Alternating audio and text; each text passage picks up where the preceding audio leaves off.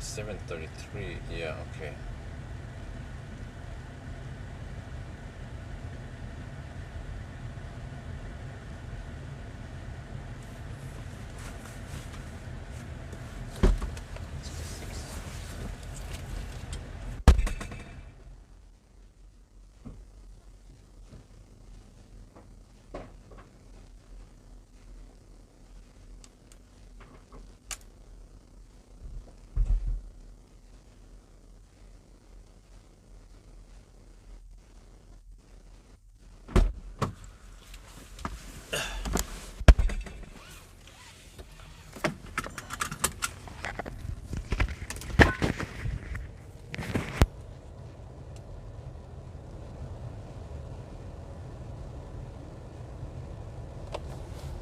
Okay.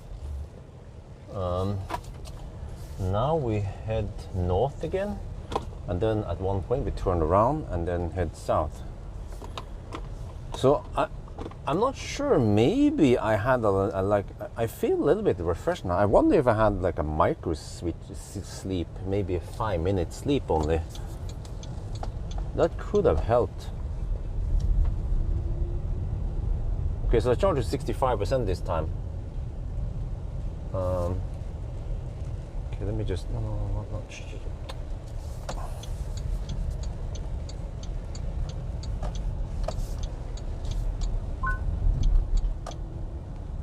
Tire pressure low. What? Wait, don't tell me that. Freaking. Man, attack. It's probably just low temperature. Yeah, okay, fine. But let's see now. Tire pressure. I want to see tire pressure.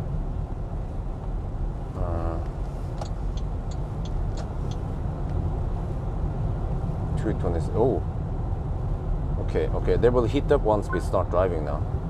Yeah, suddenly all the tire pressures are low because temperature is low.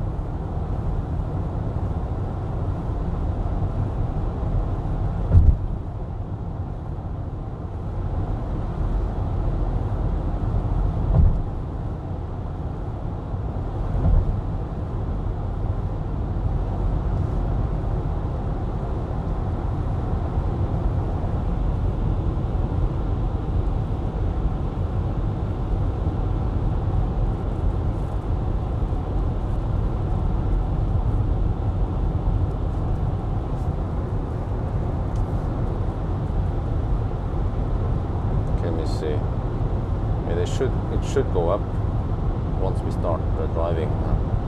So that was one of the longest. Well, actually, no, it wasn't normal, but it was one of the coldest stops we had. And then the tires, they cooled down a little bit. But I might have slowly cooled down during the challenge.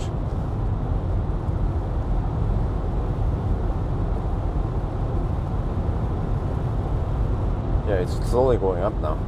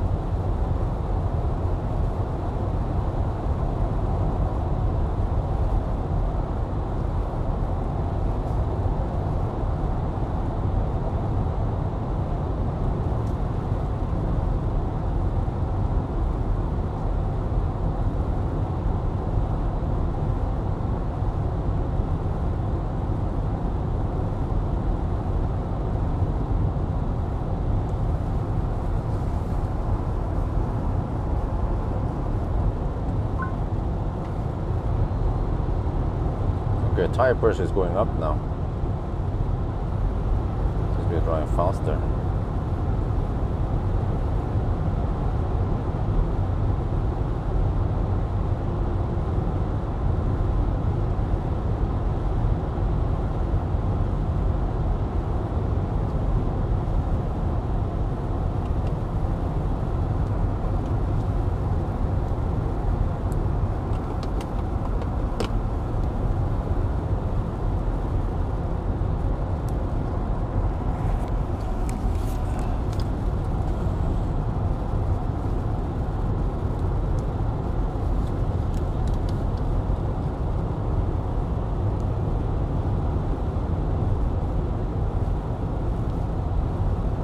Oh, we're back on the road again. This is the second to last leg, so we need one more charging stop. It's now getting bright. It's a little bit past 6 in the morning, and I think it's cold outside. You can see the outside temperature flick here, and then wait for like 5 degrees Celsius. So during this charging session, the tires cooled down a little bit, and now I got low tire pressure. Yeah, but the tires are slowly heating up as we drive faster now. So I simply don't have time to stop and fill up air right now. So, but I think we should be fine. Temperature should be rising again soon. So now we just have to drive north a little bit and then turn around and go back to Nemenes.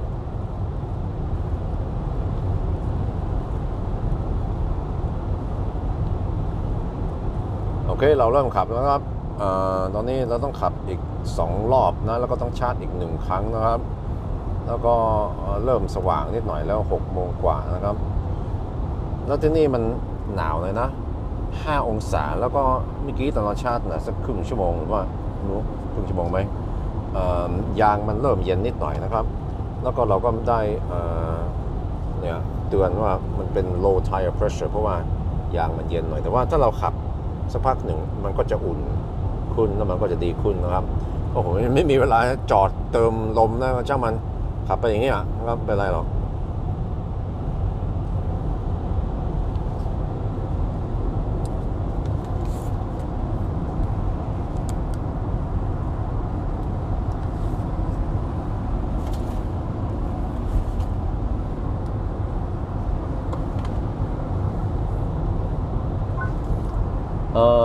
Hersh totally. I'm driving at the speed of light. Not kidding. No, but it's none of your business how fast I'm driving, because it just too many backseat drivers out there. I don't want to tell people how fast I'm driving, right?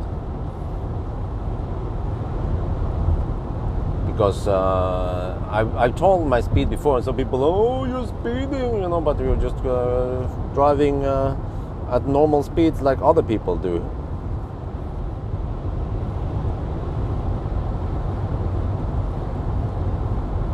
So let's see. Yeah, should I be concerned about the tire pressure? It's 237, 234 kPa. How much is that? Is that the same as? Is it 2.3 to 2.4 bar, right? Kilopascal. Yeah, 234 to 237 kilopascal.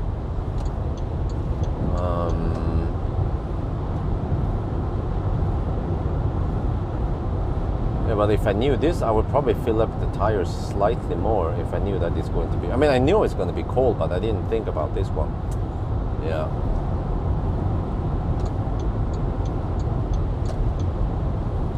But I don't know. Somehow I feel a little bit fresher now.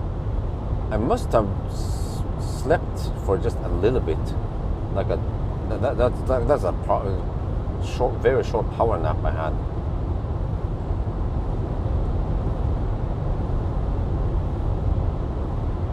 We just have to drive fast enough now, and the temperature and the tires will slowly heat up. I mean, the temperature will slowly rise. I don't remember I haven't checked the door, what the tire pressure should be. But maybe after the challenge I'll fill it up with a kilometer.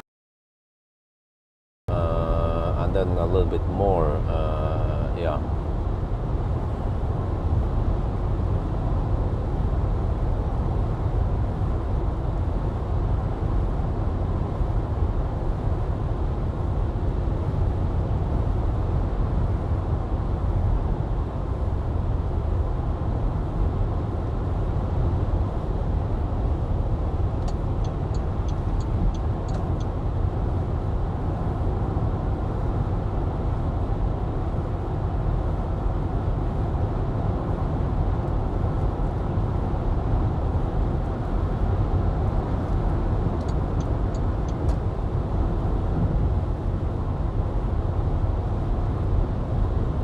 Bug.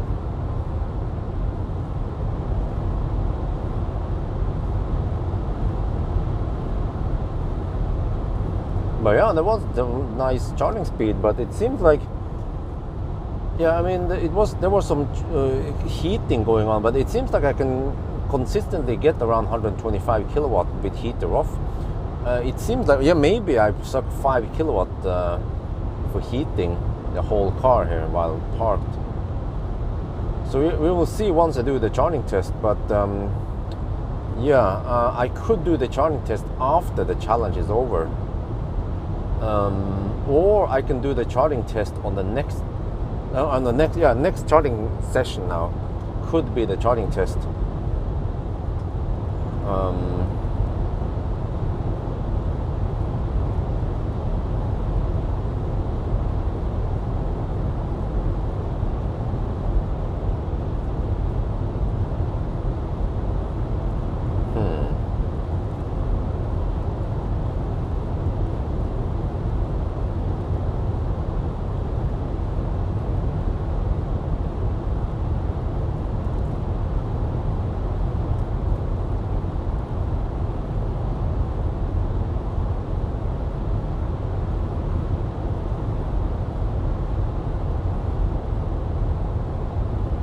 This time I charged to 64%, I think it was. Similar to last time, but actually the consumption can be a bit high now that it's the coldest time of the day, night actually, before the sun comes up. And then if I want to do some consumption test, I should wait until, I don't know, maybe 10 before I start my test. Otherwise, and maybe I should also fill up the tires slightly. Manual 2.6 bar. Oh, when cold. Okay. Oh shit, they are a little bit under. Yeah. So 240 kilopascal is the same as 2.4 bar, right? If I remember correctly. So we actually have roughly 0.2 to 0.4 bar too low pressure. But I should actually fill up the tires and then deduct the time. But the problem is that I saw this message just as I left just as I entered the motorway. So yeah, I don't want to stop and do it now. Well, actually, I could and then deduct it.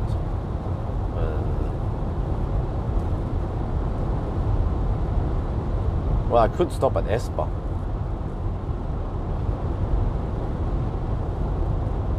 Just fill up all of them.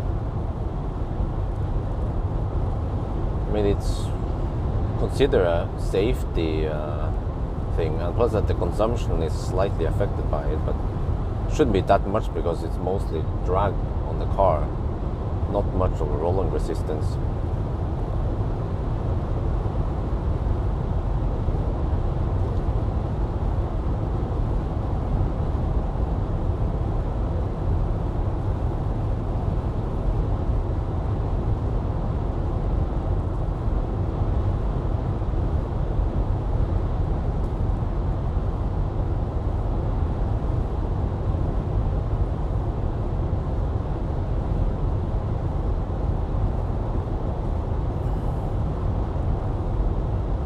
Well, let's hope that the tire pressure thing here at Espa is working.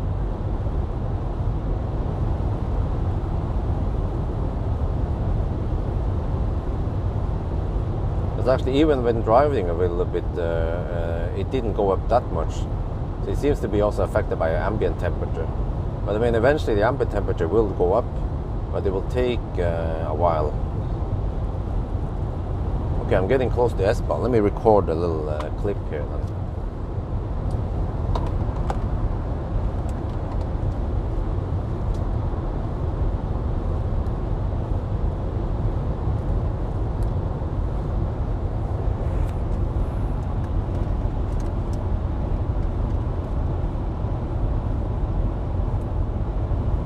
Okay, we just have to deduct, I don't know, we'll see, 5 minutes or so.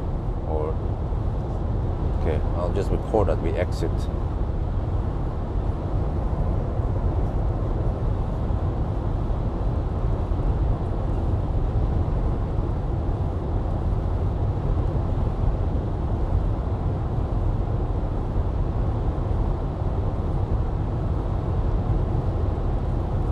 But then the tire pressure, I should fill up a little bit because during the day now it's going to be warmer.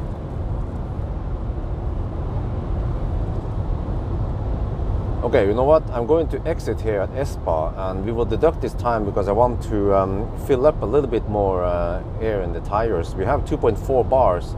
It should be more like 2.7 bars, 2.7, 2.8 when they're warm. So just for safety, we'll do this and we check now. Yeah, exit at 6:29.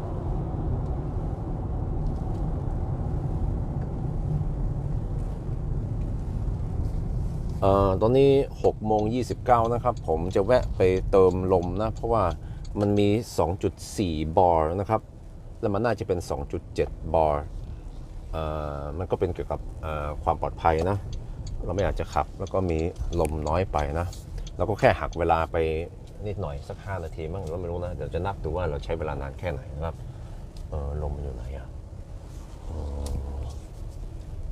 น่าจะมีนะแถวนี้Wait, don't they have compressor over here? Well, I can. What? Wait, what?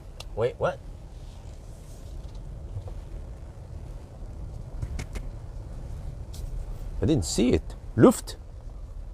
Wait, Luft 1. There. Wait, I saw it now. Okay, I'm blind, man. Shit. Okay, let's sort here. I'm not sure if I need to move the car or something. Okay. Should bring up my measuring tool also.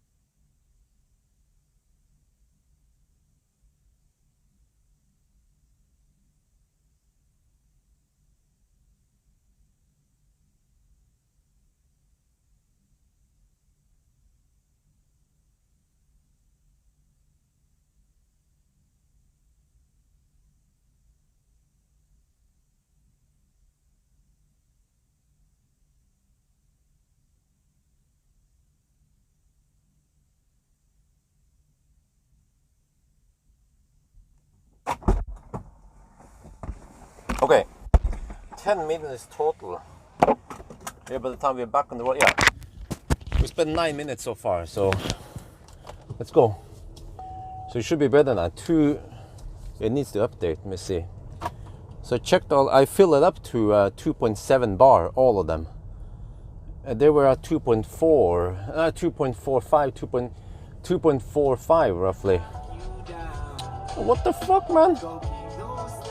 Dude, fucking Chinese car. Stop playing music and...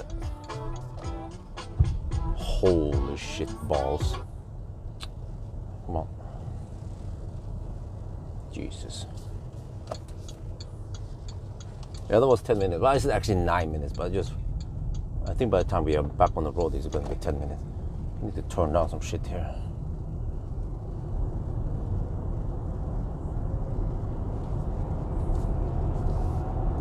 Yeah, that's it. 10 minutes total.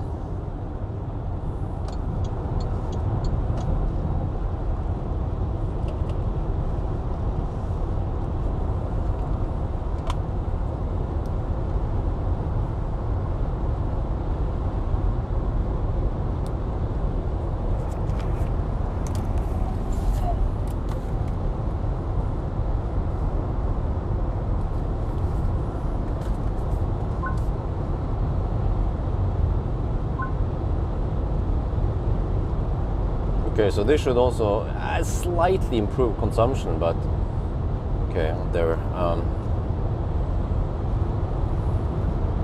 Just didn't want to have that error, and I mean it's getting colder soon nowadays anyway. So, and it's not getting that hot in the daytime. It's roughly around 15 to 18 degrees.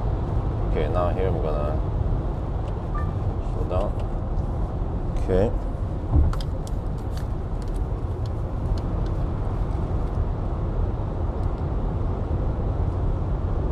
Okay, back on the road. So I calculated that, yes, we stayed here 10 minutes. I will deduct 10 minutes. And you see, it was 2.45 kPa or kilopascal, or I mean 2.45 bar. Now we have 2.6 bar, so this is better. So now onwards with the mission.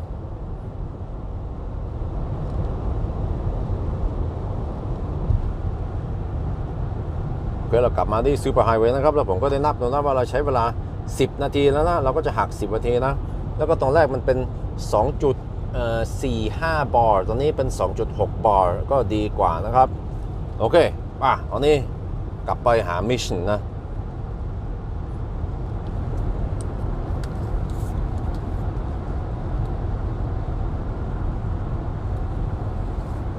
Yeah, it's still gonna be 299 watt-hour per kilometer.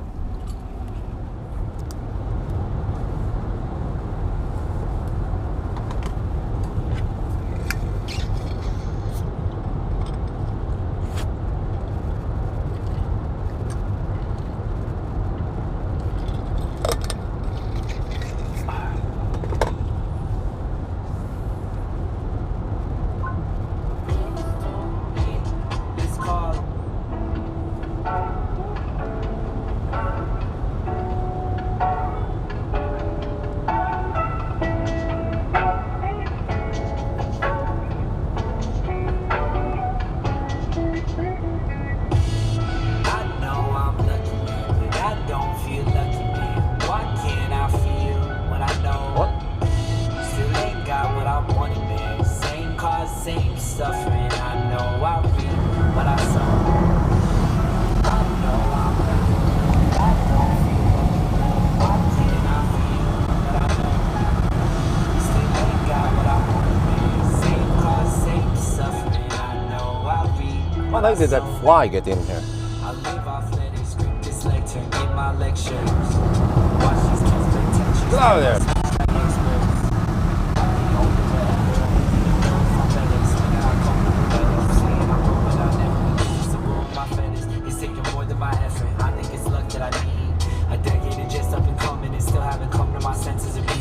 After week, running off too little sleep and a stubborn belief. The border's blind is keeping pace and working days with hopes the winter fate will find us. I get mad at God, I get mad at God. Watching billionaires get too playing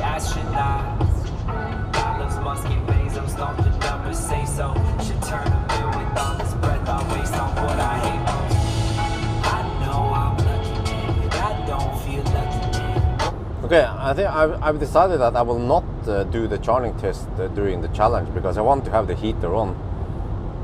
Otherwise, it's going to chill down. So yeah, but after the challenge, then it's wait. The fly is flying around now. See if we can get sucked out.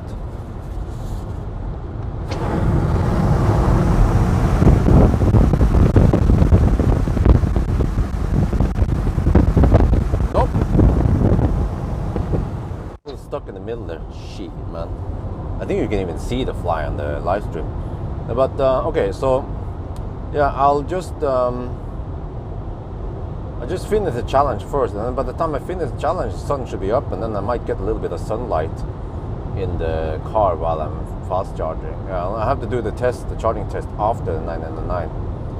And I can also I'm gonna do the conclusion in the back, the back seat.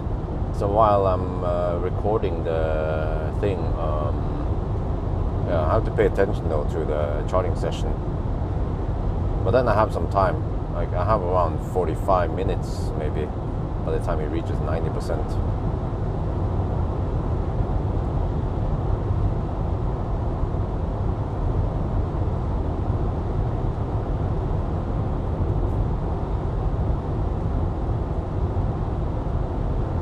Man, why the heck is the fly just staying at one spot? It doesn't move much out of that area.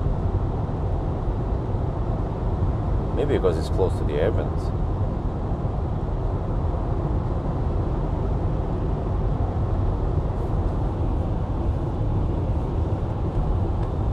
I've got an idea. I can use a sunshade to scare him off.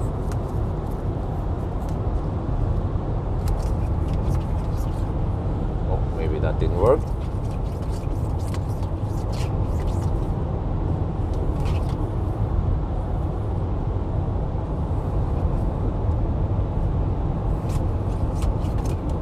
Come on, get out of there.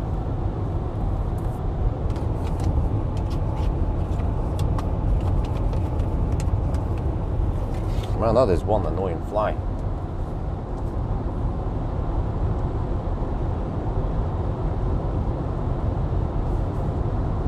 Okay, whatever. Let's keep it there for now. I'll get rid of it eventually.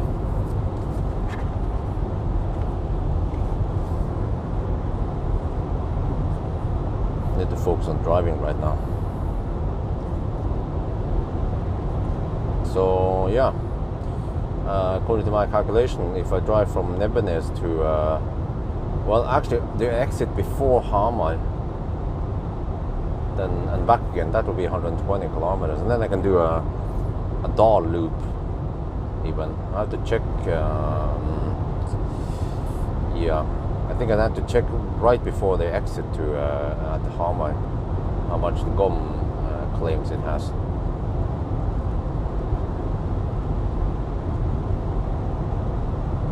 Right now GOM says 108 kilometers. Oh, wait, the fly moved.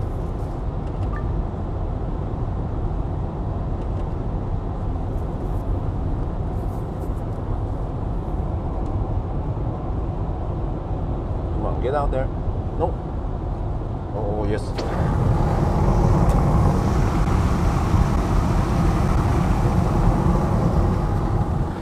Aha. I think I got rid of it.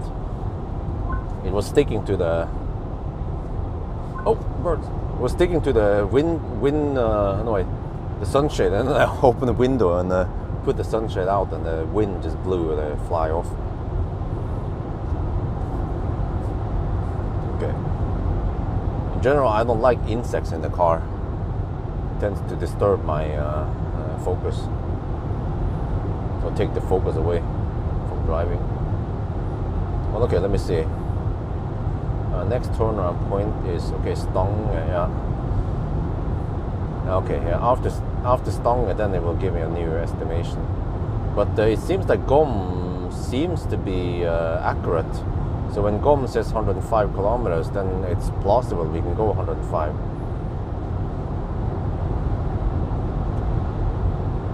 Wait, let me see. Can you check the status here?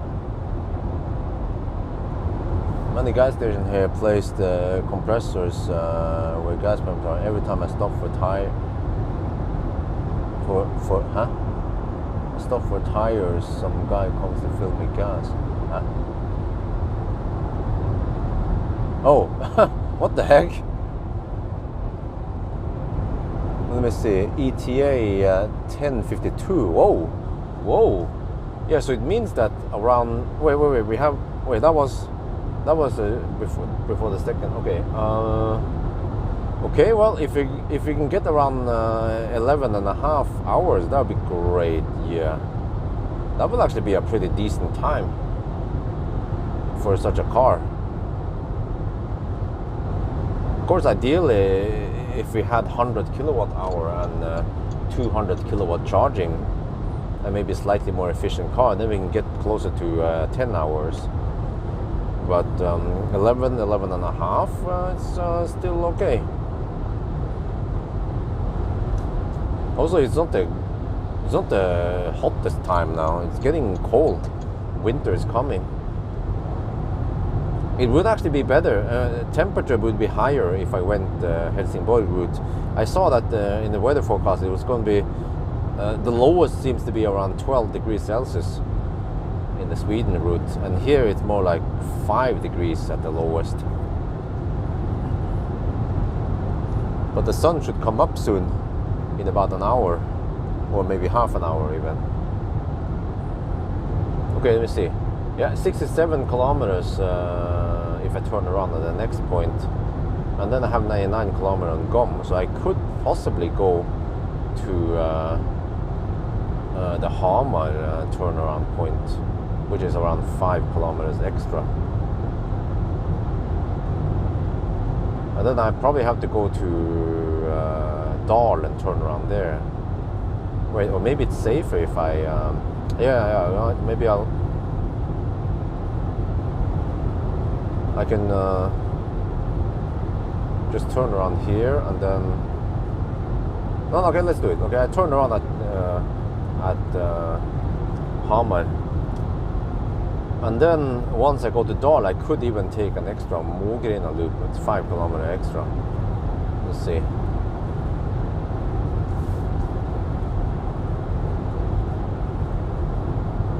But yeah, this car did it better than I expected, mostly because of the charging speed.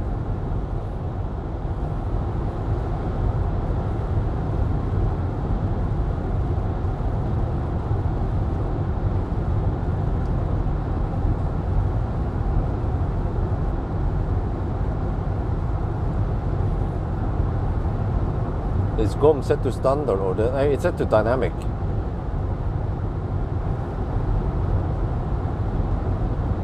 Yeah, in the central screen I set it to dynamic, and I see that in the dynamic it shows lower range than in the standard one.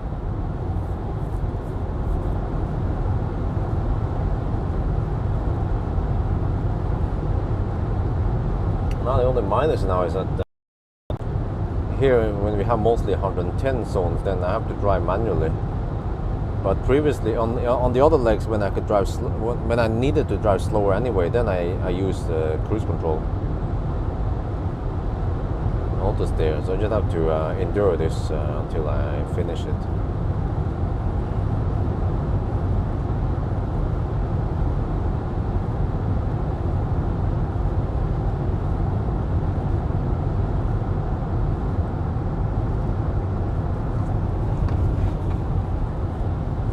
Then I have to do the 120 test. Yeah, I should do 120 test. Wait, how is this again? Right after the challenge, I do the charging test first. Yeah, but then I should quickly do 120 test before the left lane huggers arrive. Yeah, if I do 120 test around 10 in the morning, it should be okay still.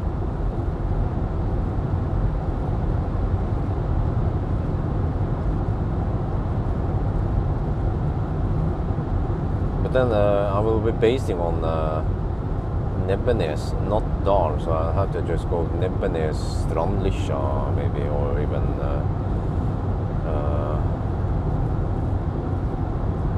Espa, maybe Nebbenes, Espa, yeah, Nebbenes for the test. Yeah, standard is the rated one, so I could use standard to, but the problem is that I never noticed what 100% claim that standard.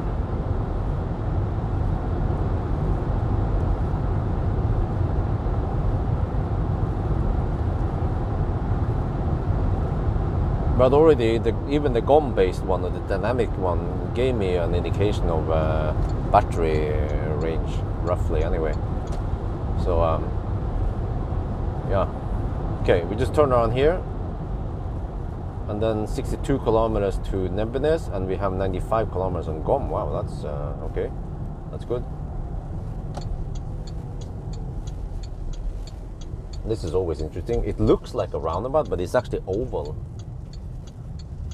And it's shaped in the way where most people would drive. They would drive from, yeah, on this direction, and then so I have to be careful. This caught me off guard a couple of times, that it's a lot sharper here than in the other direction.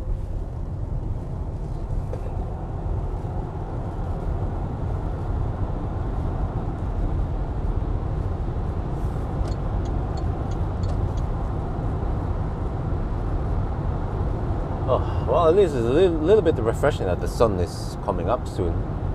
It makes it easier to stay awake.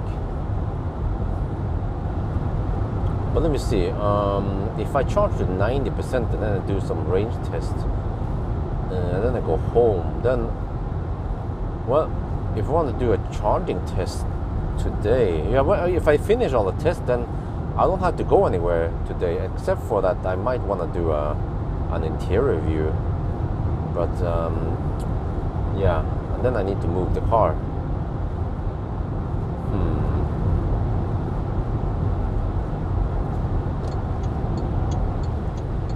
What I need to do is I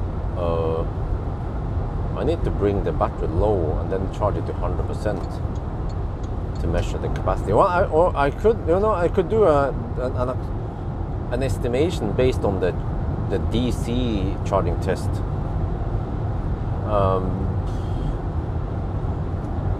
Then how much losses, heat loss in DC test, you will typically have heat loss and maybe also some cooling or even heating going on.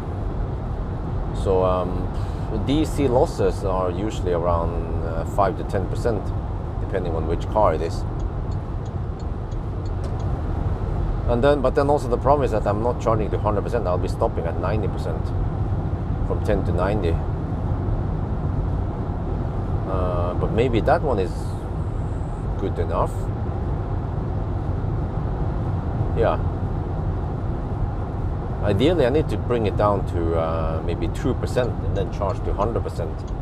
And then based on the AC session, I subtract around, let's say 8% charging loss. And then I can figure out the net capacity. But then that will actually be the net capacity before discharging loss. So maybe if you count discharging loss, then 10% is more realistic.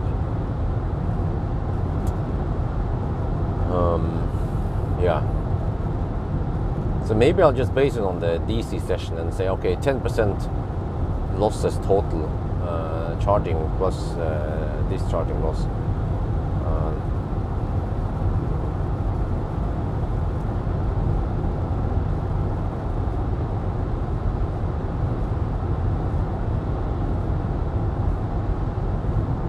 Well, I could start the DC session slightly lower, and I could actually charge it past 90%. Yeah, just spend a little bit extra time. Just 10-15 minutes extra shouldn't make that big of a difference, and then it gets slightly better numbers. Yeah, that should be good enough. Because according to my range test earlier, it could seem like we have only 81 kilowatt hour net capacity, but that doesn't make any sense. Because if we were able to drive over 250 kilometers and we still use only about 90% of the battery, then that means closer to 90 kilowatt hour. net capacity.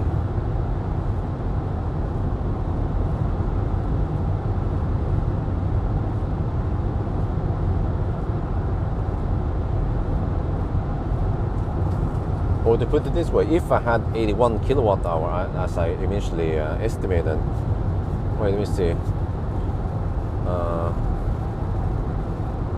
and then we could drive 280 kilometers, that would be consumption of 290. Wait. Right now I'm actually not sure. Okay, but we'll see.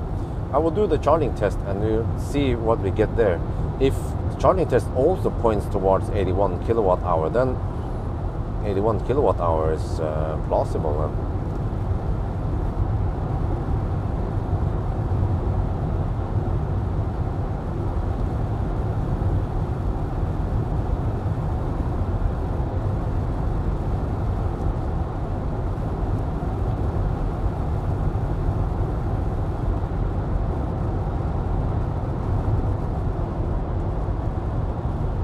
Upvoted? What do you mean? You mean you gave it thumbs up?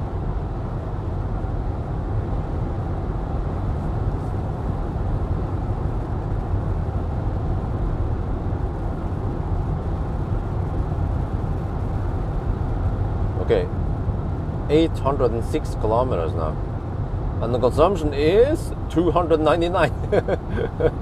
Oh man. Okay, I don't know exactly how many percent I spend on each leg, but, and also we don't know if the state of charge scale is linear, but I tried to collect every leg now, how many percent we spend. And of course for the last leg I don't know exactly, but I can try to end it near Nebene so I can pull out and plug it in.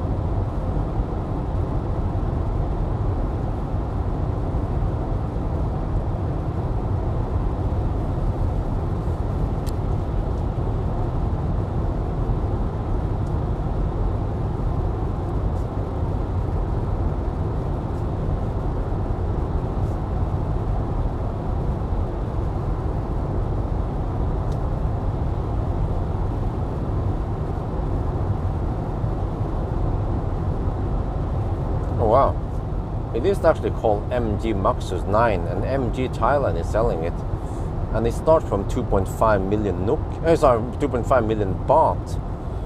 Huh, that's a little bit more expensive than the Model Y only. Huh, and you get a shit ton of space. Yeah, I bet some people want that shit. I'm not sure how high you can spec it. But 2.5 million baht starting price. Model Y rear-wheel drive is 2 million baht roughly.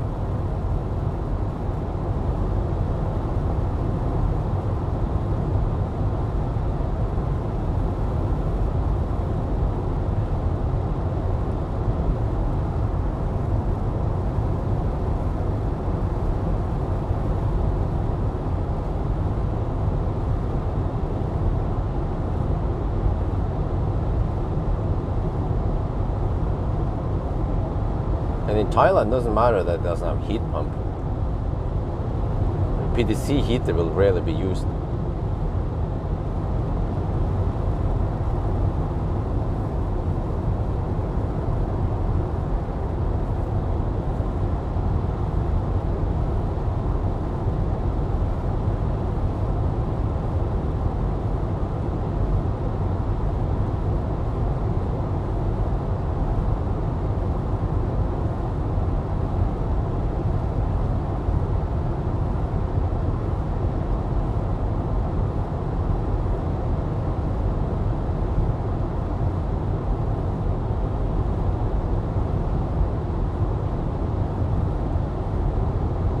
Okay, well this is good because on the last leg I probably have to charge to around 50-ish% only.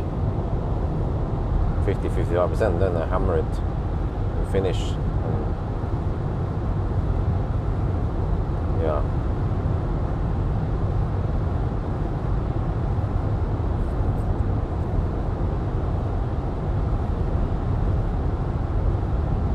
It's 7 in the morning now. Let me see, how do I do this? I have 13-minute deductions and 35, so that means 35 plus 13, 45, 48. Okay, so 2 hours and 12 minutes before midnight then. Plus, okay. How is the car? Well, what do you want to know?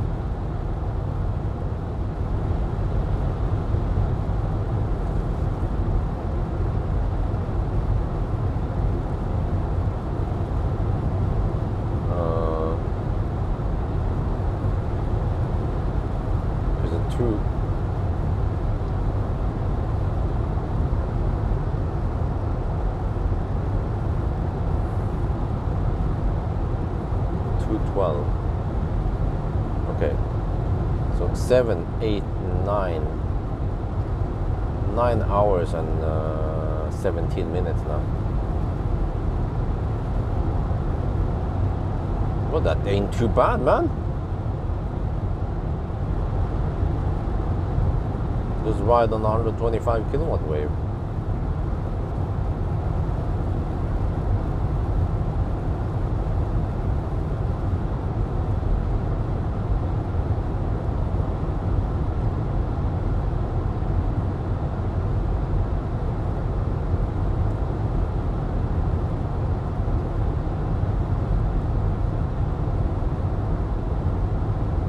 I heard you last night before I was going to bed. It has some software problems. Yeah. Okay. Which software problem are you talking about? Because there are lots of them.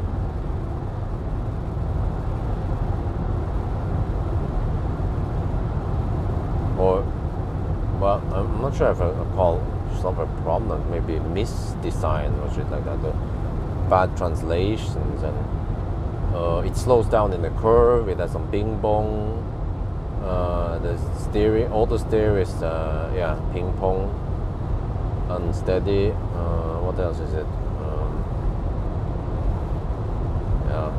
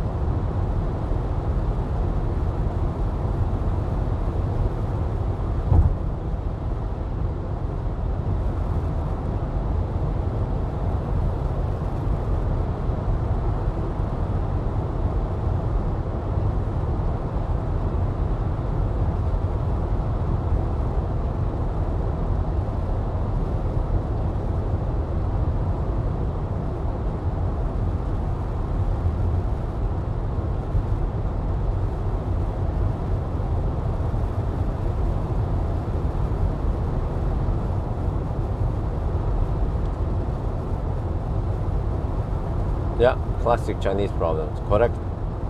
And also the consumption number seems to be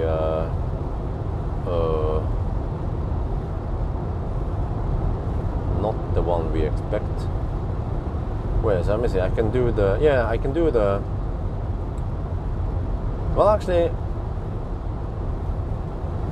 yeah. Okay, wait. I have to measure it somehow. Shit, how do I do that? I can base it on the after reset, maybe. Wait, not after reset. The other one, auto. Let me see. After start. I think after start automatically resets. So I can measure the after start variable in the range test from Nebenez, and I do a 48 kilometer loop. Nebenez to Minnesund, and then to Dar. No, not to Dar. To Haugesæter, and then back to Nebenez. That would be 48 kilometer loop. But I do the high speed test first, and then the low speed test. And then we check the trip meter, if it has dropped or not.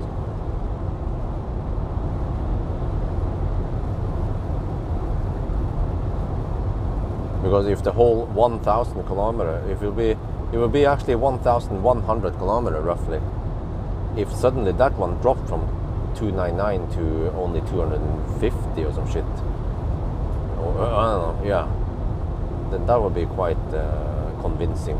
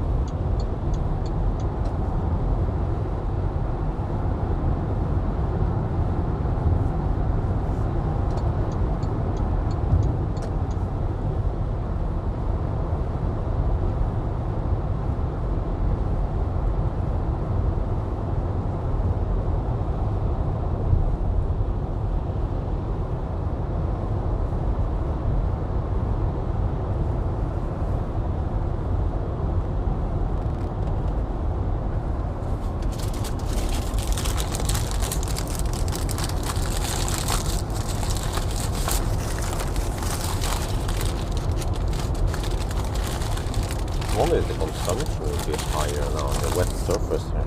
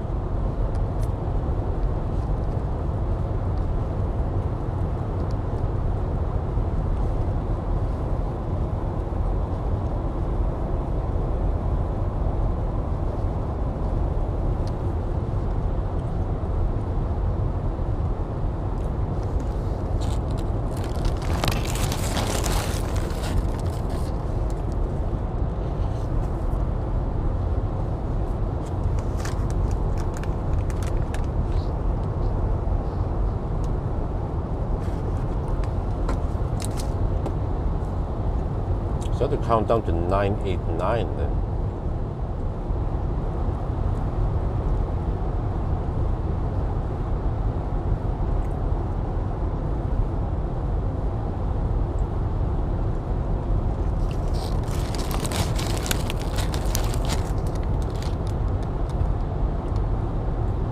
Well, hopefully in around 2-3 hours it'll be drier here.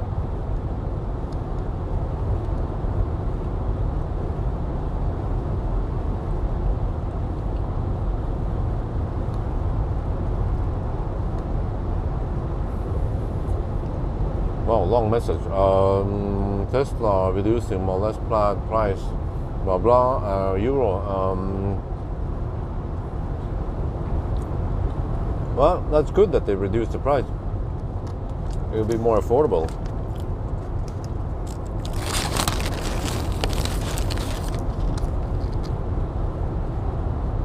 If they can make them cheaper, make them cheaper. Why not?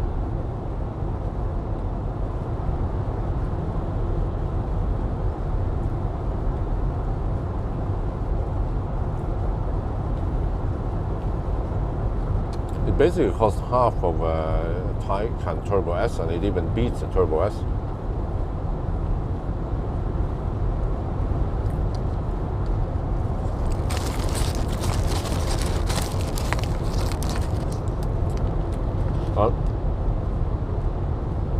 It makes the Turbo S look slow. That's how freaking fast the Plaid is. Because the Turbo S can only maintain the 760 horsepower for 2.5 seconds.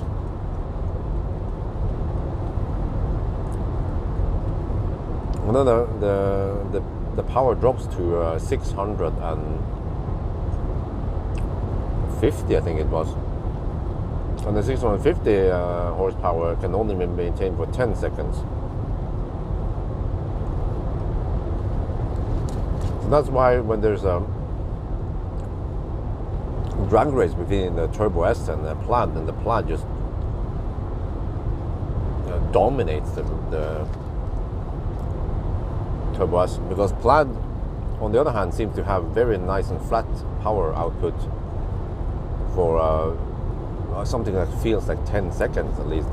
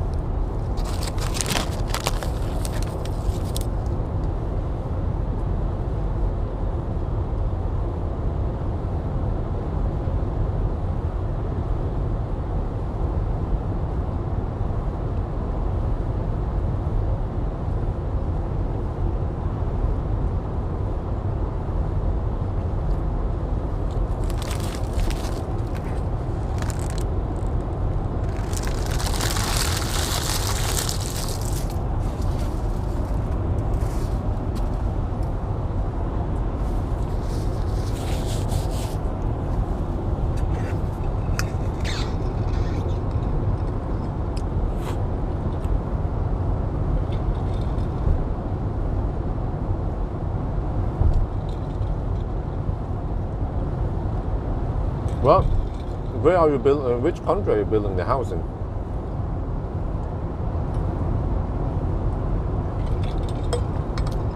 I mean, we even had to opt out some nice things that we wanted, like a granite bench for the kitchen. Oh, that looks so nice! That natural shimmer in the rocks. We had to settle for some composite material instead. Romania, okay. And lots of other stuff also that we just had to go for some medium stuff. Because money just ran out. But at least we invested in the heat pump, which is pretty good for saving money. And also, we went for heat pump for the pool, and the swimming pool was quite expensive.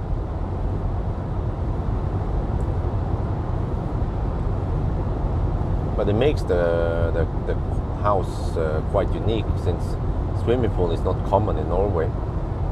But it is possible. Many people don't understand what the point. But I mean, did it ever occur to people that we actually have a heated pool? So I mean, I could even use a swimming pool until like late October, November. As long as I keep the pool heated, it should work all year, really. I wonder. I can ask the swimming pool company, Basang-specialisten, what they... maybe the only problem is that you have to spend more energy heating up or keeping the heat there, maintain the heat, and also during winter, the electricity prices are higher. But yeah, I mean, as long as you don't care about cost, it should be possible to keep it running all year. Yeah, the house is working awesome. Thank you.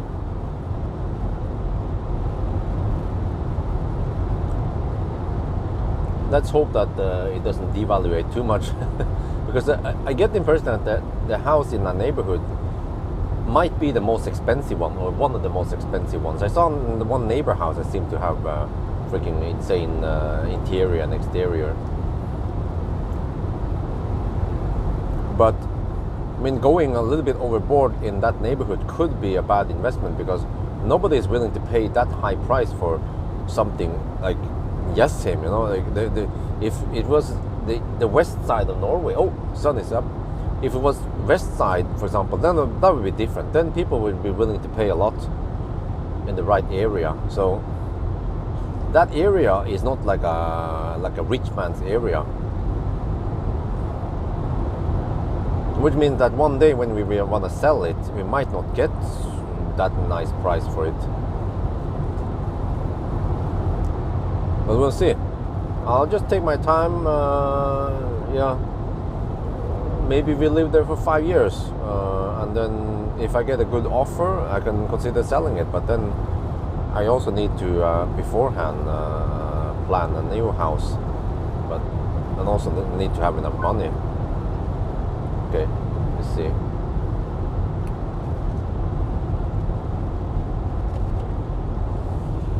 Okay, we're getting a little bit low on juice now. I have 33 kilometers range left, so I could go to. I think I can go all the way to Mogrein at least, and back again.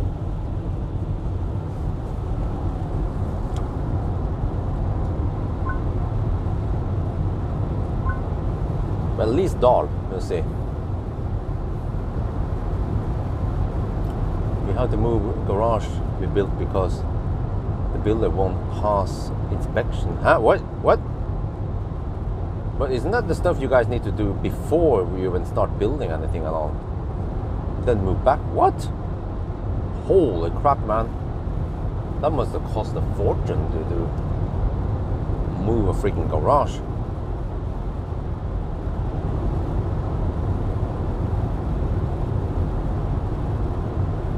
And I have to postpone lots of goodies that I want. For example, I want cobblestones on the entrance. It's gonna look so nice and feel nice, and I don't want asphalt there. The house deserves something better than asphalt, but it's gonna cost me something like 30,000 euros for that, to slap down cobblestone on the entrance area.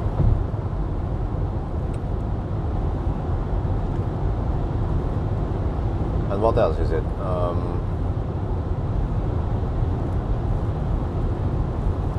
Yeah, fences and stuff like that, and also the wall, the support wall stuff. Also needs to wait. Just have to somehow find money, and just have to work hard, I guess.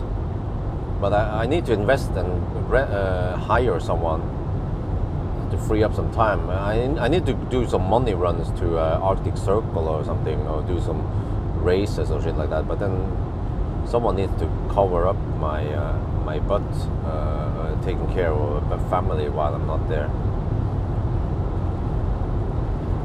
Yeah, things are really expensive in Norway.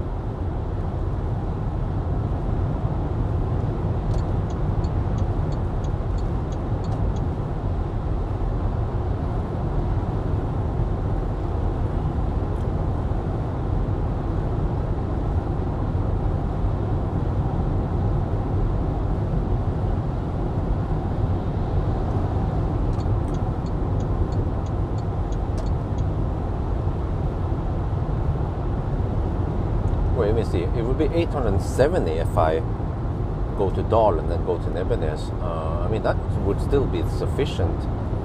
I then need to do a 120 kilometer loop roughly on the last one. Or if I go a little bit deeper, then yeah, I should have enough juice. If I turn around at Dal and go to Nebbenes, I will have 14 kilometer margin. But if I take that extra loop via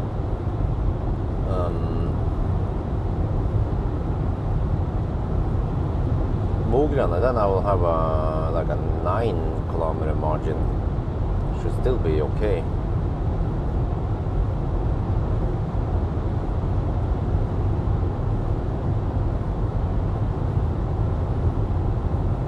Oh, I can feel like we have 60% power left. Okay.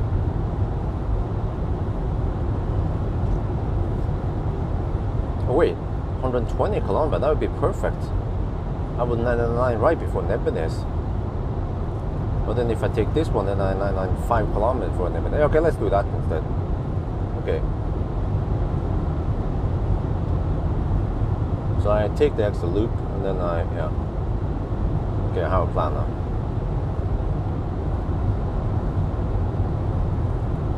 Editor, yeah, eventually I might hire some dude or I might find a company in Thailand and let them edit for me and then send me the bill. Oh shit. This is gonna be cutting it real close here. If I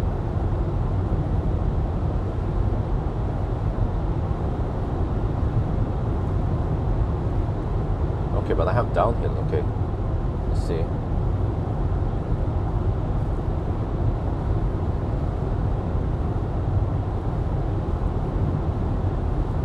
Okay, let's just commit. Go for the next one, next exit, and then turn around. I want to have that 5 kilometer extra, so I can run in the night before Nebbenes. Okay, there. Yeah, 13 kilometers, 21. Okay, we'll arrive at 8 kilometers left. This is going kind of deep. Last one, we'll see. Sun is up. Let's see, we should finish by 9 then, roughly. Okay. Get a little bit weak morning sun during my charting test.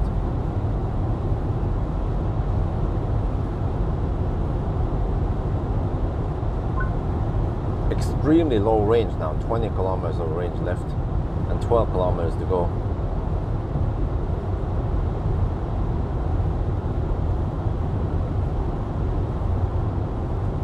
There might be a slight power limit now that I haven't felt too much yet. Okay, there we go, just take it easy. Rewatching all videos, blah blah, off-roading, blah blah. Good old Björn, okay. Well, so the new Björn is not good then.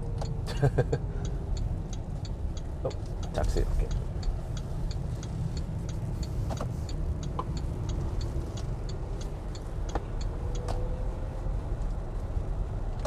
Well, it seems like there is some big temperature swings now. It could be as much as 20 degrees Celsius in the daytime, and then only 5 degrees at night. That's 15 degrees delta.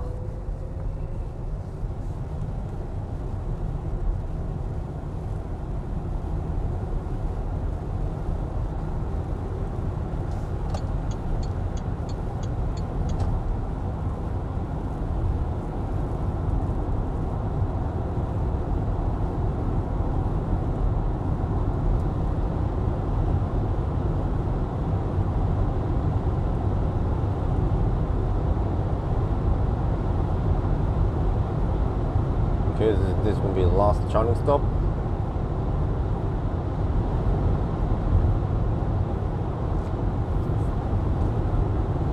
This is the last hill before it flattens out a bit and then goes downhill before Nebenes. So I should be fine.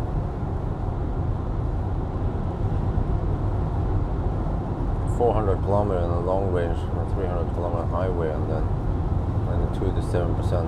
Oh, okay, nice.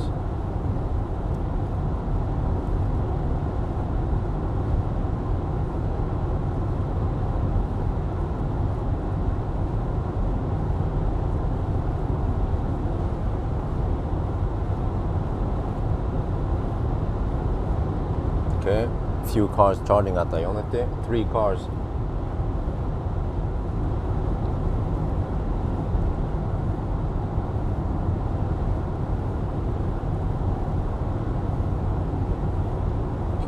Push the car too much here. 16 kilometers of range left, 7 kilometers to go. Wait, do I feel a little bit of heat cut off here? Seems like it. This must be the first time I might go below 5%.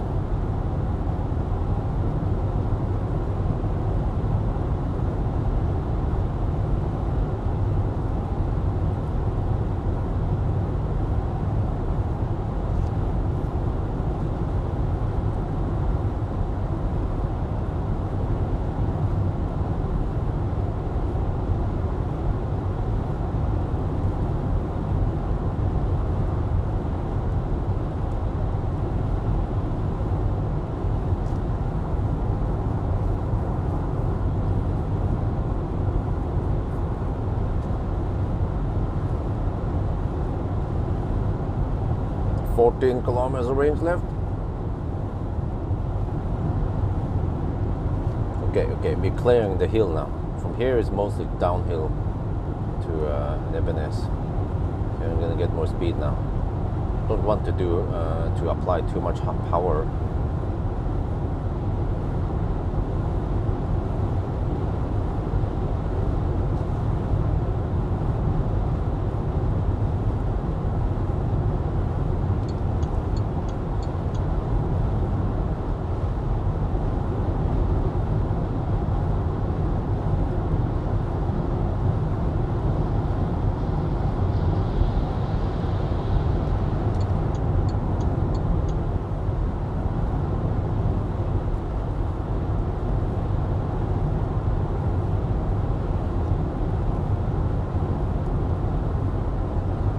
Highland, yeah.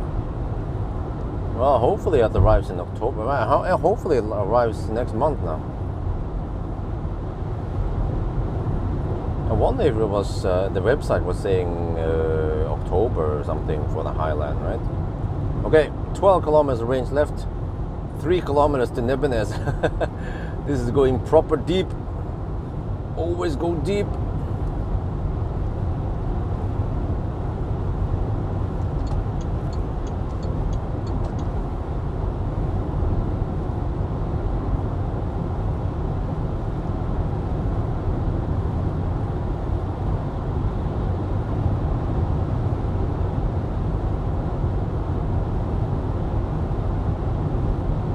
Ten kilometers of range left.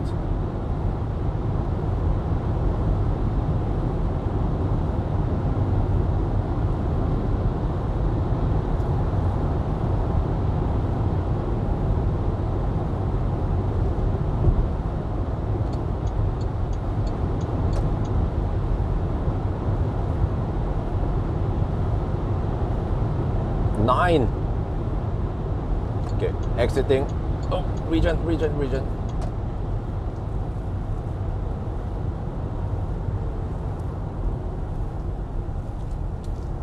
I think I'll take this one. It seems to be one of the fastest way to get over to Supercharger.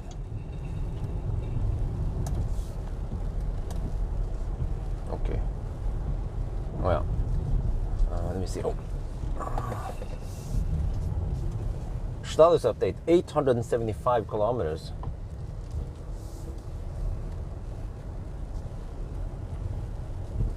right now it doesn't matter. I could just go. I could just stop. Yeah, whatever works for me. This one maybe. Oh shit! I have to get this one ready. Okay. Let me see. 12B. Okay.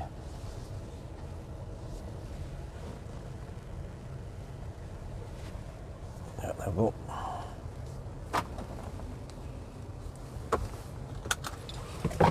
$875.4 if you. Oh, but okay.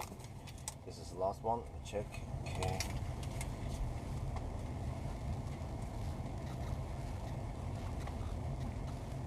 Independence again. Last charging stop. 6 degrees now.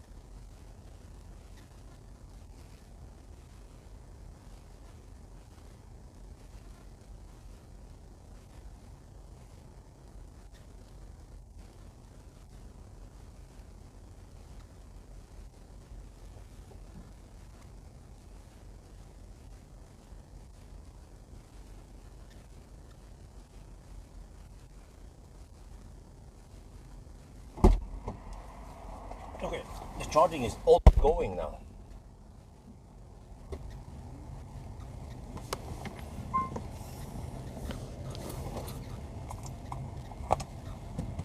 More experiment, yeah, true. But that also cost me a lot. The off-road adventure cost me a lot of money.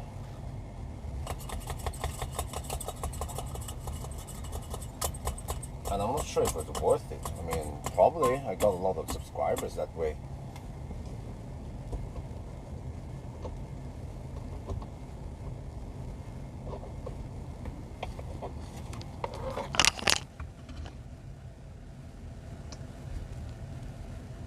Oh yeah. Okay, all good. Now let me see here. Double check again. If I go now to the north side, no, I have to go north again to that turnaround point. Then back, yeah, that's 120 kilometers. So 875 plus 120. So that would be okay. So I will 999 5 kilometers before we arrive here at the charger. So then I have to figure out this time. How much did I actually use? What the heck? I spent 61%, but I drove a long distance. Yeah. How far did I actually drive? I drove. Whoa. I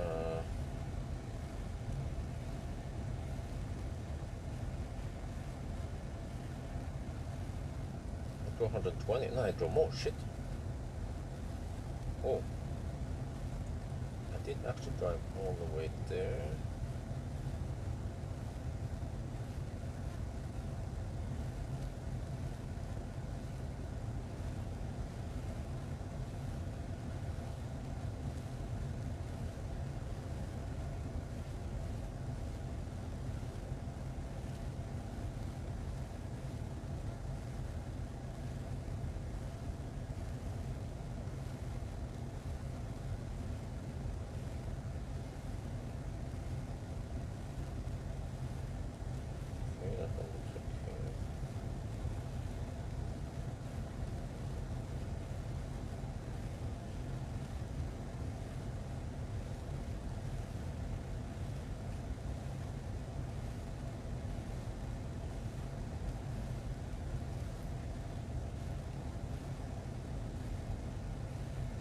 the heck, man?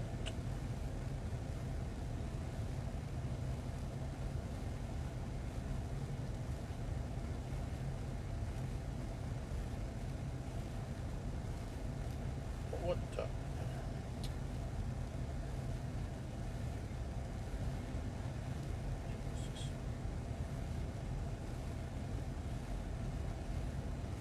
Okay, whatever.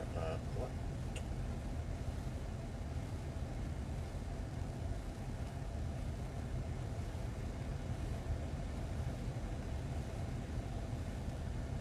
Okay. I know what to do. Navigate to this point and then add 5 kilometers. Or not. Okay. Let's see. 140. Damn, I draw 140. Let's say 143 kilometers. Okay, let me see. 61%. 143 kilometers. 61. That's 2.3 kilometer per percent. Okay, 2.3. So if you take 120 divided by 120 divided by 2.3, 52% is needed. Okay, so if I go 60%, I should be safe. This is V2. We are at Nebbenes.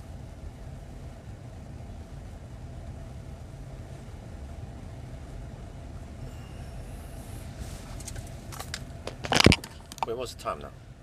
Okay, so 120 kilometers should take around about an hour. And then time, we have to take, once again, 2 hours and 12 minutes before midnight.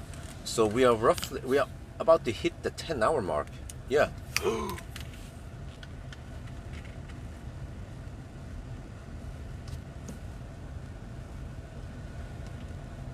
We are now back at the Nebbenes supercharger for the last time now, and so if you look at the time now, so to make it simple, we have to add 2 hours and 12 minutes to the current time, and that will be almost 10-hour mark we are currently at, and we have to drive around 120 more kilometers to 99, actually 115 roughly. So wow, it seems like we might be able to finish this in roughly 11 hours, because we need to charge now for maybe 20 more minutes before we are good. And every time we get look at the speed, huh?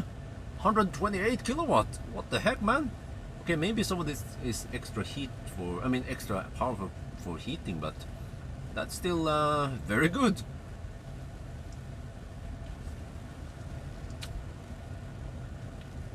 เรากลับมาถึงเนี่ยเป็นไหนนะครับจะชาร์จครั้งสุดท้ายนะทริปนี้นะครับแล้วก็ถ้าเราดูนาฬิกานะโอเคพูดง่ายคือเราเอา2ชั่วโมงบวกกับเวลาตอนนี้นะ2ชั่วโมงกับ12นาทีนะครับมันกลายเป็นเกือบ10ชั่วโมงนะที่เราใช้เวลาตอนนี้นะแล้วก็ถ้าเราดูทริปนะครับเราจะต้องขับอีกสัก115 กิโลเมตรนะก็แปลว่าเราน่าจะเสร็จภายในสัก10ชั่วโมงไม่ภายในสัก11ชั่วโมงกว่าแค่นั้นน่ะฮะแล้วก็ตอนนี้เราต้องชาร์จอีกสัก20นาทีมั้งเราไม่แน่ใจนะแล้วเนี่ยมันรับ128กิโลวัตต์นะผมไม่รู้ว่ามันเป็นเพราะว่าเราดึงกระแสเพิ่มขึ้นเพราะว่าเรากำลังอุ่นรถไหมหรือว่ายังไงนะแต่ว่ามันก็เร็วดีนะ128กิโลวัตต์เราจะได้นี่จนถึงสัก 50% นะครับ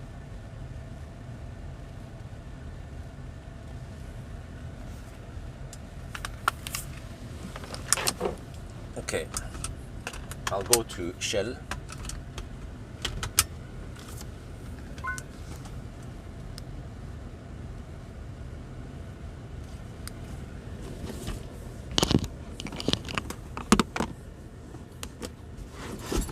Take a pee stop. Stretch my legs. I'm almost done now, so I feel pumped for the remaining.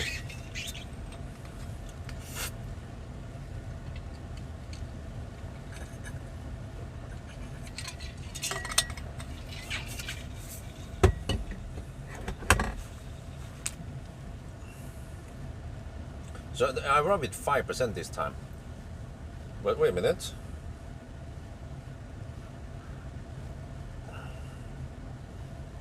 Wait, this doesn't make sense. So last time I drew 140. So this time 120, 120. Okay, and then if I spend 61% last time. Yeah, I need to spend roughly 51%. So I could go. Yeah, I think 60% should be safe. Yeah, let's go 60%. I have to go restroom now. Let me touch this one. So, yeah, okay.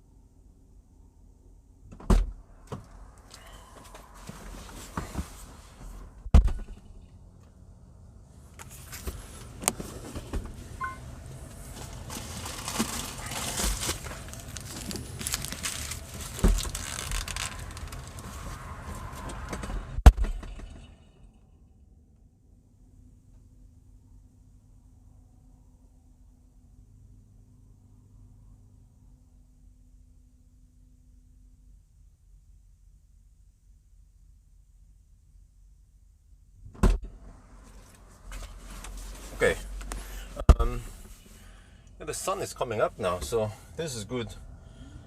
We can leave anytime soon.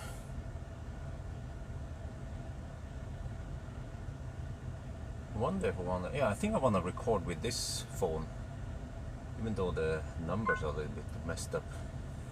But whatever. Look at that charging speed, man! Damn! Okay. I don't need 60%. Maybe around 58 would be enough, even. But maybe just go 60 just to be sure. Then I might arrive with 8 or 9%. I'm not. Yeah, let's see.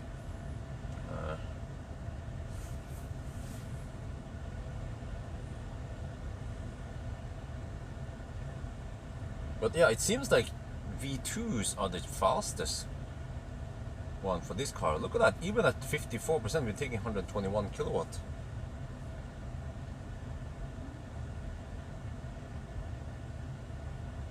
No. It has nothing to do with amps. It's just some Chinese cars, they seem to charge faster on 400 volt chargers versus an 800 volt.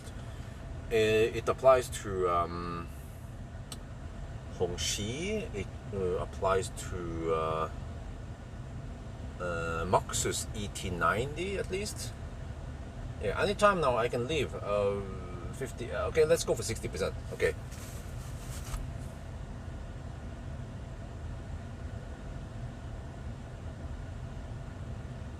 Okay, and then I have to drive all the way to the exit before Hamar, and then go back here. Yeah, I don't know if you guys saw it. We almost peaked at 130 kilowatt when I was gone. It seems like it's charging even faster now than earlier. Like I've seen it before that some of the batteries, they need really long time to heat up. But like now, then, yeah.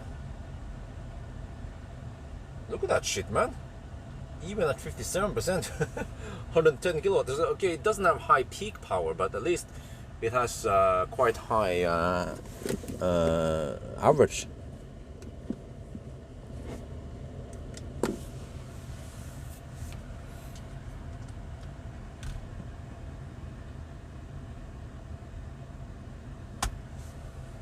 Okay, 58. Yeah, let's go. Let's get ready.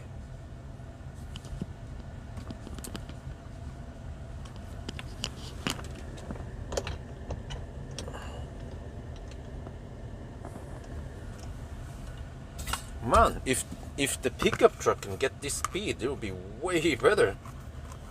But the batteries are almost the same anyway. I mean, same size at least, but maybe it's different chemistry, or I don't know. What's up with that one? Okay, 59%.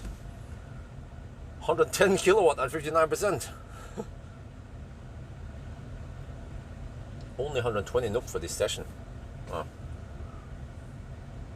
Okay, I will disconnect at 60%.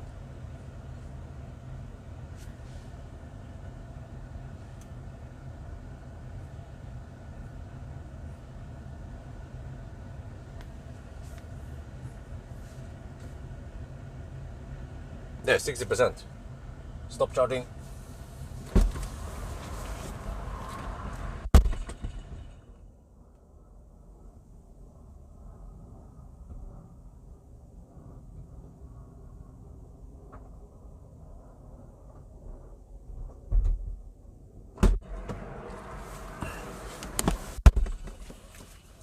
Okay, so that was 51 kilowatt hour delivered in 25.4 minutes.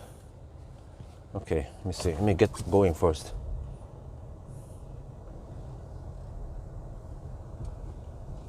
All right. Okay, cool.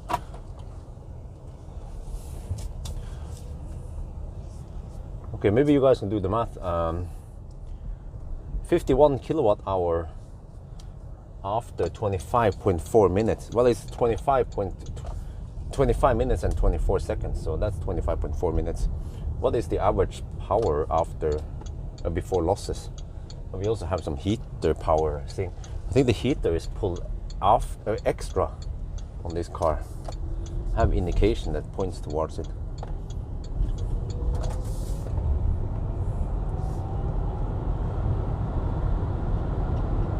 What is the battery capacity?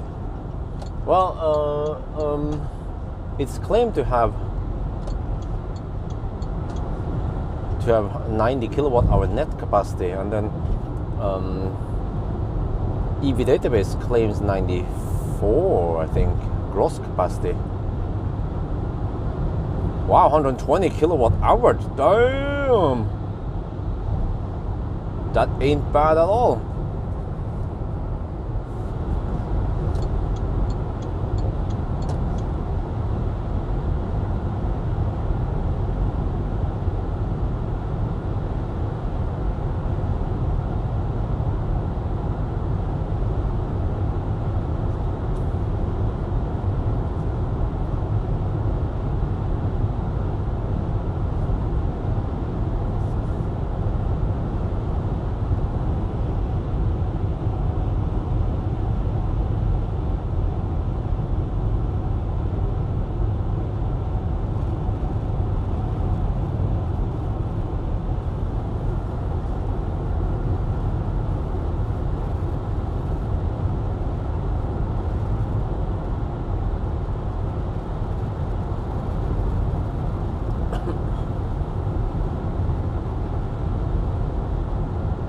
But it seems like it needs some time before it can hit the maximum speed. So I suspect that activating some battery heater would make the first session faster. But I remember that the first session was already quite good.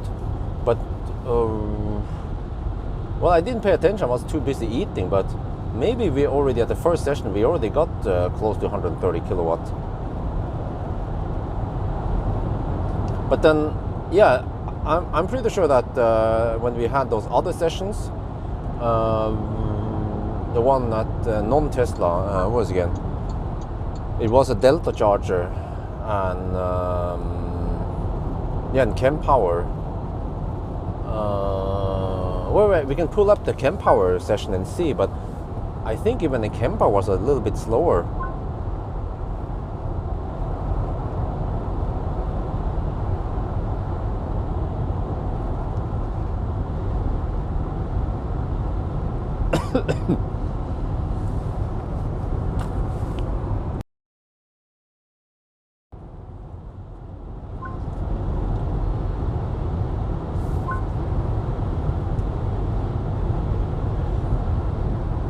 Okay, so now we go for the finish line.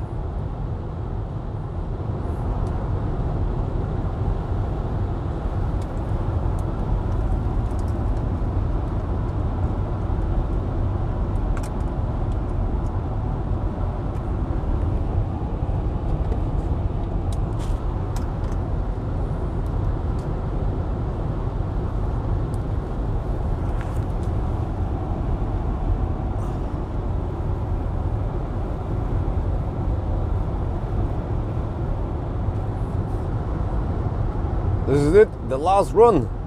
It's 8 in the morning now, Sunday morning, so we have to hurry before all the Norwegian left lane huggers club come out. Oh shit, there's already some traffic here.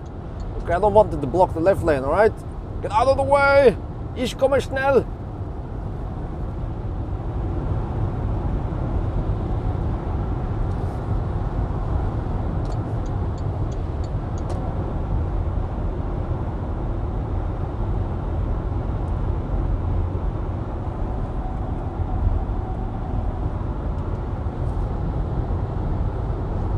โอเคนี่รอบสุดท้ายนะครับตอนนี้8 โมงเช้านะครับวันอาทิตย์แล้วก็มันเริ่มมีรถมานิดหน่อยนะโอ้ผมก็หวังว่ามันจะไม่มีใครมาบล็อกเลนนะครับโอเคกระจายจบ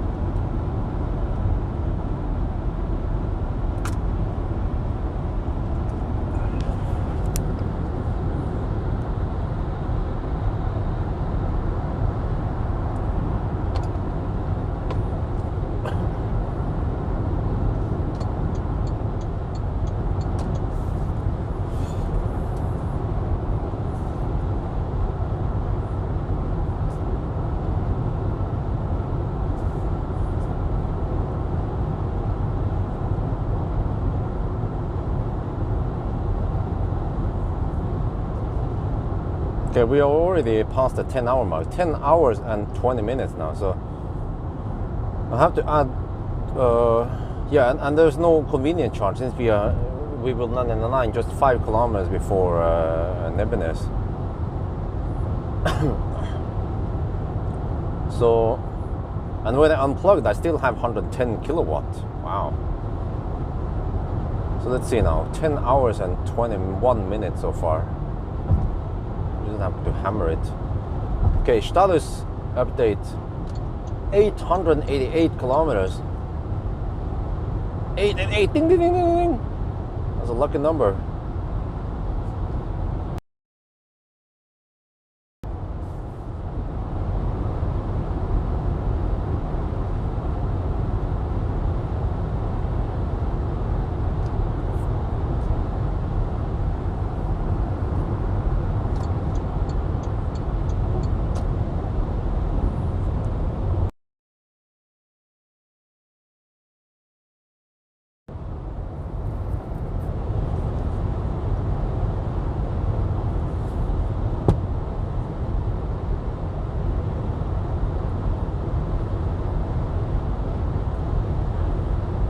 Okay, let me see. How to plan ahead here. After the 9, I will do the charging test because the battery will be nice and hot. Charge it to past 90% even. And that will be the test also for battery capacity.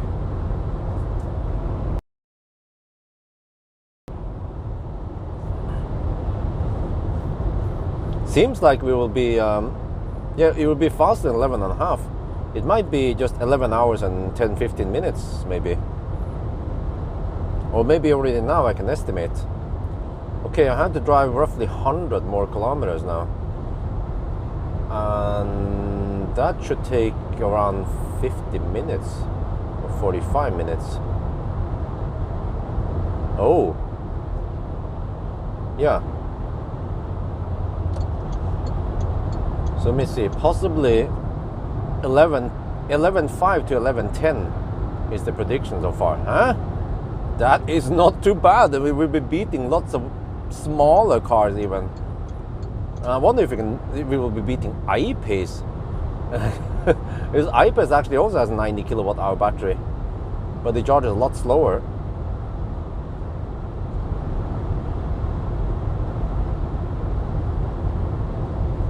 And I wonder, oh, maybe we also beat Kona. Lol. Kona, Iniro, and that bunch. I don't remember the table. I want to see. But this would mean that for Thailand, it's a good deal, man. It has a good range. It charges pretty fast. And it's comfortable, plenty of space. Yeah, in Thailand, okay, if I think about this, in Thailand, this car costs roughly the same as Model 3 Model Y long range.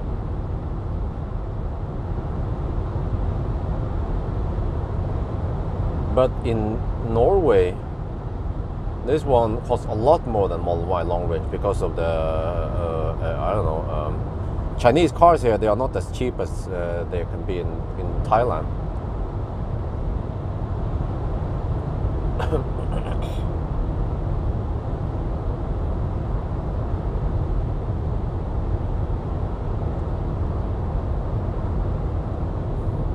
So it actually makes sense in Thailand, but it might not always make sense over here. It depends what you're looking for. But I wonder if ID Bus was faster because it charged way faster and was maybe even more efficient. So ID Bus could be a competitor. I think also price-wise, ID Bus is similar. But of course, you don't get the business class seats in the ID Bus. The seats in the ID Bus is actually quite sparse compared to this one.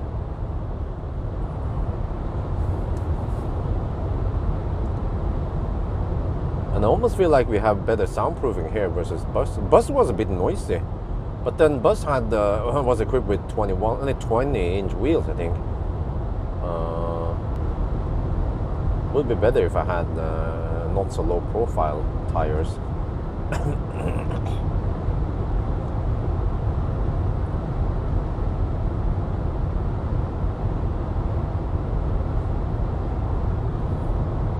Well, I'm not sure which cars I should be comparing against, since this is like half van, half passenger car.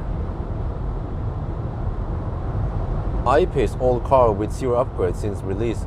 Who would even consider buying? Yeah, good, very good point there. I mean, you know, some people could say, yeah, but you know, don't compare against I-Pace, it's old. Yeah, but there are plenty of old cars out there that has gotten upgrades over the years, like Tesla, for example, or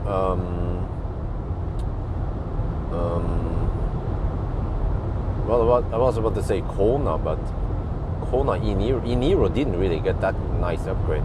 Slightly faster charging, just barely. Battery is even not changed much. Evalia, yeah, but you know, I don't get this van feeling when I sit here. I get more like I'm not sure, SUV-ish feel. But the van, I will be sitting slightly more upright, and the steering wheel will be also more vertical.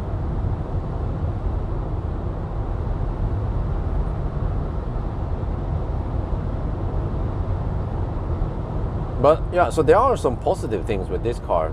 Unlike the Maxus Ioniq 5 I tested, that one cost a lot, 400k. You could almost buy a Model Y rear-wheel drive for that price. Yeah, I think you could back then. Oh, yeah. And the interior was so cheap, and the car was not charging fast, and there was almost nothing I like about the old Ioniq 5.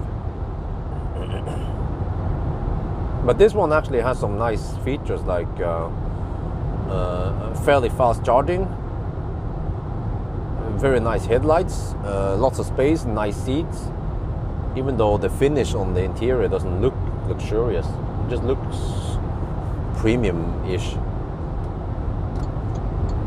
The sound system also is so-so.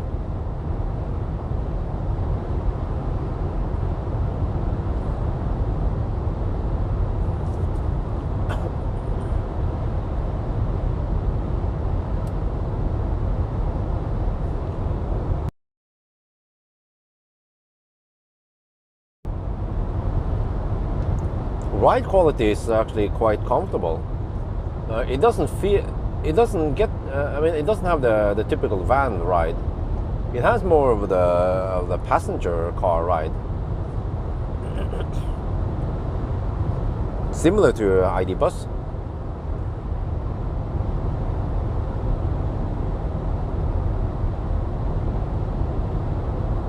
And I suppose for most people, they maybe don't give a shit about the navigation anyway. They can just use their phone, like I've been using during the challenge. And they might not care about the beam bone. They just turn them off, like I do. So, but then the comfort for the backseat seaters, they are really good. Yeah, the price, yeah, 750k. But that's the thing. Like I mentioned again, I would strongly consider Hongxi. Right now, I don't remember how the Hongxi seats were.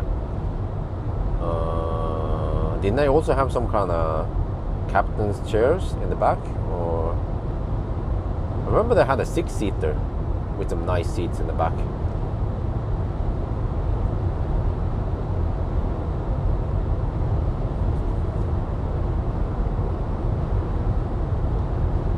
But then Hongxi is a bit more expensive, but I feel like also you get a better car for the money. Like super quiet and lots of power. But I think the latest and greatest Exclusive Plus Hongxi with the bigger battery now costs over 1 mil. So that's a lot more. So it depends what you need. If you just need space and a little bit of comfort, and this is the one to go for.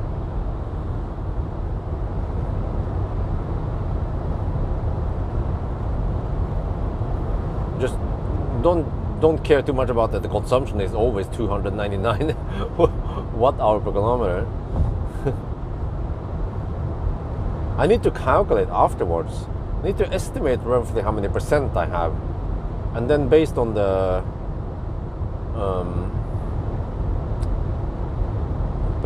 charging test, I can calculate how high consumption was. But it is likely to be over 300 watt-hour per kilometer because it's been staying at 299 for the longest time now. It did not drop as long as we are on these 110 zones.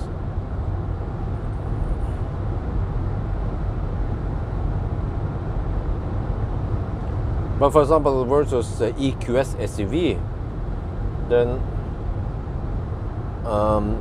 the EQS, I almost feel like we are sitting higher. Here we sit a little bit low-ish on the ground, but then we have plenty of headroom. But the EQS SUV costs 2 to 3 times more.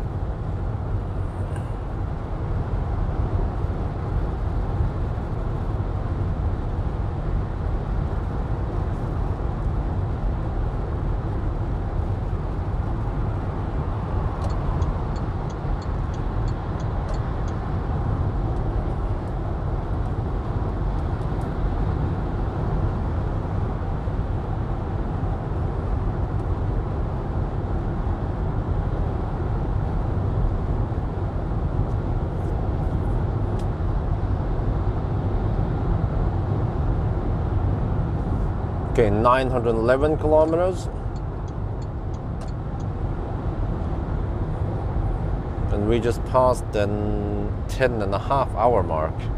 We're 10 hours and 32 minutes.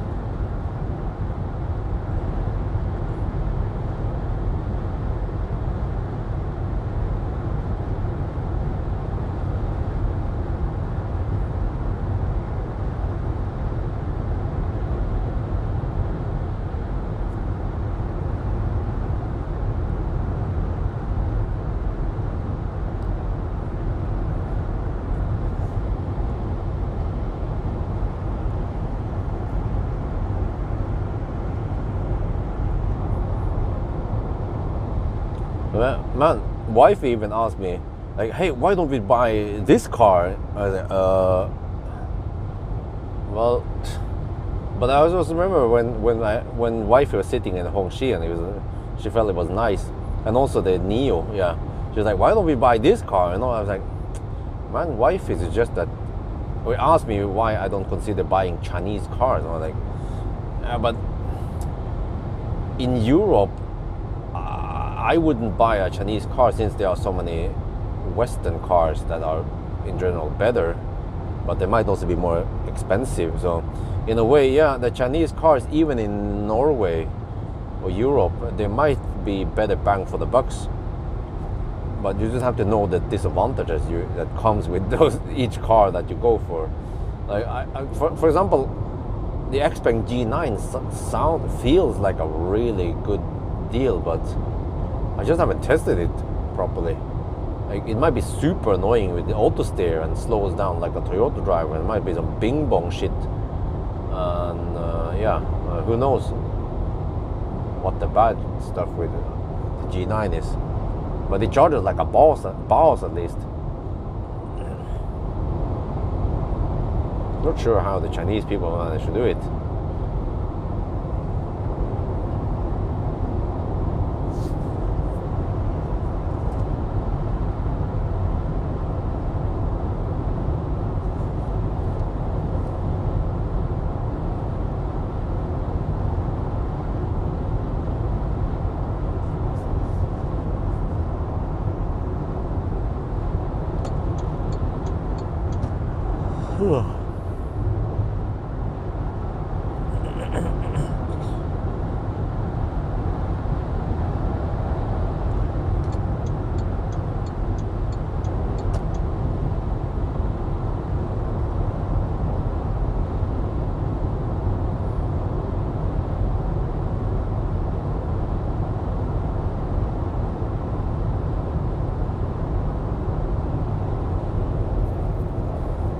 oh, your script is basing on 299, and then it, yeah, okay.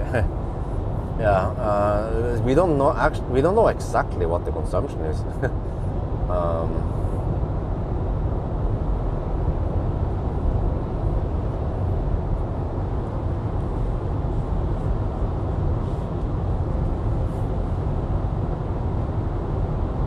I tried to figure it out based on percentage and net capacity.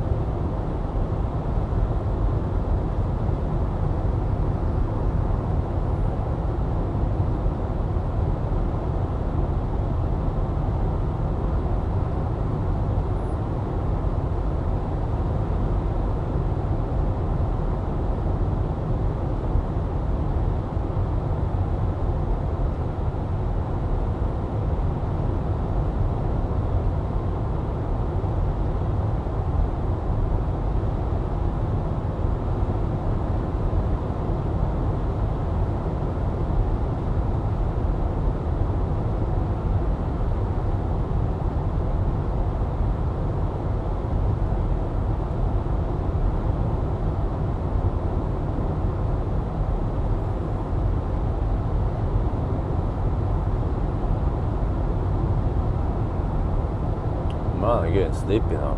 Shit. Man. Must keep going. Okay, let's see. Next one is, yeah.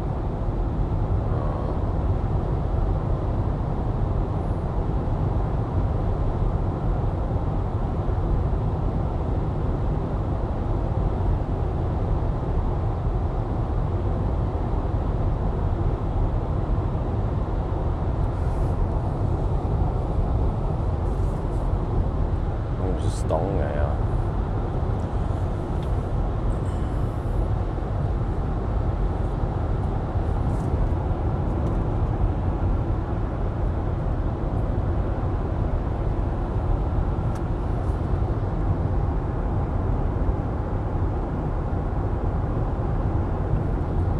Oh, plus time. Okay, some magic thing. Okay.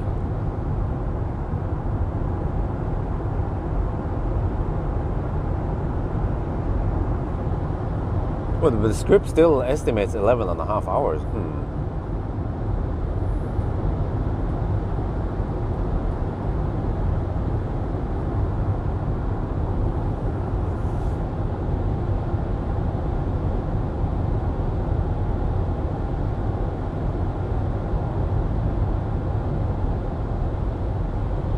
So it's, let me see.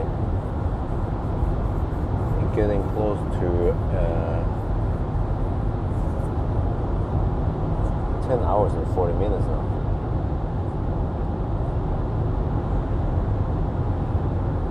There's Furnace exit, okay. Next one, then we turn around. There's a spur.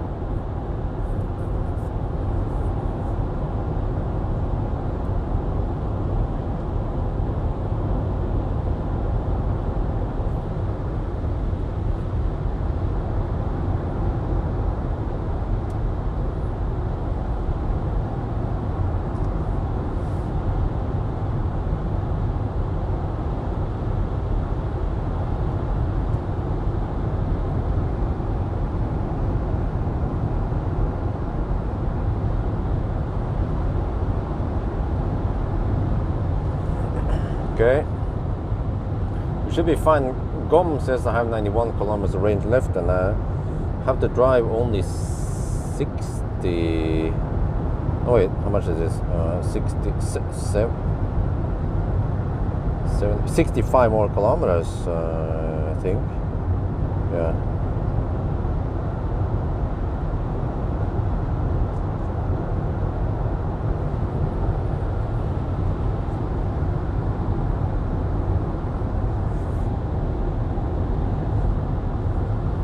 Oh shit.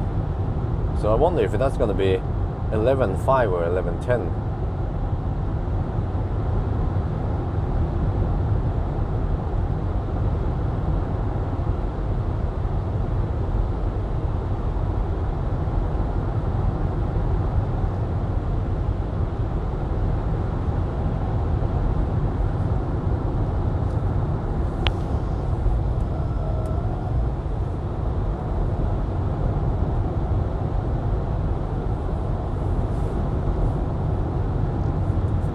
turn around here and then, you know,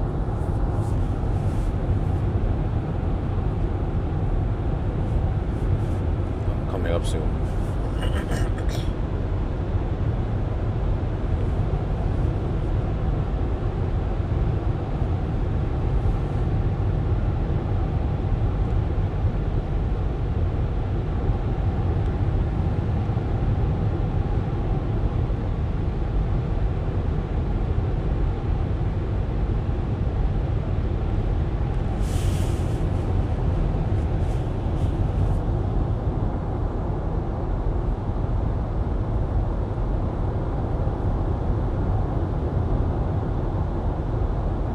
Well, I did take a quick nap in the second row seat once. But this car charges relatively fast. Normally, topping up for around half an hour is enough.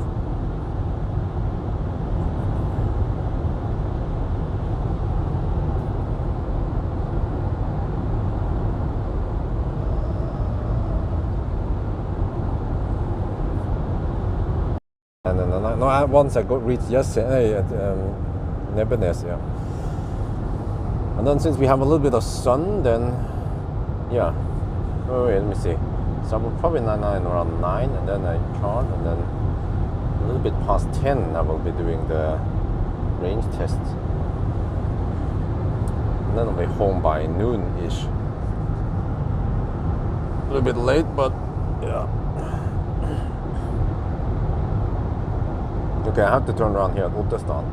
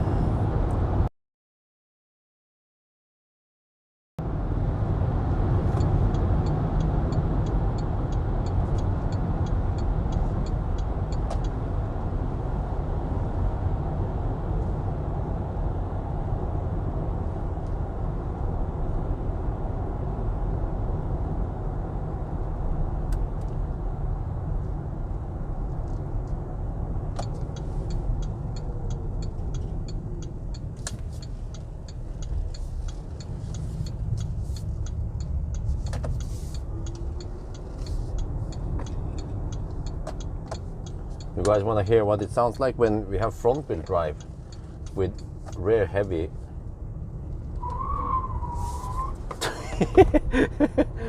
Rear heavy weight distribution. Yeah, 51% rear, 49% front, and then front wheel drive, and then that shit happens. And this is even with Continental Eco Contact, so it's not some cheap Chinese Batman tires here.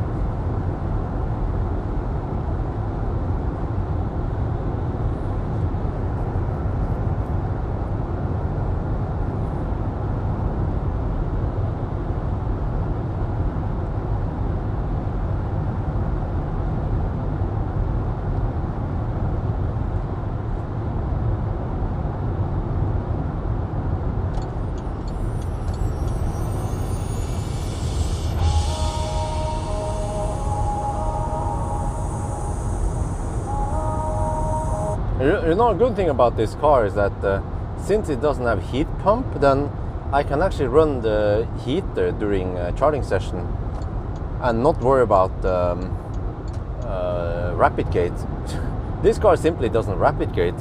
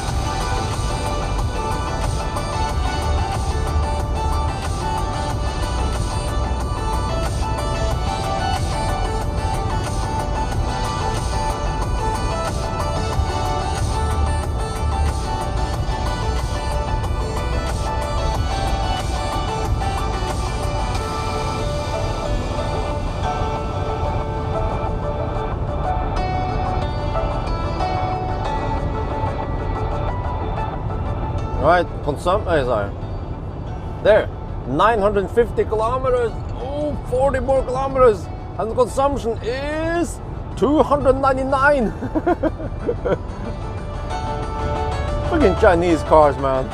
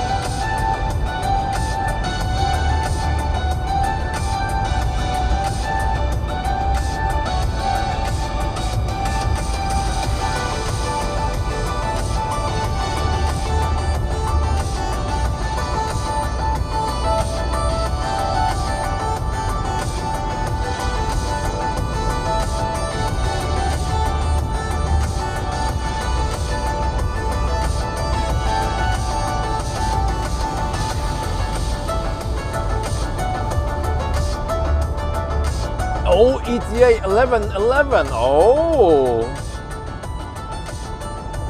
Not sure we can do it in 1105 or not. You have to hammer hard now. We should have enough juice. I did my ninja calculation. We need to drive 41 more kilometers for Nebenez, and we have 63 kilometers of GOM range. Yeah.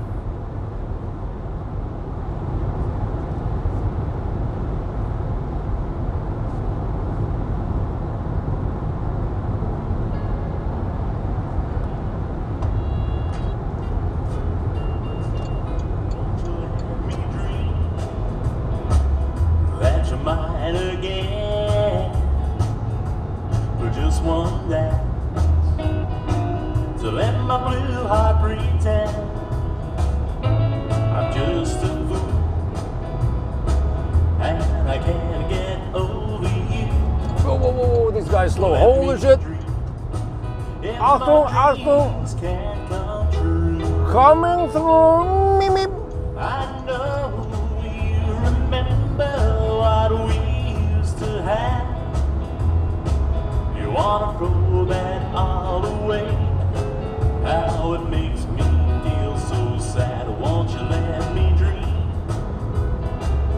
For what else can I do? Won't you let me dream? If my dreams can come. Well, at least the Thunder driver is not in the left lane.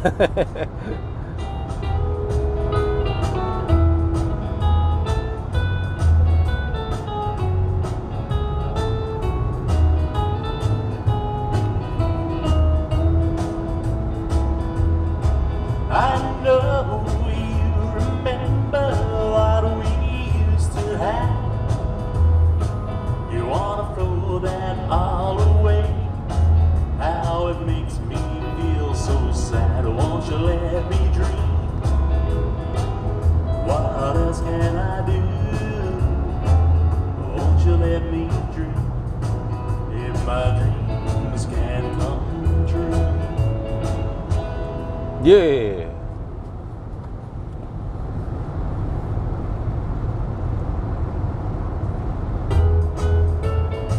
No, wait. Won't you let me dream? That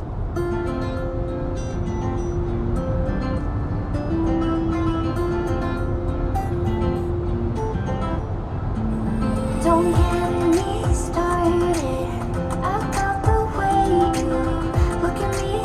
Don't you see what you've done? Don't want a broken heart, and please never let me go. Can we be more than friends just for a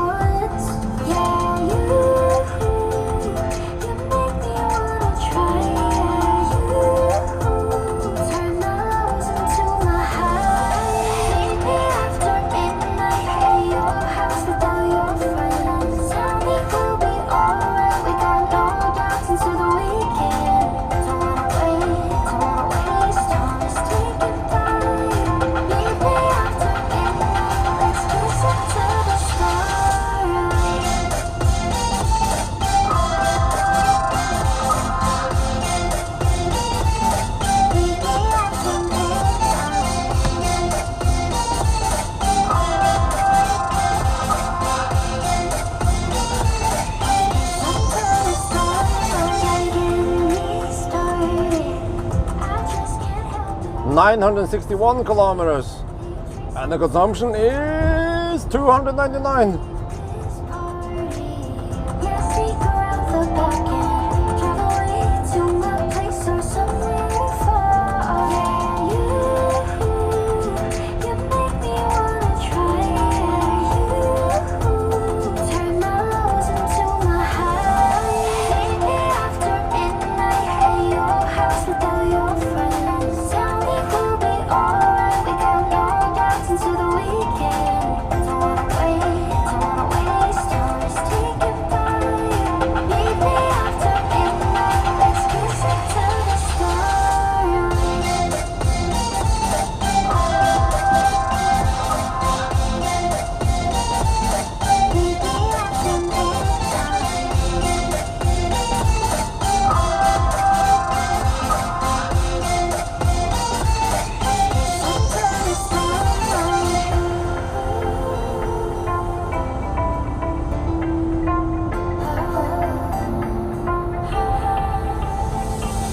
Maybe after midnight at your house with all your friends. Tell me we'll be alright. We got no doubts into the weekend.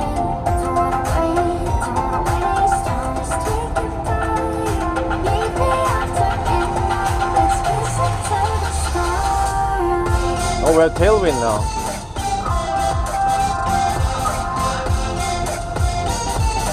Meet me after midnight.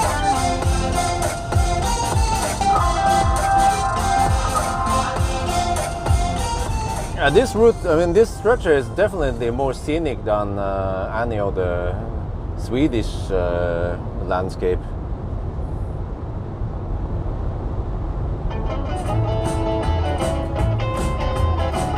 Gonna take you for a ride in my brand new car. Gonna take you for a ride in my brand new car. Gonna show you how the shifter feels, 'cause tonight is the night that we Oh shit, we're gonna we're gonna hit 11 hours soon. Oh shit, wait, already? Did I calculate correctly? We have to add oh wait, did I miscalculate something? We started at 21:35, okay, and then 38, and then I have 13. Wait, so 35 plus 13 minutes. That's 48. Yeah, no, it's 12 minutes. Okay, we add 12 minutes to the current. Yeah. Wait, so we're gonna hit the 11-hour mark soon. Oh, already? Shit. Okay, I think it's gonna be 11:10 then. There's no way it's gonna be 11:05. There! We hit 11 hours and we have 968 kilometers. Oh no, there's no way, man. We have to go to 989. 21 more kilometers. Okay, that's gonna take 10 minutes. Yeah, there's no way we can do it in 5 minutes or even 7 minutes. Unless we are in the German Autobahn. But we're not, so. Dolly video was deleted. Too many haters out there. Dolly is safe with us. Short story.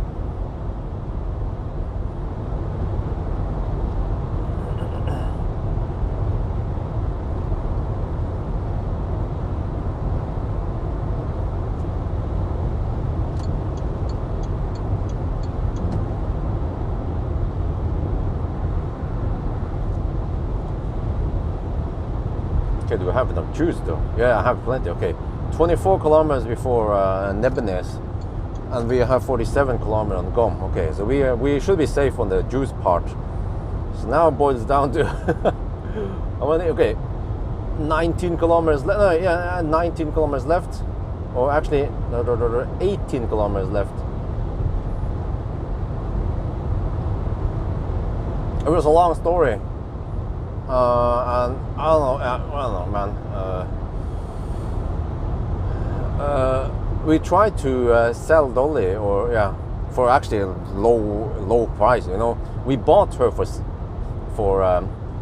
16,000 NOK, and it has cost me how much is that? We bought her for around 1,500 euros, and it had cost me, I estimated around 12,000 euros in expenses over 6 years. So I was considering to sell her for around 3,000 NOK only, which is less than 300 euros. So it's like a bargain for a Chihuahua, a pure bred Chihuahua. And then there were some haters out there who said that I was trying to sell Dolly so I can pay for the house. I was like, fuck you, buddy, ban. No, I didn't say it, I just banned him, yeah.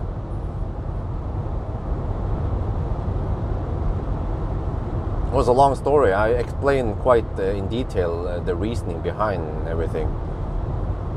But lesson learned was that not everything appears to be what, wifey realized that she couldn't live without Dolly.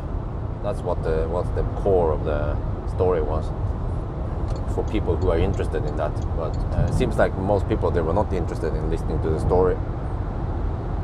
They just read the title and thumbnail and started typing shit.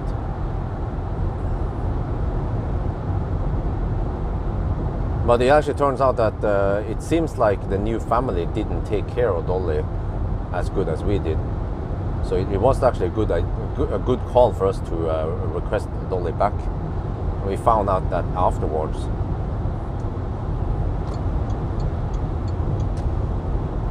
Okay, anyway, focus on the mission now. 975. We have to go to 989. But then time is 11 hours and 3 minutes. Oh.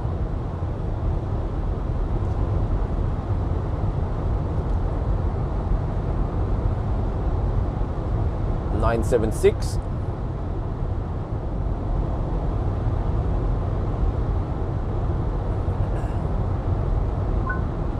Low range, okay, yeah. Wait, does it always happen at 40 kilometers?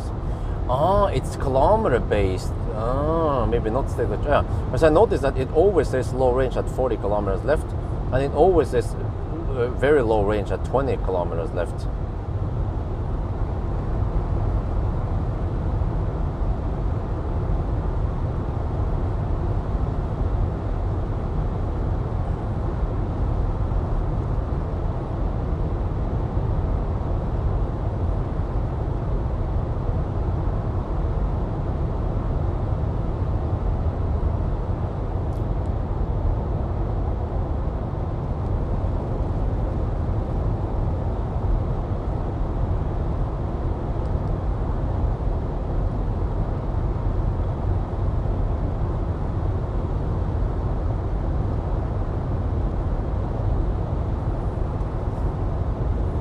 Nine 785.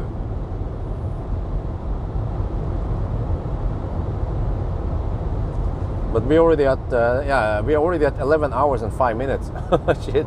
Okay, it's gonna be 11:10 then. Yeah, well, that's good. Okay, which car? Wait, would like to see a table, but 11:10. I wonder which cars we are beating with 11:10. Like, which cars is right around there? 11:10, 11:15, 11. Yeah. Did we beat the Toyota BZ? That would be quite embarrassing, man. If this big ass MPV, a thirsty beast, beat the Toyota.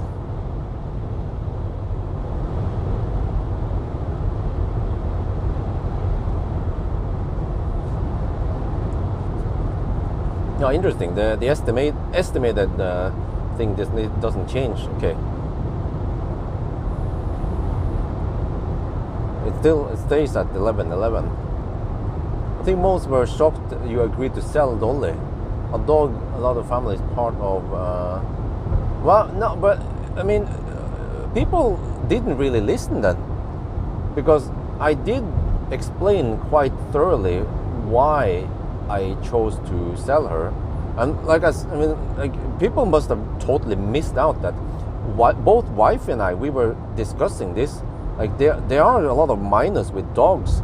Like even my mom recommended me to sell Dolly because of possible allergy or asthma problems, or the dog hair all over the place, and that dogs, they are never as hygienic as humans. So she will rub her butt and they do some other shit also. Like she would always try to stick her face right into urine and shit, and always try to sniff poop when she has the opportunity, or rub her back against something smelly. So, and as for me, ever since I got Isabel, I always want to keep the house as clean as possible, and then the dog is trying to do the opposite. You know, it's stuff like that people just don't know, they don't understand. You know, they just start talking shit without understanding the whole situation. But okay, we accept it now. Okay, wifey will try to take better care of her, and I just have to accept that. Yeah, but then also we will, and also the stuff like every time. I forgot to mention it, but every time Dolly gets diarrhea, she freaking poops all over the carpet. Not only one carpet, on several carpets. You know, so people who are hating, they don't know what happened, and also not only that, but we also realized that Dolly seems to like playing with maybe other kids, or maybe like we can't offer her all the playtime that she might want. Wait, 986 now. Shit, I have to pay attention, man. We're getting close to 986 now. Okay, we have to at 98. We have to do the countdown at 988. It's coming up really soon now.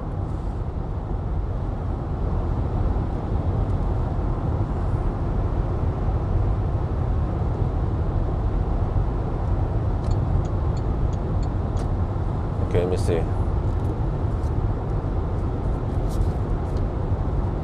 987.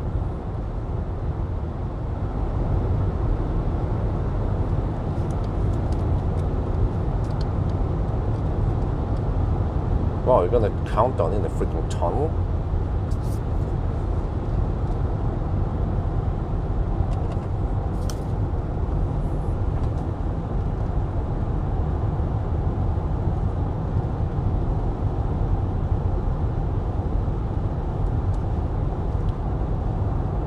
Right, let's do the countdown. 9991, 9992, 9993, 9994, 995, 996, 997, 998, 9999. Right, 1000 time 8:58 plus. Okay, 11 hours and 10 minutes. Whoa, impressive.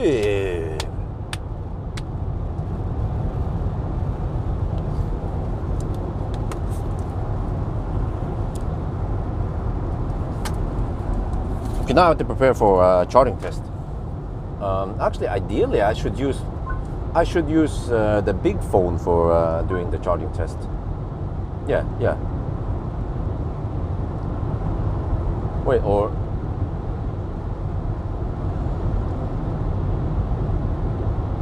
wow, 11 hours and 10 minutes.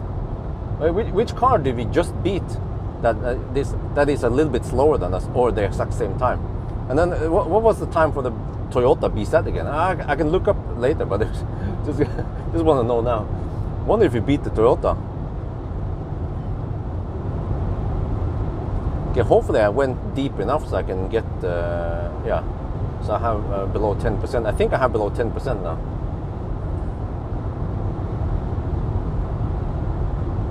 No, you already heard the turn signal. Just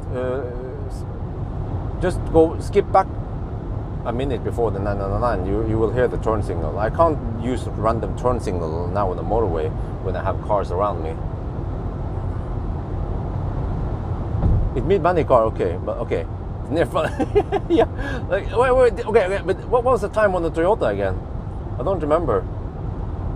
Did we beat the Toyota? Toyota has become the punching bag here, man. As long as I beat the Toyota, then I'm happy. Besides, oh shit, 40 minutes faster than Toyota. Whoa, damn, and also Millennium Falcon. What the heck, man? What about the Korean cars?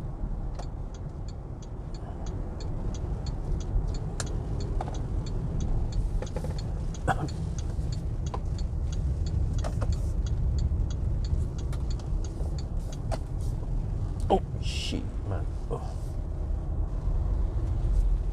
I see nothing. Okay, there we go.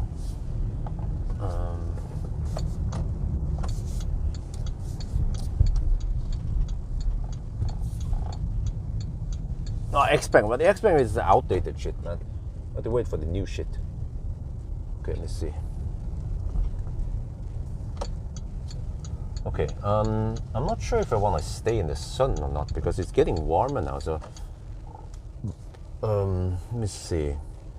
I could even stay in the shade, but I have to switch off HVAC now. Off. Okay. Maybe I'll just camp in the shade, but that's actually more comfortable. Wait, can I get shade? Oh, barely.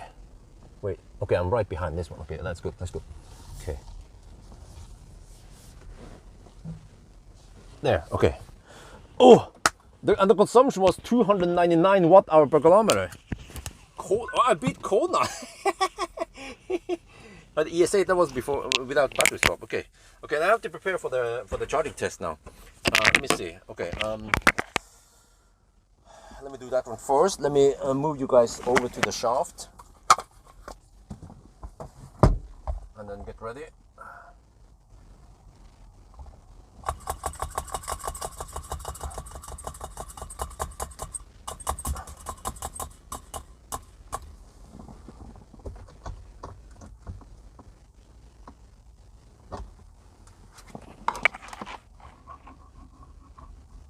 Okay, dude, I'm not gonna freaking honk the horn around here when there are other people. So, can you please stop bugging me about those requests?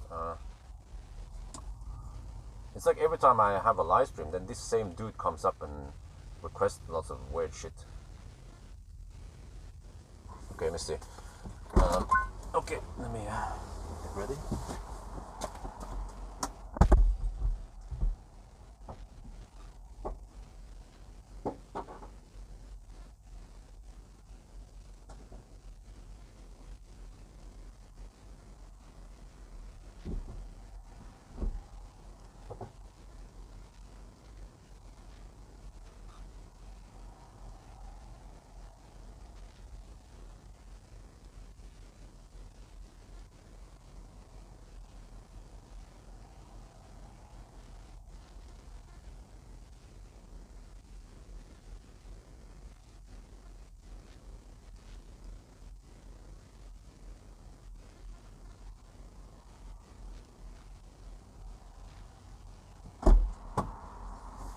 I'm not sure which one I want to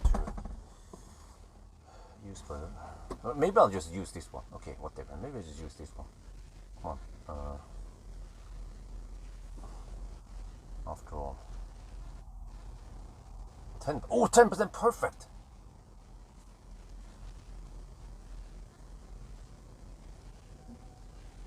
Come on, charge it.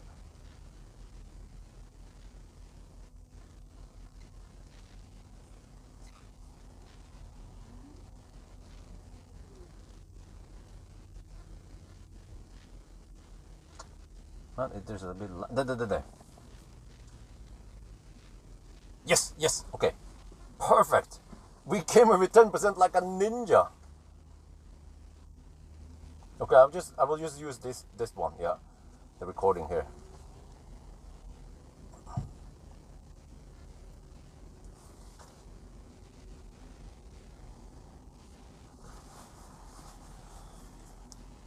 please stop bugging. Please stop spamming the chat with requests.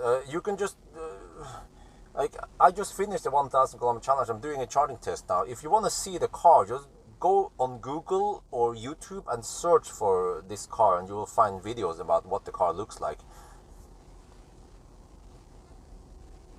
So let me see. I'm not sure what I should do now. Whether I should go for the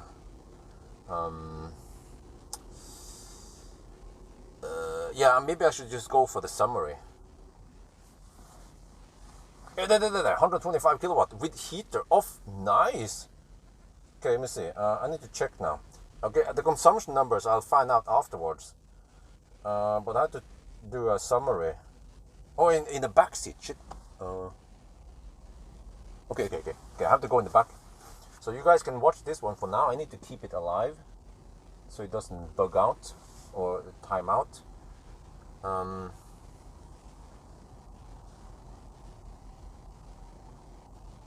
Well, actually, no. I can just do the summary in the front seat. Oh shit! I have to hurry. The sun is coming out soon. Look at that speed! Shit.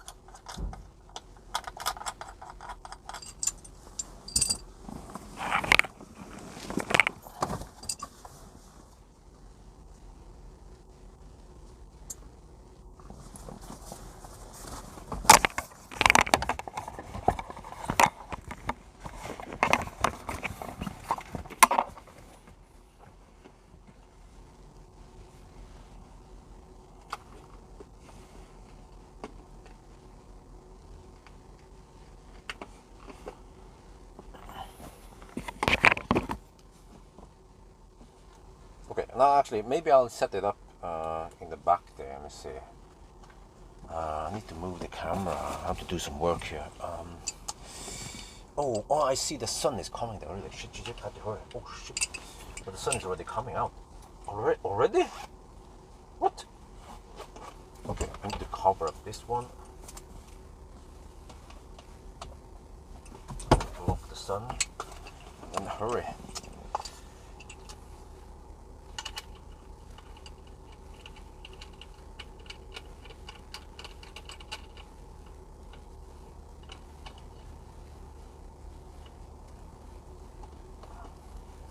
Look at that speed! Damn! First I thought maybe it was the heater taking some of that, but no. It's just apparently charging that fast. Okay, let me get ready, see if I can get a shot before the sun comes. Otherwise I have to wait until I'm done with this and I can do this. Oh shit! Does it get lens flare? No, I don't. Okay. Almost.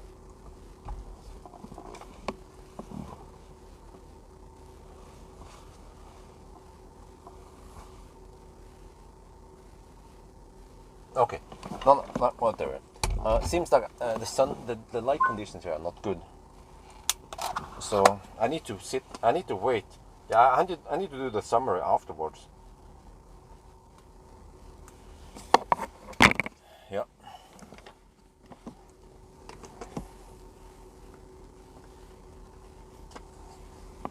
So yeah, okay, we can wait.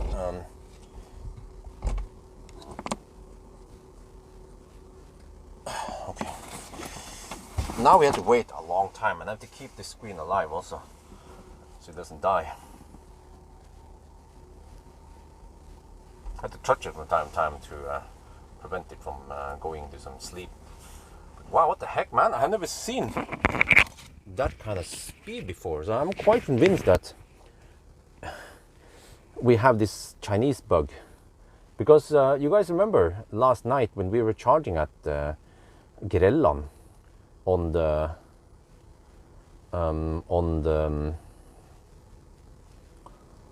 Delta charger, that's 800 volt. I was getting 117 kilowatt or something, yeah.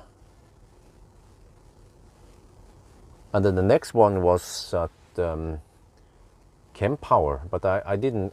Yeah, I don't remember the Chem Power session, but I don't think we got 120. Look at that, 130 kilowatt. Damn, what the heck? Wait, is that cooling going?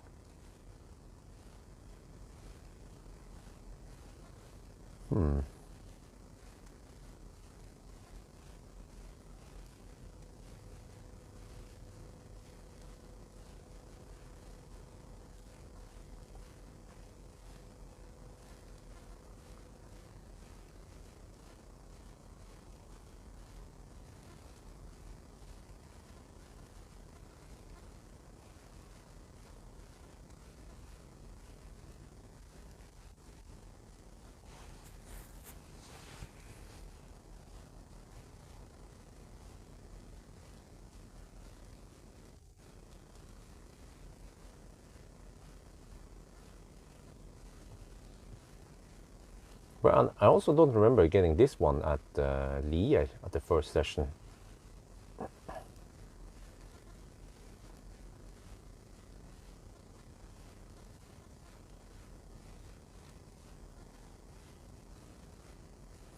Okay.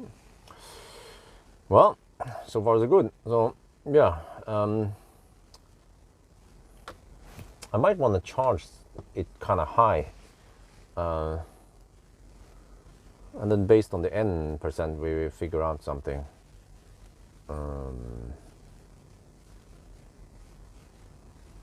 But this is going to take a while. Let me see. What is the car estimating here? The car says in 1 hour we'll finish to 100% supposedly. Okay. I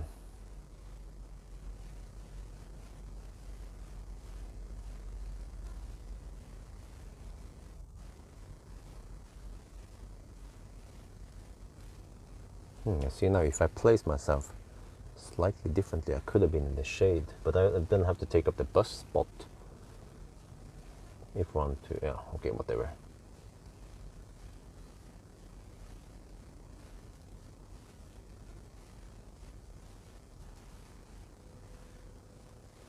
Wait, what's that? Is that cooling? No, I don't hear any cooling going on here. Wait, there.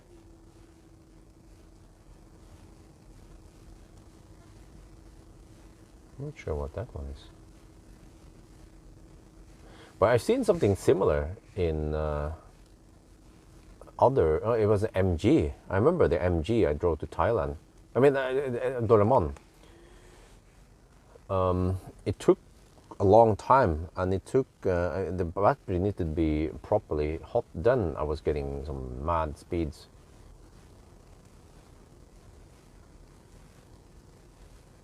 $130 kilowatt. Damn. You see, when Elbilforeningen tested this, there was actually this car they tested about a week before I got it.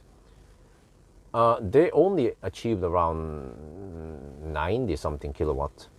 They never got 120 kilowatt as spec, and I'm getting 130 kilowatt.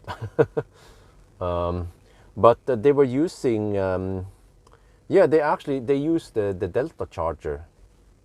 Wait, that's a bit weird. They used Delta charger at Grelland, supposedly. Wait, or... But I suspect that they Colgated, yeah, because the test route they have is involves some slow poking, like Sunday driving route, kind of, and then a little bit of motorway maybe. So, but you need to properly heat up the battery on motorway, like I've been doing, to get the maximum speed.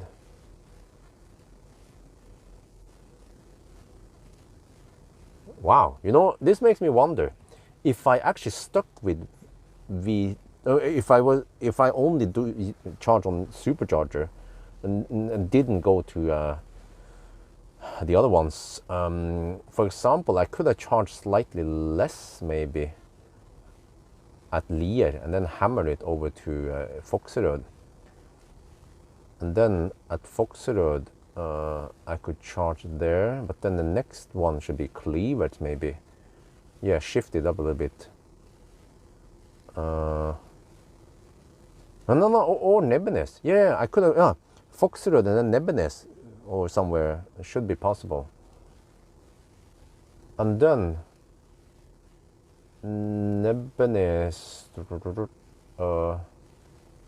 somewhere, U-turn. Wait, but on the way back then? Oh, yeah, that's going to be a hard one. No, wait, actually, no, I forgot, no. Yeah, that could also be possible, yeah. Nebbenes and then all the way to Rudshøgda and then back to Nebbenes. Yeah, so I could have probably speeded up things by maybe 5 minutes. Well, look at that speed. What the heck, man? 131 kilowatt. Oh, yeah, wait. This is weird. Yeah. Huh? I've seen this also on the previous stop. This is really weird how it jumps up like that, jumps up and down like that. There, 128 again, huh? Okay. I'm not sure what's going on, but I'm liking what I see. Like, why couldn't we get this speed in the freaking pickup truck. For helsike. Well, there was a reason why I chose the Norway route. You probably heard recently about the landslide, but it's not Göteborg, by the way. No, it's not Göteborg. It's called Stenungsund, which is a little bit north of Spekeröd.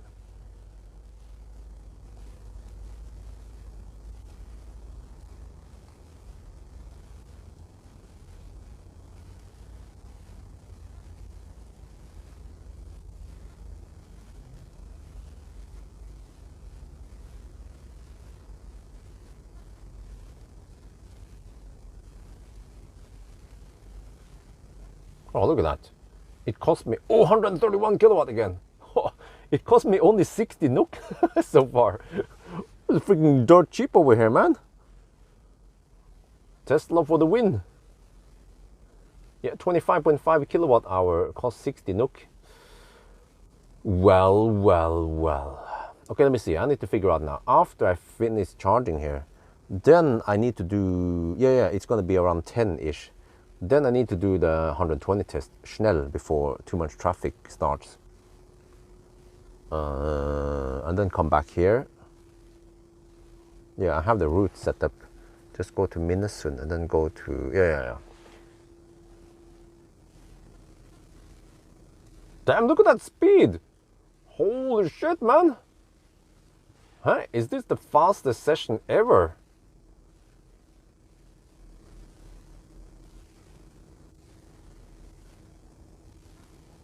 It's charging faster than spec. According to the spec, it's only 120 kilowatt.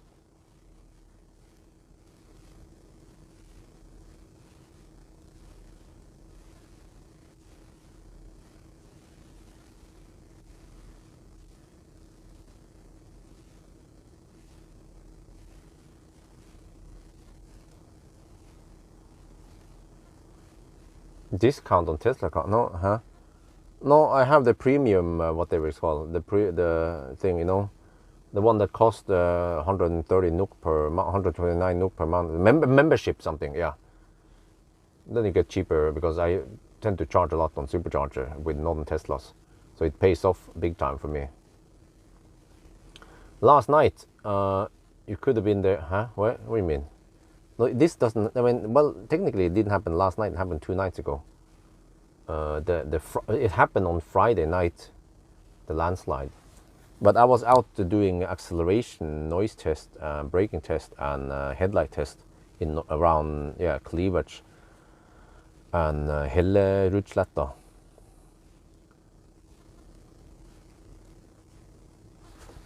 Wait, let me double check the numbers here. The car 294 times 414. Wait. Huh? Wait, what? This is a bit weird. Wait.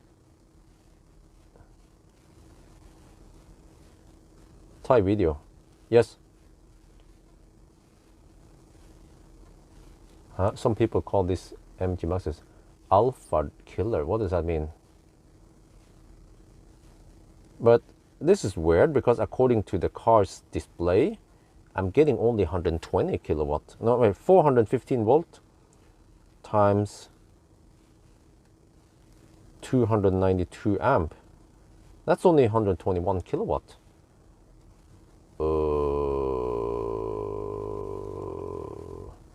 What? Huh? Is the Tesla app lying?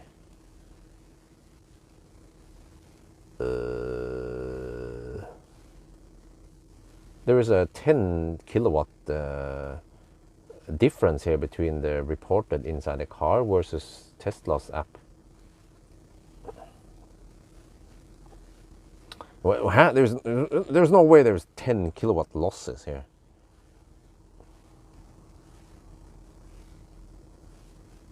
Okay, let me see. How does Tesla determine the charging rate? It measures it. I mean, Tesla probably measures it somewhere, right, on the Tesla's hardware. They don't. they don't check volts and amp and shit like that, or but the volts and amp, they don't ask the car for it. So the car, whatever the car reports is, I don't know, incorrect, I guess.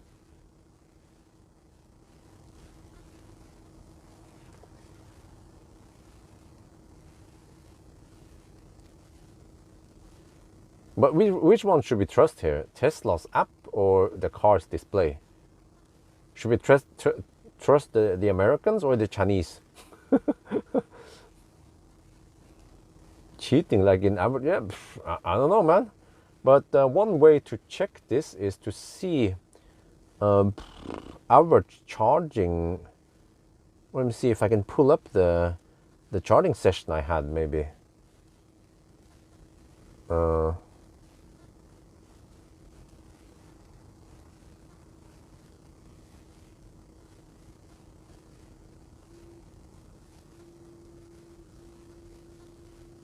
Sounds like there's some cooling going on. But I barely hear any cooling. One of these batteries is heating up now. What the hell is going on? Yeah, 10 kilowatt in cable losses. Yeah, I would like to see that glowing red. No, it's not even glowing red cable. It's like glowing white. Yeah, cable. Try chem power. When? Huh? No, but you can pull out the. You can pull up the chem power session. Let me see if I have it here somewhere.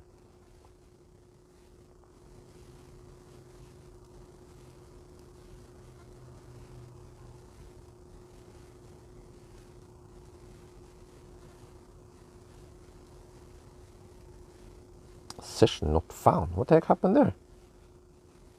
What? Did they start deleting sessions now?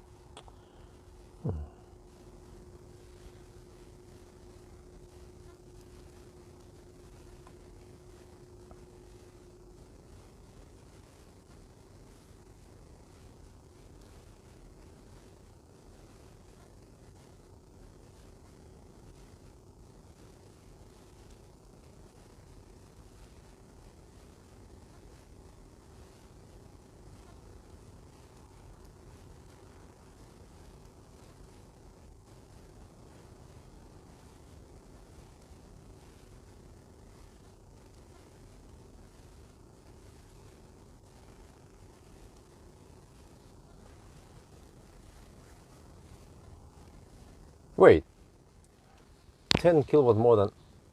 Wait a minute. Could there be a bug in the V2 supercharger that it actually over-reports charging power? Huh. Interesting. Because it seems like the V3 did not lie about the charging power. So maybe we should do the charging test on V3 instead. Or chem power, yeah. Wait, maybe, yeah, maybe we can. But then I have to hurry and do my charging, do my range test, and then come back here and then try to time it, and then plug in at the chem power instead. Oh, okay, yeah, that sounds plausible. Okay. In that case, we need to abort mission now and record the Tesla session instead, chem power instead, and then we have to do the range test now before we get too much juice.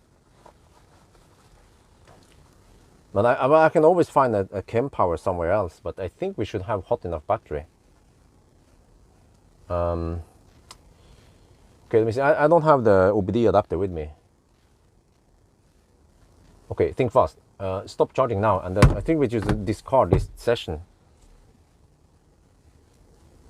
Okay, stop now. Okay.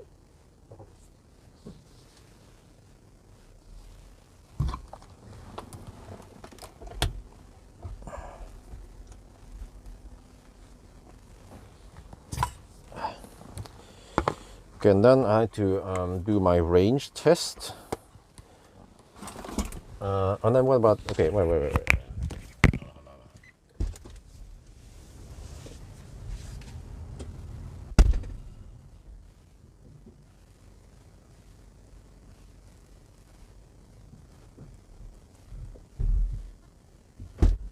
Yeah, I have to quickly do the 120 test before there's too much traffic coming. But it's going to be a cold run. So that's a slight disadvantage. Let me see, what is the temperature now?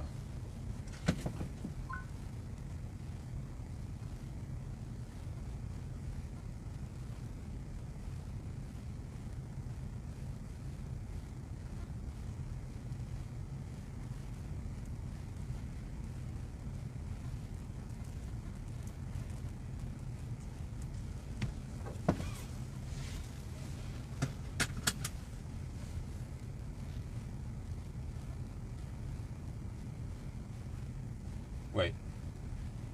Really? Man, you sure about this? Man.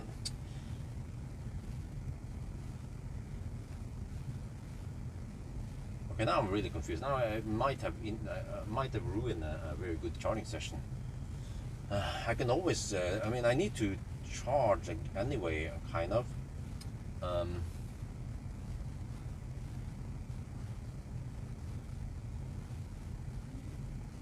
But something doesn't make sense here, because someone else mentioned that it reported too high, and that got me a little bit unsure, because the car claimed something. The car claimed 120 kilowatts roughly, and according to the spec it's also 120 kilowatts. So how the heck could we suddenly get 130 kilowatts, right? So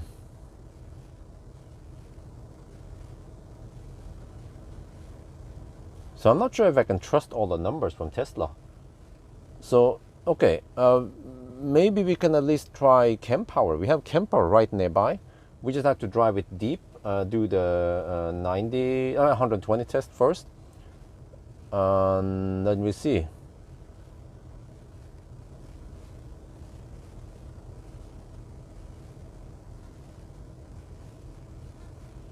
Wait, because how is this again? Tesla charges you money before losses, right? Or something.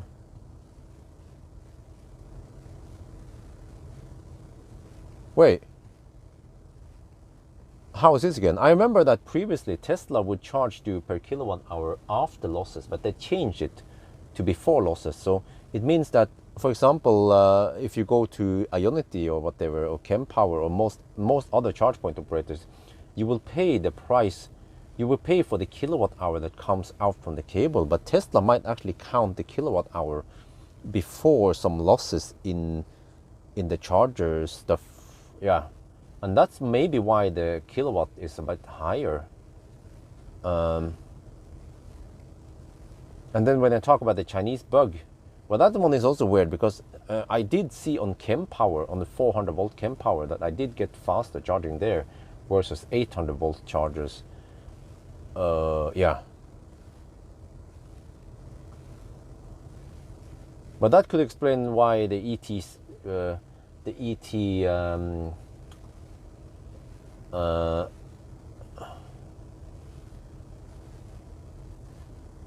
ET90 was getting slightly better speed at supercharger V2. But okay, I have an idea. You know, oh shit, I just deleted that file because I thought I didn't need it. Okay, Man,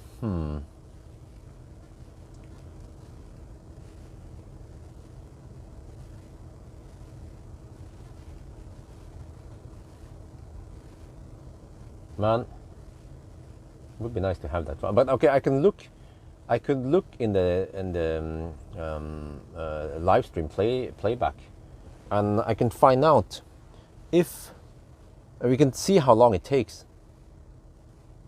Because if the time it takes on supercharger at so-called 130 kilowatt takes the exact same time as Power at 120 kilowatt, then it's the time that matters. So if it takes the same time to reach a certain state of charge, then Tesla is obviously lying. Okay, anyway, now I need to do the range test. Okay. Okay, let me make an intro to the range test then. And yeah, I need to maybe change the camera.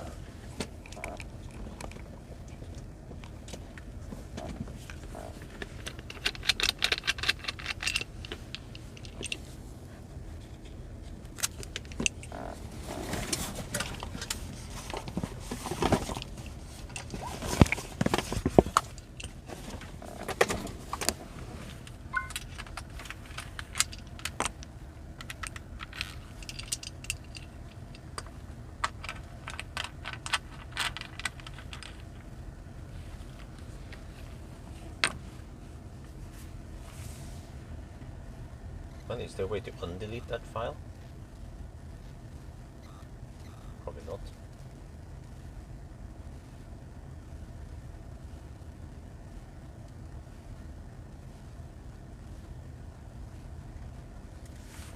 It would actually be useful to have that one I recorded. I could record a new one. Okay, let me just get ready to leave now before the traffic starts. First I have to do an intro.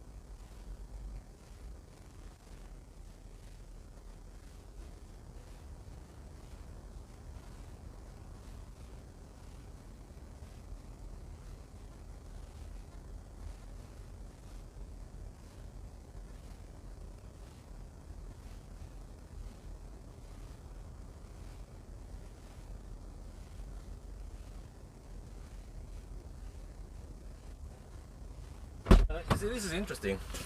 We have done 1,000 kilometers, and you see that according to the 1,000 kilometer challenge thing, but this is also weird. There, it disappears and comes back. But we will see if this one drops, because now we have, if we do the math, we have spent like almost 300 kilowatt hour, right? So this one shouldn't drop that easily anymore when we have driven so far. So we'll see. So let's prepare, and then off we go.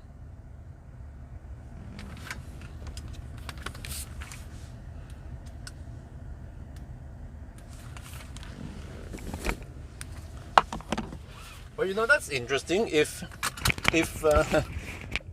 you're actually paying 10% more, like the losses might be as much as 10%.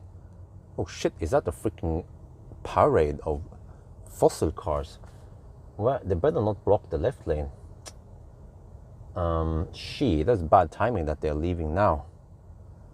Let me see, I wonder where they're going. Are they going south or north? Because I'm going north.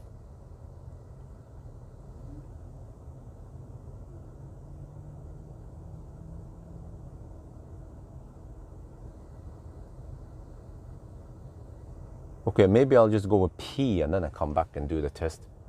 Well, I could just move a little bit so I don't block the charger like an idiot.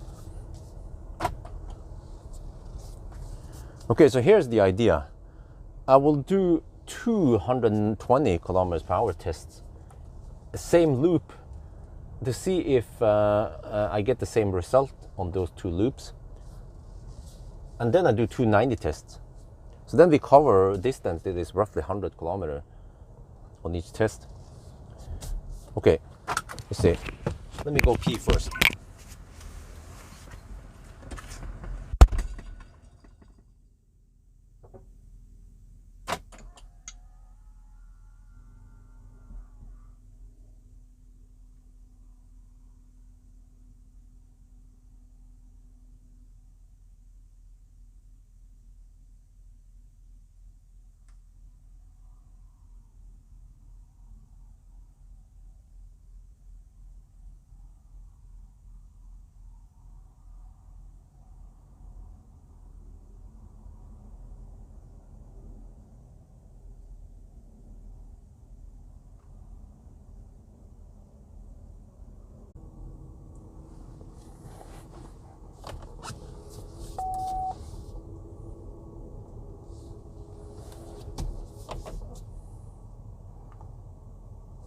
Oh, after start restarted. Oh, good.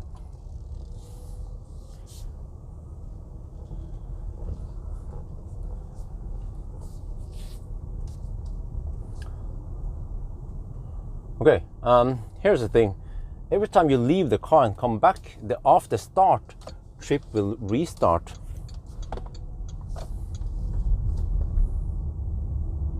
Okay, let me see.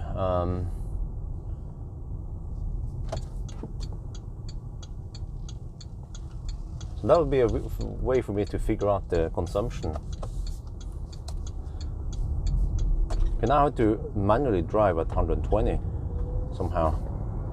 Okay, I need to disable that shit again.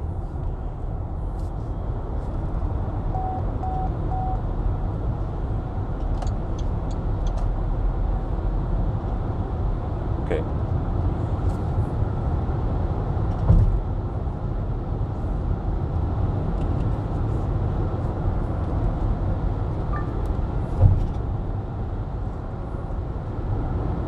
Man, it's being like a drunken driver. Shit.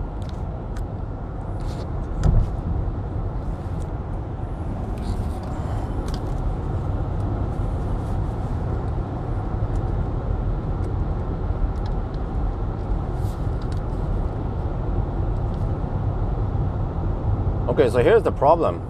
The cruise control goes at maximum 120 kilometers per hour, which is around 118 kilometers per hour GPS speed. So I cannot go faster than the cruise control, so I have to drive manually now. And another problem is that when we go downhill, it doesn't regen. It uses friction brakes. So yeah, but you see that every time we do after, when we start, we just leave the car and come back, this trip meter will automatically reset. And then this one here will be the long one. So I will see if the numbers here, yeah, we will see then after the test what the numbers are.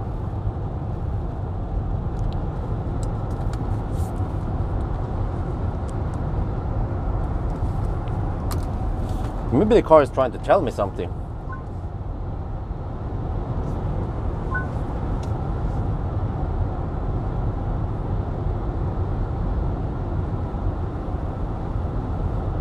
Okay, so here's the deal. I do one lap and it should be, yeah, 48 kilometers. I have to remember to turn around after Minnesund Bridge and then go all the way to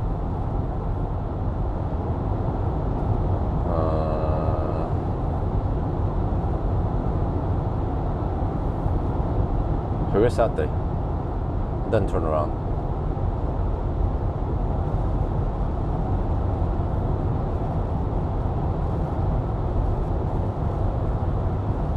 That should be 48 kilometers, close to 50 kilometers. And then we try again. We'll see what, we'll write down what number we get, then try again and see if I get more or less exact same number. 9 degrees Celsius. It's actually a little bit cold test. If I waited longer, it would be 15 degrees, but I can't wait. I'm here now, so yeah, it's going to be a little cold test with also some wet roads. But at least the wetness of the road shouldn't matter too much. It's mostly the drag when there's a problem with this big fat car.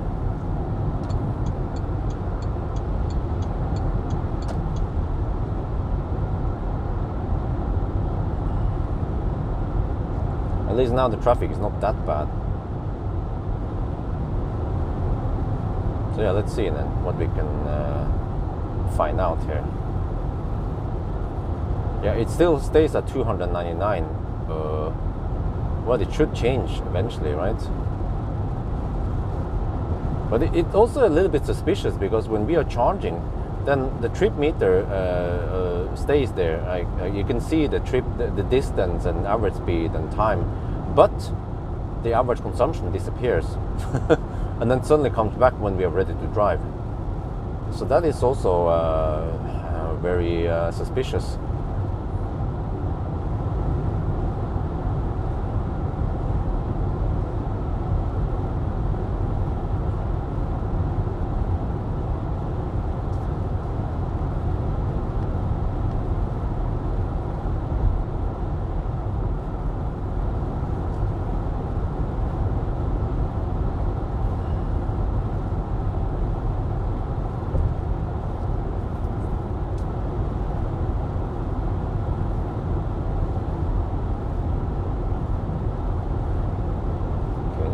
Test now before too much cars arrive.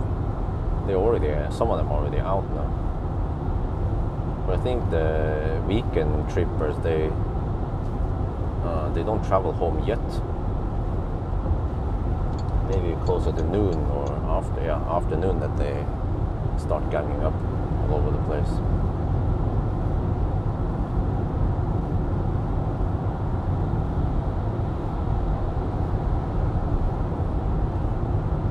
Well, the consumption is still 299, which is a bit weird.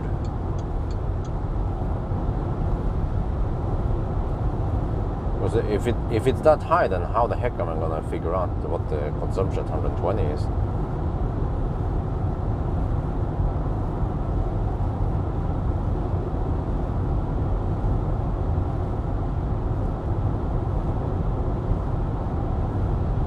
Well, I mean, there's one other way. Oh man, that's. I can look at how many percent I had in the beginning, and then I forgot to write down that shit. Or actually, it's also very clumsy because I don't know exactly how much I had, or I had to pay attention. But then there is a lot of error here. I could write before and after percentage, but then we have to assume that the state of charge scale is linear.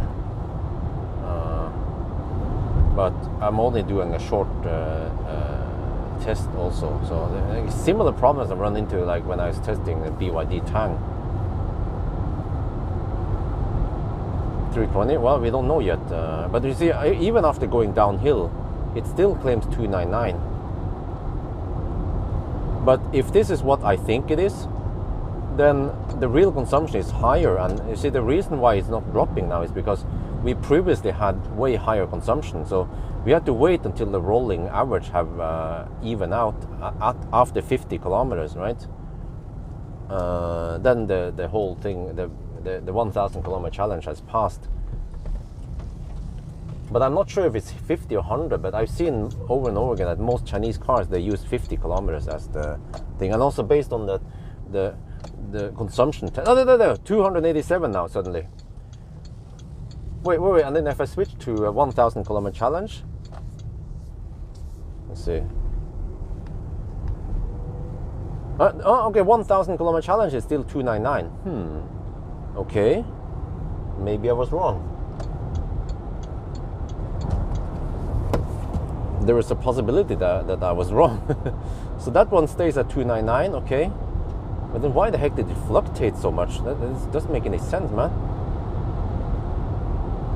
Okay, so that one is 299, and then the current trip is... Wow, now the current trip is back to 299. Okay, I will see this more clearly in the 90 test.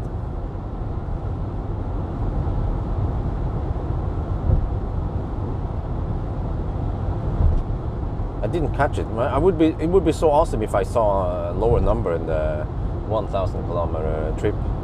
The 1,000 kilometer trip is now at 1,008 kilometers.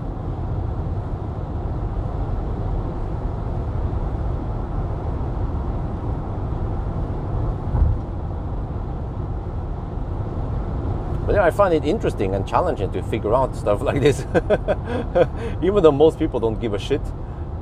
But the Tesla loss also, we need to figure out something. We have to figure out a methodology, whatever it's called, a method of measuring the error. We have several ways to do that. We can look at, okay, I have it fortunately in the live stream log because I deleted the file. But just based on the live stream log, I can see how many kilowatt hour was input. And maybe hopefully the time also. I'm not sure if the clock was showing in the top there, but I have to scroll, zoom back and see when the session actually started. But we then have kilowatt hour added, or at least pulled from the charger, right? Kilowatt hour that the charger claimed it delivered to us, and the time it took to reach a certain state of charge, and then we compare that to the ChemPower session. But since this car doesn't have any stuff there, and also it becomes a little bit harder because we don't have Ionity. It doesn't work with Ionity handshake. So I have to use ChemPower and then do the charging test on ChemPower. And then we have to trust the ChemPower numbers. But the ChemPower numbers, from what I remember, ChemPower reported around 120 kilowatt.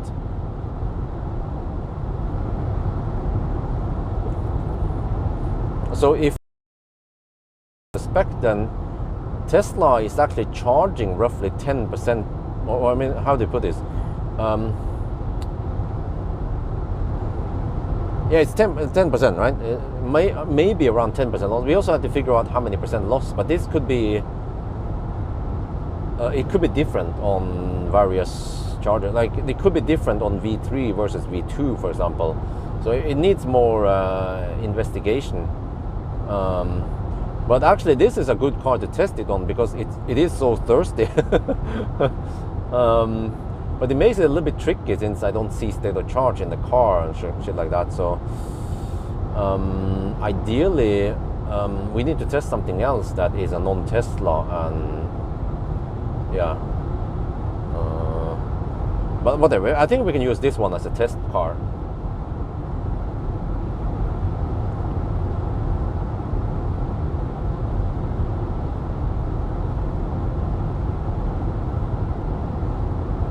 Okay, but at least if we figure out that the time it takes is exactly the same on Kempower versus Tesla, but Tesla reports a higher kilowatt, then that is very suspicious. And also, if the kilowatt hour delivered from Tesla is higher than Kempower, then that also points to the truth. And then we can use those numbers to calculate the losses. Something would be, well, I mean, we don't really need it because we can find out already with Kempower and with Tesla app. What we want to find out is Tesla app, I mean, yeah, is it hiding something or is it not telling us? Because I remember this, yeah, I remember many years ago, Tesla, they started charging you kilowatt hour before losses rather than after losses. But the whole industry charges you after losses, for example, Ionity or whatever, and they charge. So in that regard, what you can say is that the price on Tesla, you actually have to add 10%. I mean, it still becomes quite cheap, but you know, if you want to compare apple to apple, you have to add 10%. So this would be a quite big discovery that many people should have figured out, but they don't know or they don't care. But yeah, it should. The video here about the Tesla charging loss or whatever could possibly get lots of views, but I need to investigate. And actually right now is the right time to investigate before I go home. Otherwise I have to go back and forth and do all that shit, and I already have a hot battery, so.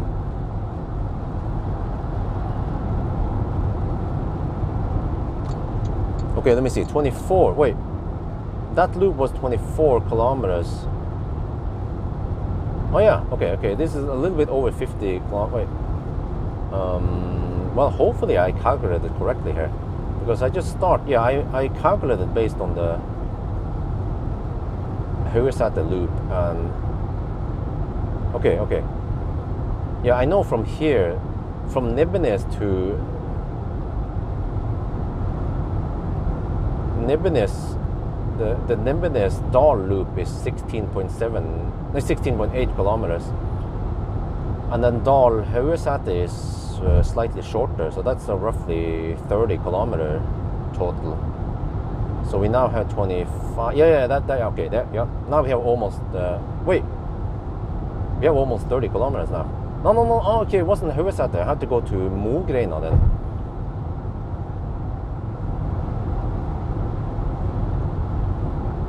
Now the trip shows 26 kilometers. So I have to somehow find another 25-ish or 24-ish. Yeah, that is roughly Dal plus Mogreina.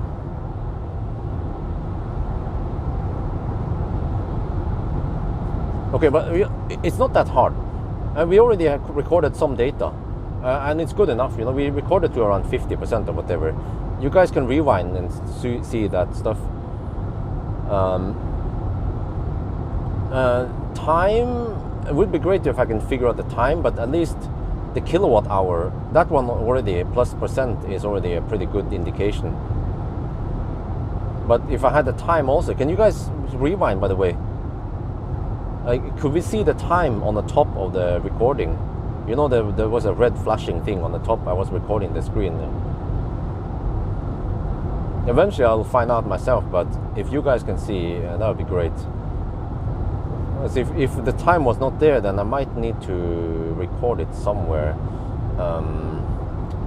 Okay, I'll be recording a chem power session here. That will be the perfect session, hopefully. And then I need to record a Tesla session. But then ideally I need the battery to be lower, ideally 10%, but I'm not planning on driving too far after this test.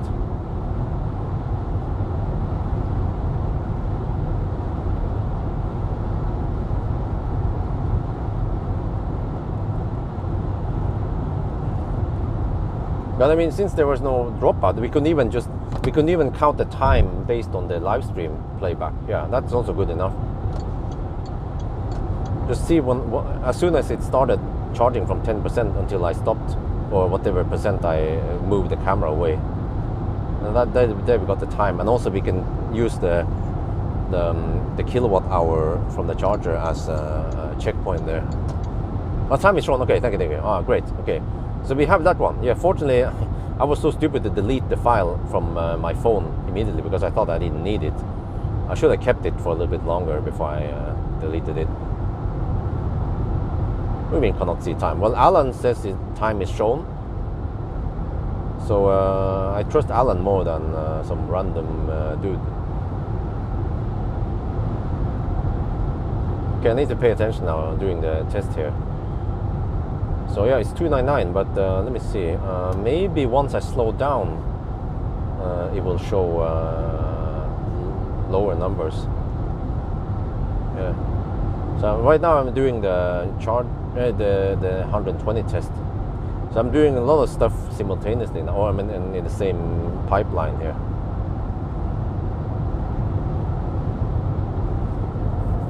Yeah, you probably didn't know where you were looking for. Okay, Neater also says time is shown. Okay, thank you. Yeah, then I can look at that on my computer and check, get exact time it took, and I'll be comparing that against the chem power.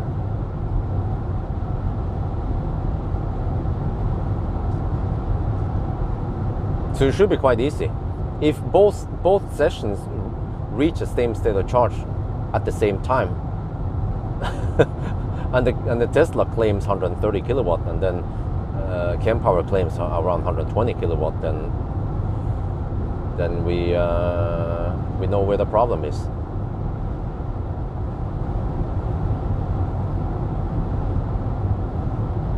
I might need to actually use the live stream playback as video material, since I deleted the original file.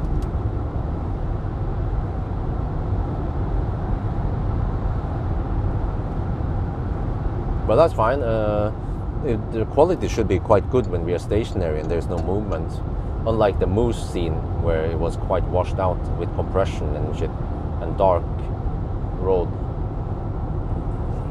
Okay, let me see. So supposedly if I turn around here,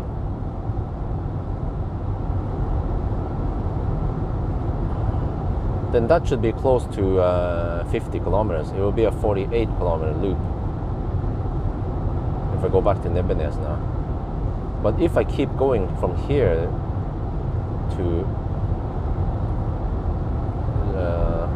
Hurisaten, then that's too far. Some cars are real power. Yeah, well, yeah. I mean, that will also be very good to see. Yeah, you know, that would also. Oh, yeah. I can also confirm that. Yeah, if I look at chart, I wonder why I never saw that before. Maybe because if every car, when I had car scanner, I didn't care about what the heck was going on in the car scanner. I mean, in the Tesla app.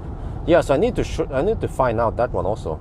What goes into the battery versus, yeah, you know, maybe in the past I would assume that no, but you know, you see the difference there is just some charging losses in the car side or some shit, or some cooling going on, or battery heating. I never thought that Tesla was counting the, or yeah, Tesla was measuring before the losses. And if it turns out that V2 and V3 they have different efficiency numbers, then I also would like to know how much or how many percent loss we have on each version. Tesla version. I mean, if you want to have the lowest losses, right, you could go for whatever we find out.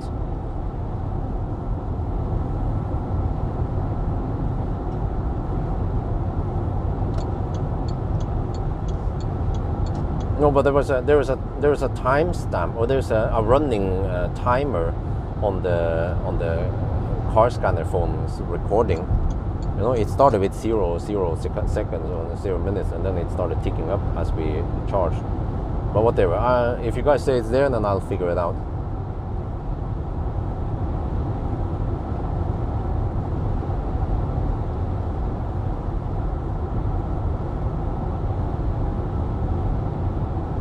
Okay, fortunately this one, since I started around 6, then I can run it until 4 in the afternoon before it's too late, but we'll finish hopefully before noon. Yeah, so now we just have to drive back to Nebbenes and then stop and see what the consumption is, and then do another test again. And also I need to check, if the consumption dropped below 299, then what is the consumption, the 1,000 kilometer challenge then? If those two numbers are exactly the same, then that's also quite disturbing. Yeah, I'm gonna test the Polestar 2 long-range dual motor in the beginning of October. I don't remember the date. But other than that, I haven't booked too many cars yet.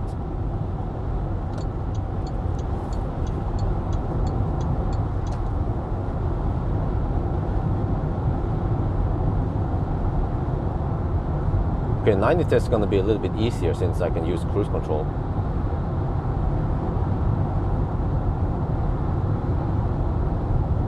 Yeah, see already now traffic is starting to build up, so I better finish this test ASAP.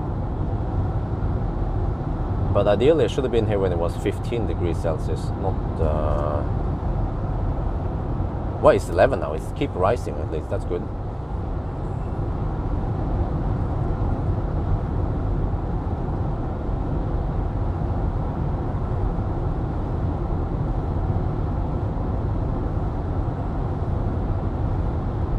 Yeah, 42 kilometers on the trip now, so this should be close to 48. Well, I mean, according to Google, it's 48 kilometers.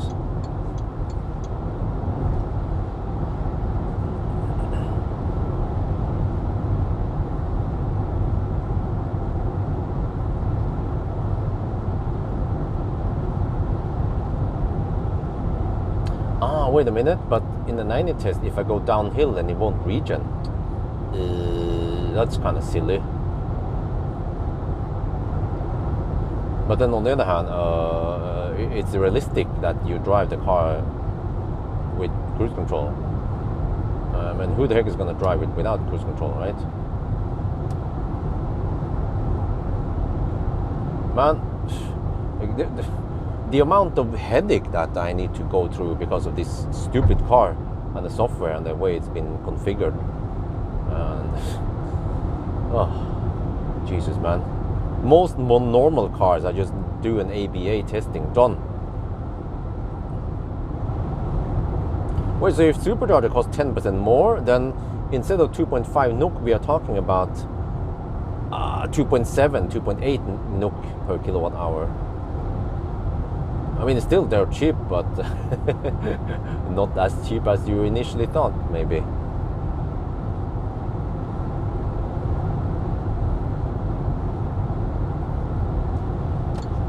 I was getting hungry, so I might need to grab some food at Shell eventually. Okay, let me see. 45.5 kilometers now. So I will exit and then get back to the same starting point. And then let me pay attention now. Once we slow down, what's going to happen with consumption?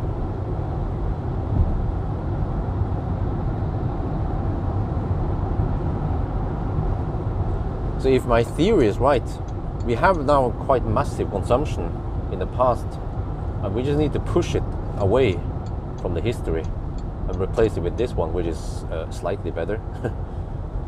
Okay, now regen. Okay, still 299 consumption. regen some more. Oh shit, zoom. Okay, didn't touch the physical friction brakes.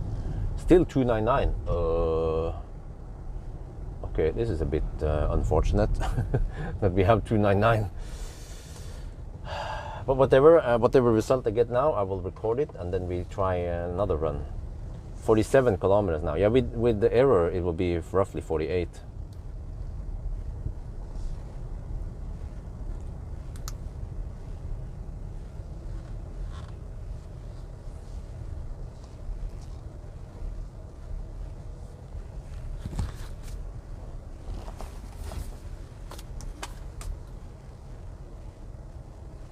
Okay, maybe Sottp here.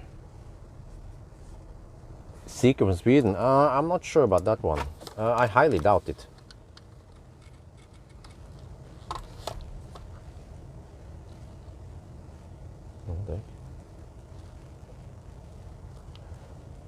Okay, in the first test, this car underreported a little bit, 1.1%. I figured out. So yeah, the consumption is still 299. What about the 1,000? Okay, 299. Okay, let's redo this again and see if we get the same result or not.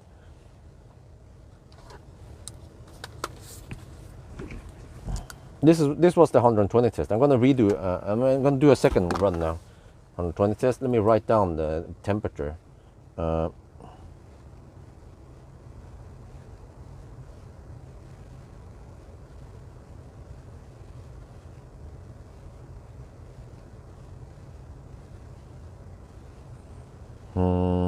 Okay, let me see. This one, range test. Okay, so it turns out it was 1.1% under reporting, and then 120 kilometers per hour. Outside temperature 10 degrees Celsius. 299 watt-hour per kilometer. Well. Let's see. Now I need to allow the car to shut down.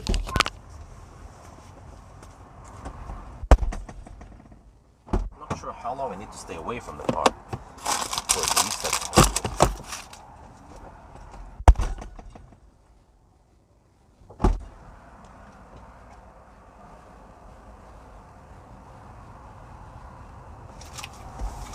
Wait, that was quick. I just left the car and I joined and I entered it again and it reset the trip. Yeah, okay.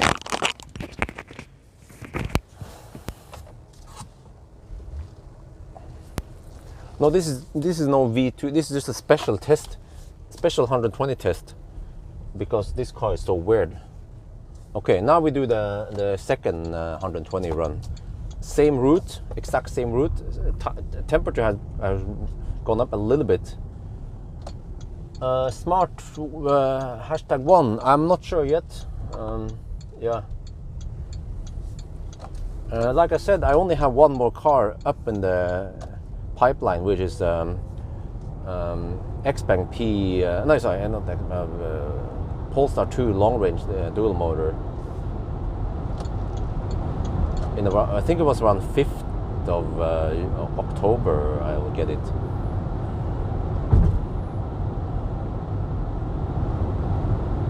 So the upcoming list is actually that empty.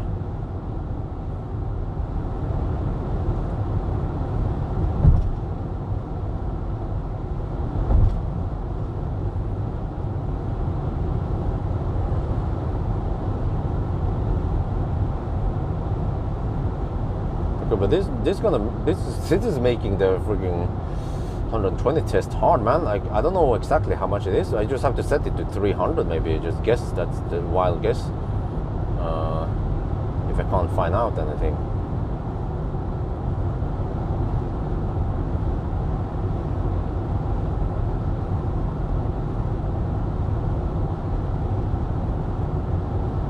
But then hopefully the 90 test will have lower.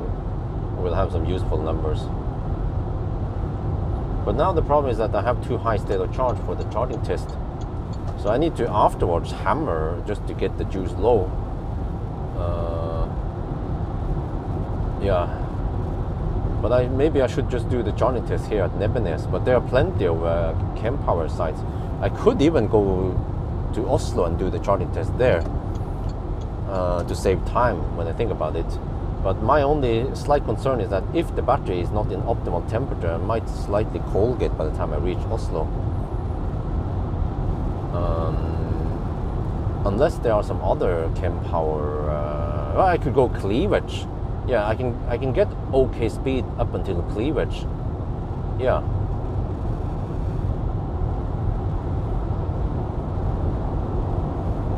Another concern I have is that in case I suddenly need to share juice with someone, but that should be unlikely, especially on the shell side of cleavage. Yeah. Because let me think here. If after that one, then I should have enough data to go home. Unless I could even go to Haugerud, or I could go maybe to Shell Esso, whatever it's called. Yeah, Esso. Shouldn't Colgate. Well, actually, it might Colgate when I think about it. Wait, I think I got a little bit of Colgate at Grelland.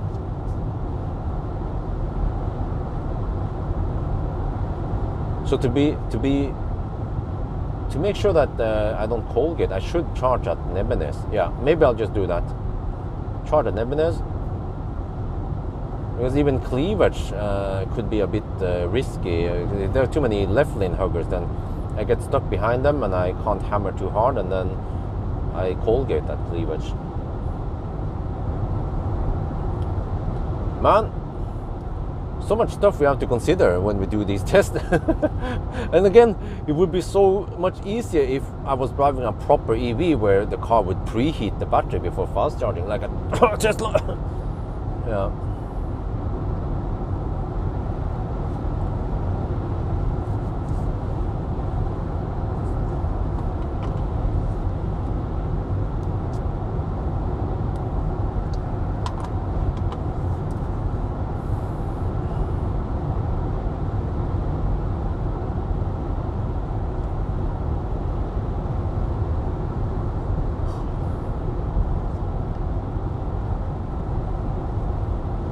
This is really weird.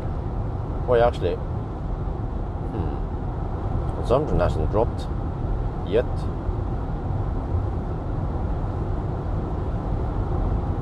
So I suspect that the actual consumption at 120 might be over 300 at these temperatures, around 10 degrees now.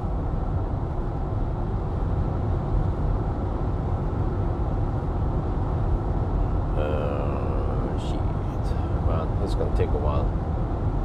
This test and the 90 test also, and then the charging test, and then I can go home.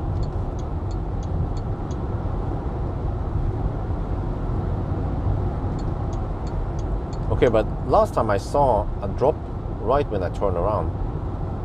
Let me see if I can see it again.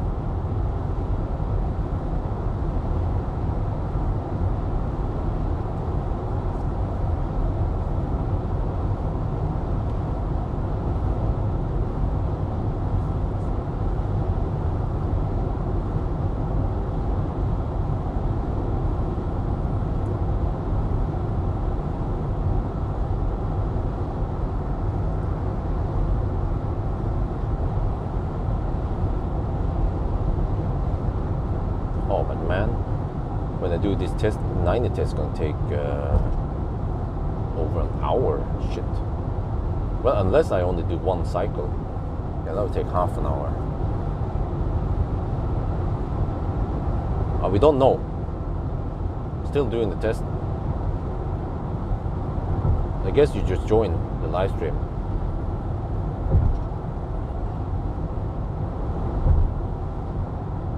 You might finish the test in around.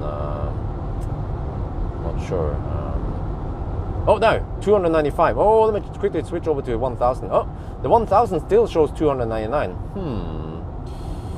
Okay, now this got me a little bit unsure again. But yeah, the current trip now is 295 because I'm slow poking a bit, and then I'm gonna slow poke a little bit more here. 297 now suddenly. Okay. What about 1000 kilometer challenge? Is 299. Okay. 297. maybe it is actually showing the correct consumption versus distance, but it still bothers me that it jumps so much up and down. Is it supposed to do that? There, 274 now. Okay, and then I guess once I accelerate, it will then go up again. That one, okay, the 1,000 kilometers challenge is still 299, 274, okay. Then accelerate, 274.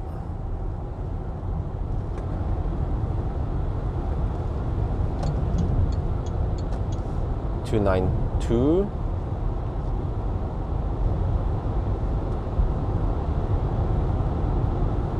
Okay, now it's a 292. 299.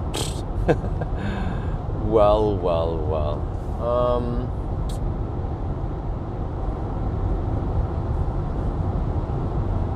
Oh, 296 now. Interesting.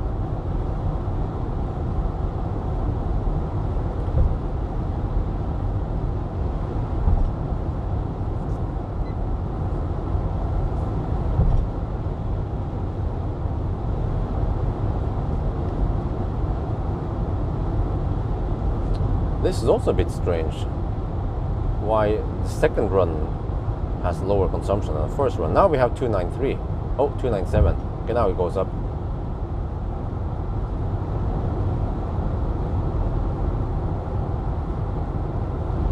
Maybe because the temperature went up a little bit. There, 299 again.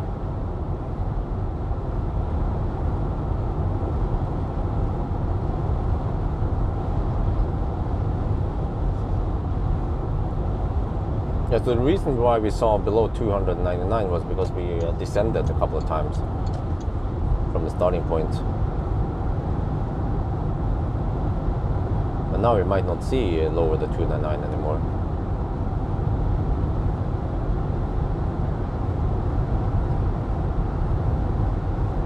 It's putting a lot of weight on recent second consumption.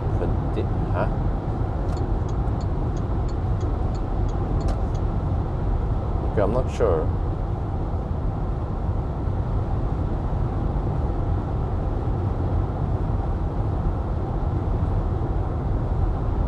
I'm not sure what you mean. You're talking about, is it putting a lot of weight on the recent second, right? Or it is putting, or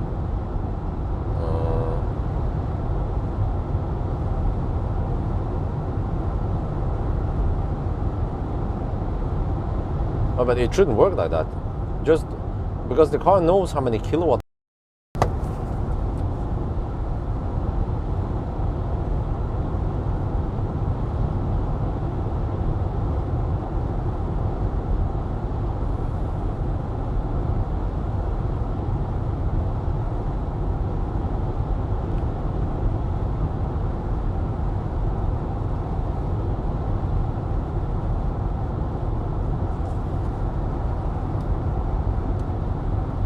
Oh man, city traffic range test, small cars. Which one, for example? That's gonna take freaking forever. And the reason why I don't do it is because I don't want to deal with traffic, and it's gonna take all day. I don't know, man. We'll be stuck in city stau and stoplight and shit.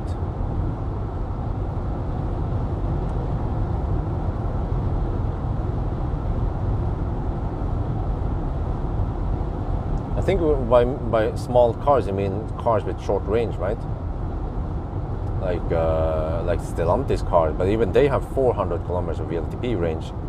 So in city, you might average 40 kilometers per hour, maybe in slower. So it's going to take 10 hours. I'm not sure if I'm keen on doing that.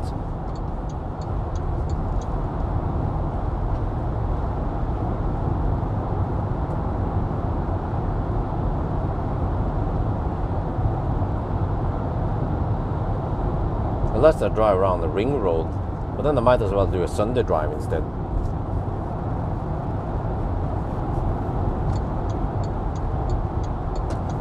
But then city driving should involve stoplights and roundabouts and shit like that, and really slow places. Like 30 to 50 kilometers per hour driving.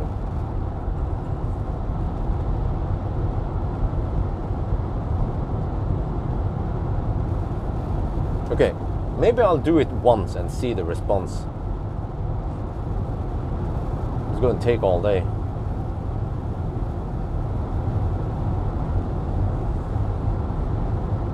Need to experiment. Yeah, always be experimenting.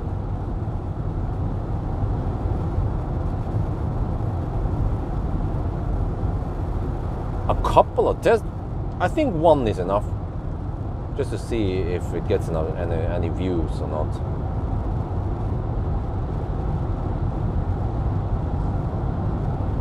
And also I will figure out quite soon what the average speed is and how long it takes. Just like Sunday driving, you know, or just like 1,000 kilometer challenge. Nowadays we can average around 90 to 100 kilometers per hour. So I know roughly how long it takes. And Sunday driving also, I know I can average around 70 kilometers per hour. Frankenstein, well but that's not gonna take there too long then. But I'm not sure how interesting it'll be. Should try to use something newer and more interesting, something that people are hyped up about, and will actually also use in the city.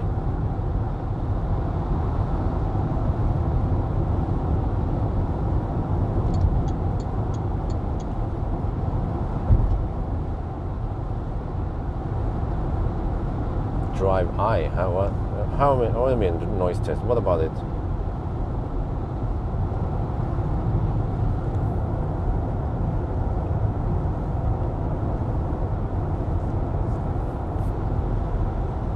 It's kind of funny because Stine is actually a somewhat common Norwegian name. So Frankenstein. Yeah.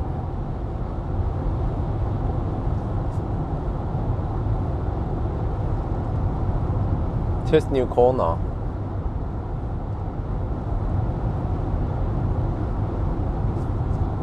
Okay, it's like an e-Niro thing, right? Where the charging is still shitty and you just have some new looks.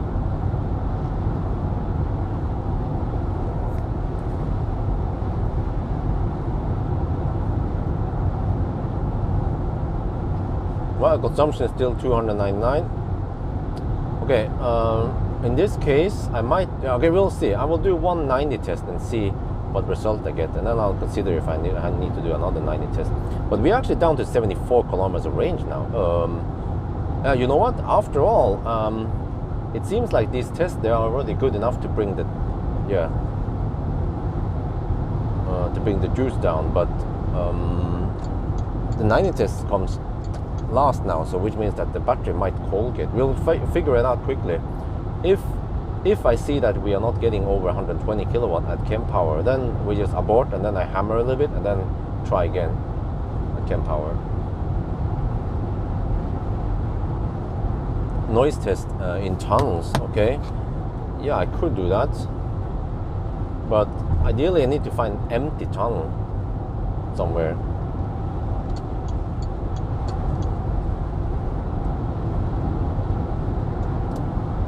Because if there is a truck in a tunnel, it will bring up the noise levels quite high versus empty tunnel, so it will give you a wrong impression.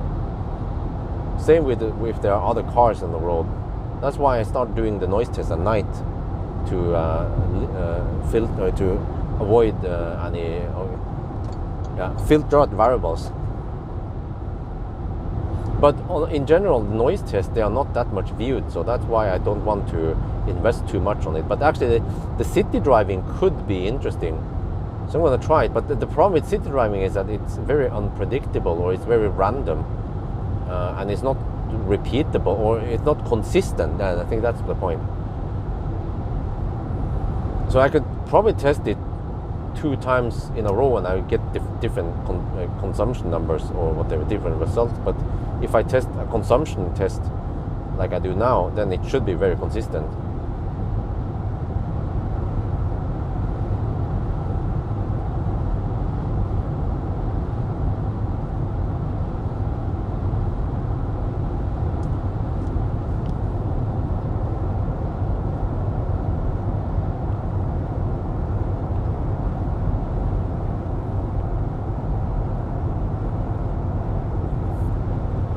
Oh, wait. Oh, 12 degrees over here now. Seems like the temperatures are rising quickly as the sun goes up higher and higher.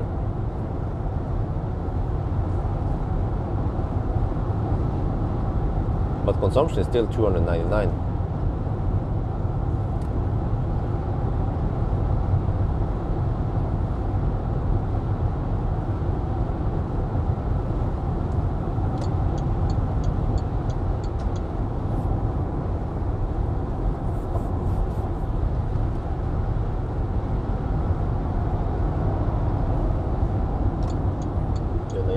It's still quite empty now.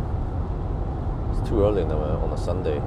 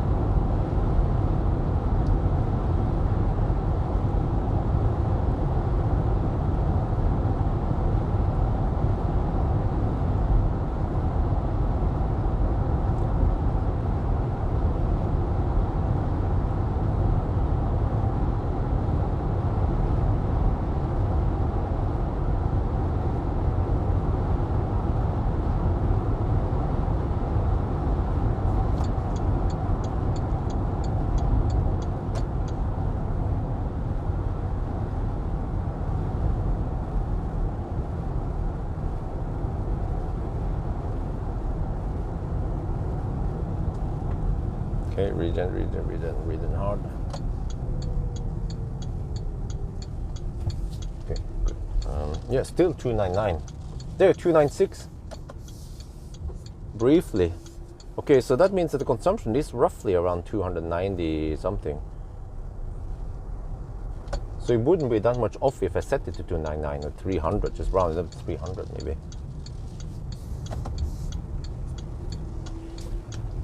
295 now. Okay, 1,000 kilometers, still 299. Pay attention to safe driving. Oh, that is really funny, man. Pay attention to safe driving. It's the driver attention feature thing.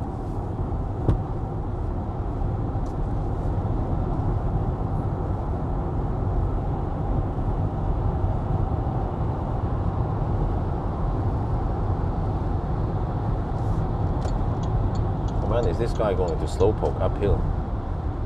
You better not miss my test.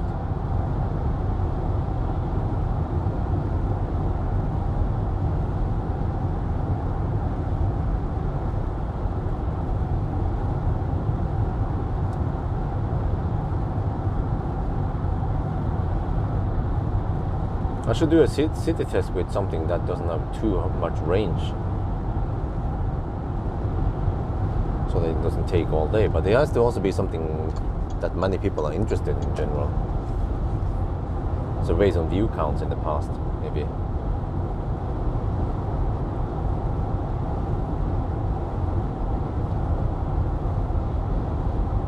Oh, that guy's a left lane hugger.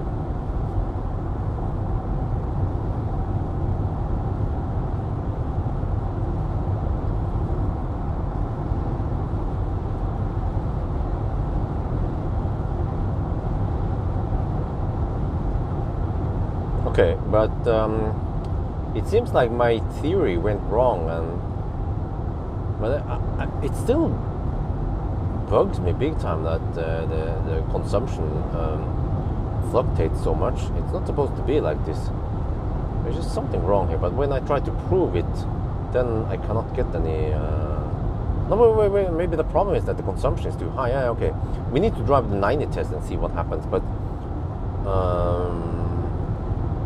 at least I'm not sure what's going on with that 1,000 kilometer trip. How that one is, yeah.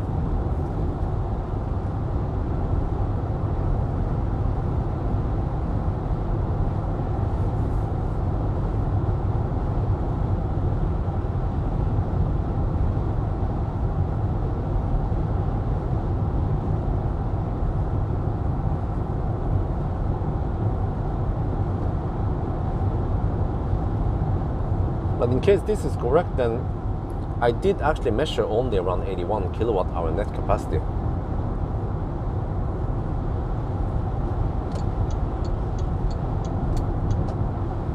And it's claimed to have 90 kilowatt hour net capacity.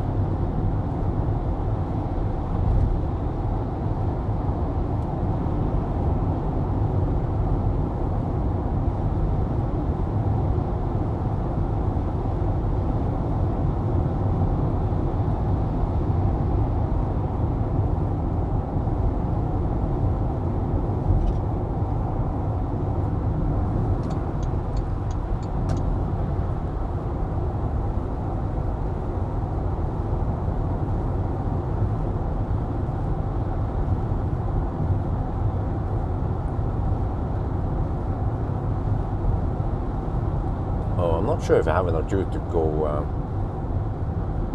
Yeah, well, I have barely enough juice to do the 90 test. I have 60 kilometers and gum, but that might be based on 120 test or some shit.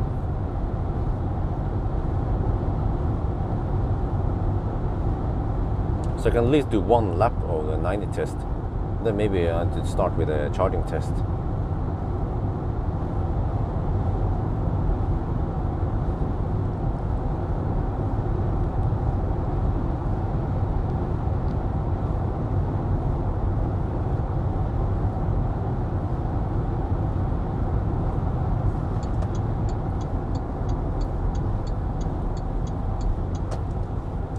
Okay, slow down. Oh, region.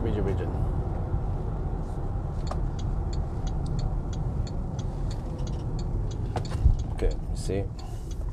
Down here. Yeah, 296 now. So it seems like we got slightly better result, maybe because the temperature went up a little bit.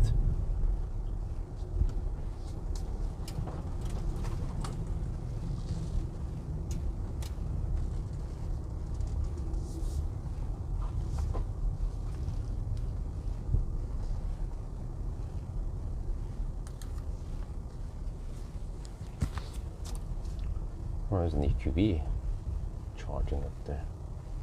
Okay, I'll just stop here. 292 now. Interesting. Okay, we got slightly different result now. Slightly lower result. So I have to figure out which result I will use then. Okay, there. So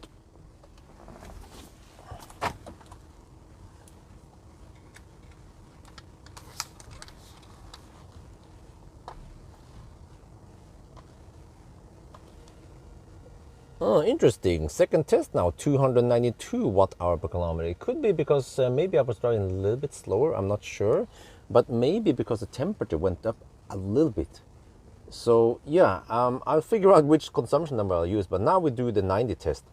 And yeah, I should have enough juice for the 90 test.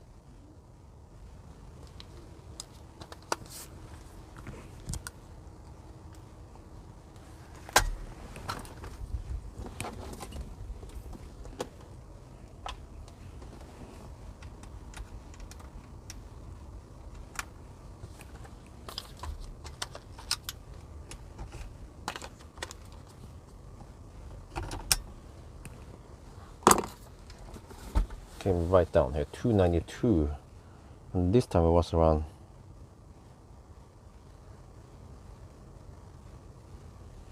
11 degrees Celsius.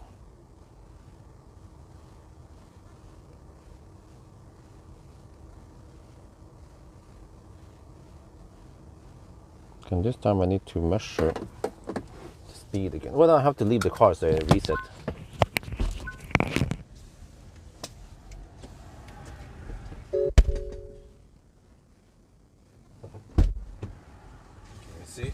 Reset. Yes, it did. Okay. Now I just have to disable the stupid warnings again. System settings.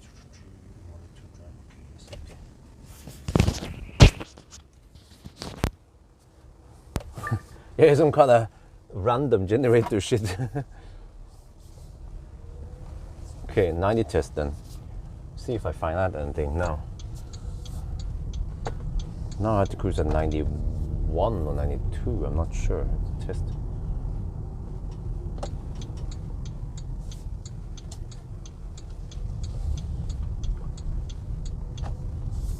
And hopefully I have enough heat for the battery, for enough heat I don't cold get on the charging test.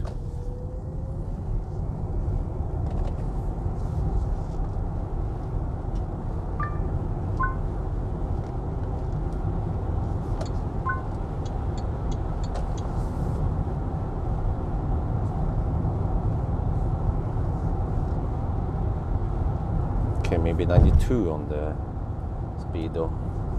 92 on the speedo is 89, 88, right, really? 93 on the speedo then.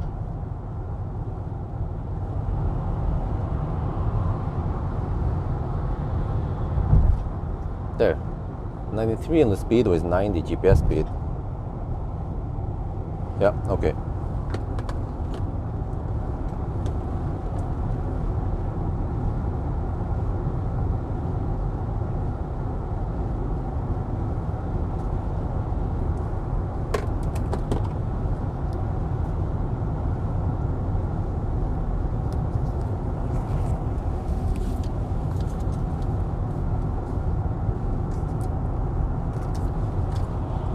Oh shit, I have to disable, well actually, maybe on this test, when I go downhill, I will not disable cruise control.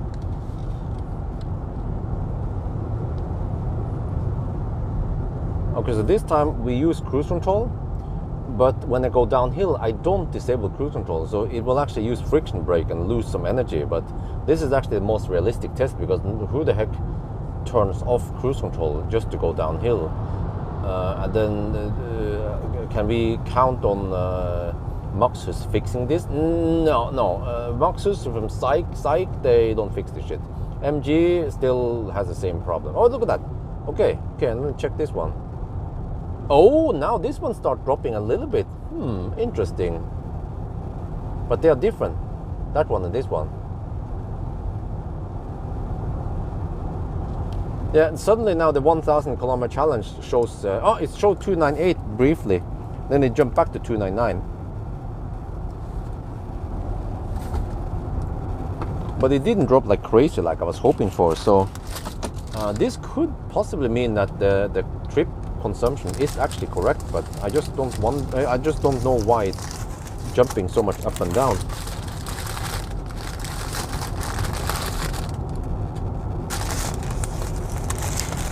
Now we're gonna have a muffin man.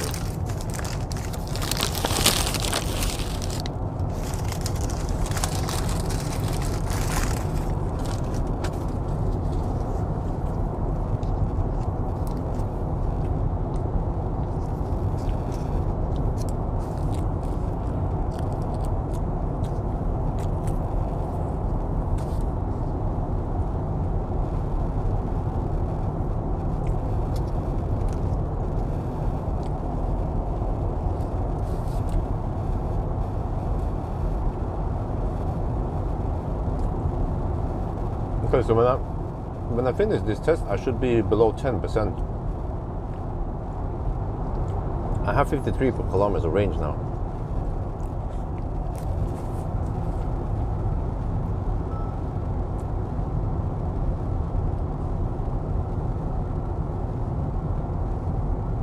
Oh,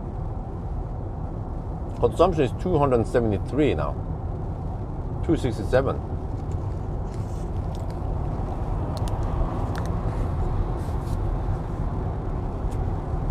Oh, you know what? I have a theory. Once you go faster than 120 kilometers per hour, the consumption goes through the roof. Eventually I will figure out how high the consumption is once I measure the net capacity.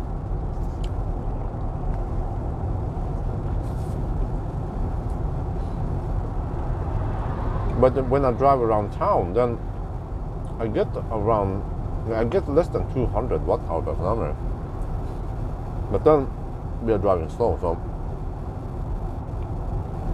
I wonder if it's because this car has the aerodynamics like a brick.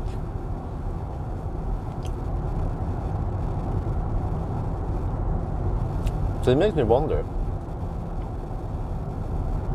should I have cruised at maximum 118 kilometers per hour on GPS?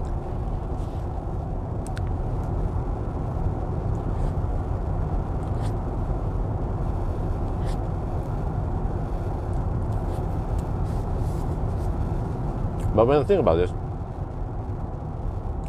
a general rule of thumb, if your consumption is a lot lower than your charging speed, then it pays off to hammer it.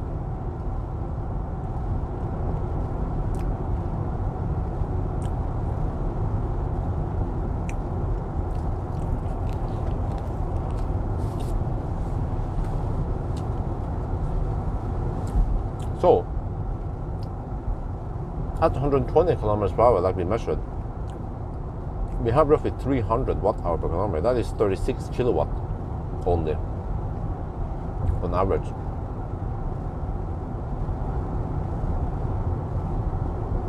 But we are charging at way higher speed than that. We're getting 120 and 100 for a good time. So I think it did actually pay off to hammer it.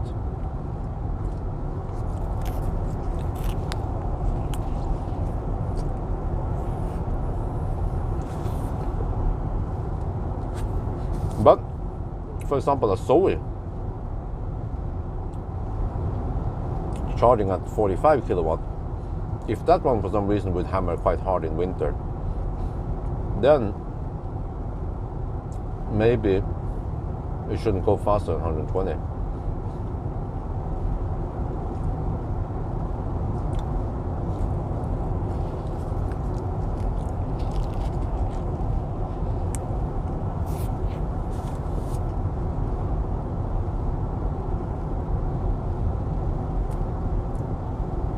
Right, consumption is 226, 223. Wait. Dude, the 1,000 kilometer challenge consumption dropped to 288, 287.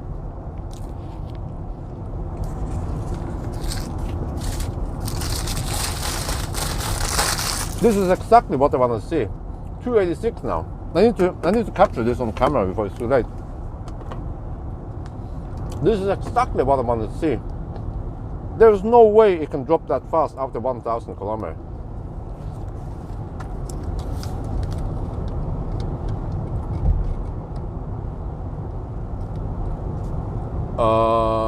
Look here. After driving 1,100 kilometers, the consumption suddenly dropped to 284. It's dropping like a rock. There is no way it could drop that fast. Yeah, so yeah, some people say it might be a 100 kilometer average, this one, or some shit like that. Yeah, that is plausible. I think we figure it out based on the test now. You see, this one after start, yeah, that one is 203. And this one is 283. So actually, if we keep going, if we do another test now, another 48 kilometer loop, let's see if we can get this one as low as 200 watt-hour per kilometer.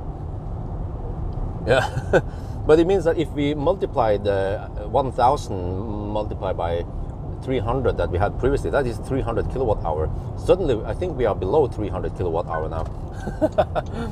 I think we figured it out by the test. I have to confirm with the second loop also. Yeah, finally I see some numbers here. 283 now. It drops so fast. I mean, my gut feeling told me that, hey, it drops so fast that it looks like 50 or 100 kilometer average. 281 now. Hey, guys, can you take 281 times 1,100? What do you get then? this is quite this is quite strong evidence, which means that Elbilforeningen, when they did the test, they did a consumption test at some low speed and some motorway speed. Those tests are incorrect. They didn't know it, of course. How would the heck would they know it, right?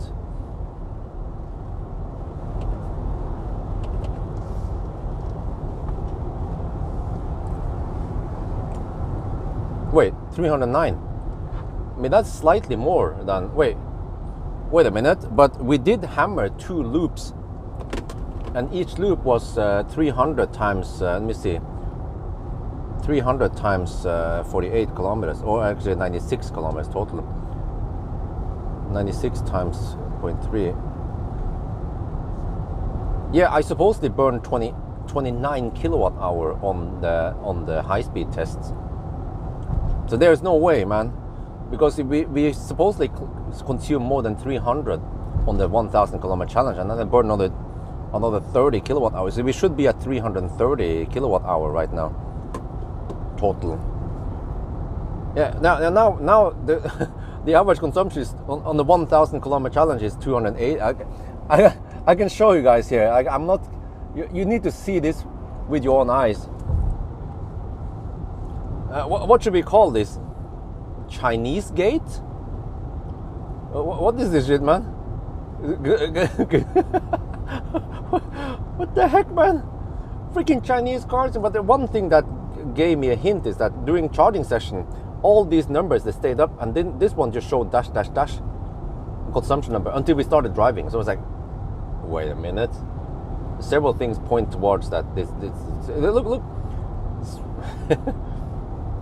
Okay, we must do another 50 kilometer loop then to verify this. Holy shit, man.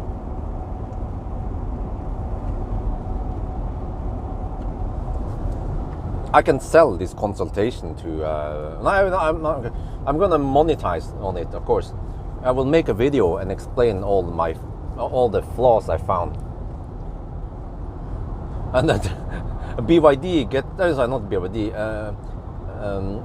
Maxus, they get some free consultation from me if they just watch my video. All the data is there. But if they want to donate to me or they want to contact me, well, then feel free. But we can have a one-to-one conversation, but that's gonna cost them. I mean, it's fair and square, right, to charge money for this, because I'm actually spending a lot of time and effort trying to figure out this. I mean, do they even know about this?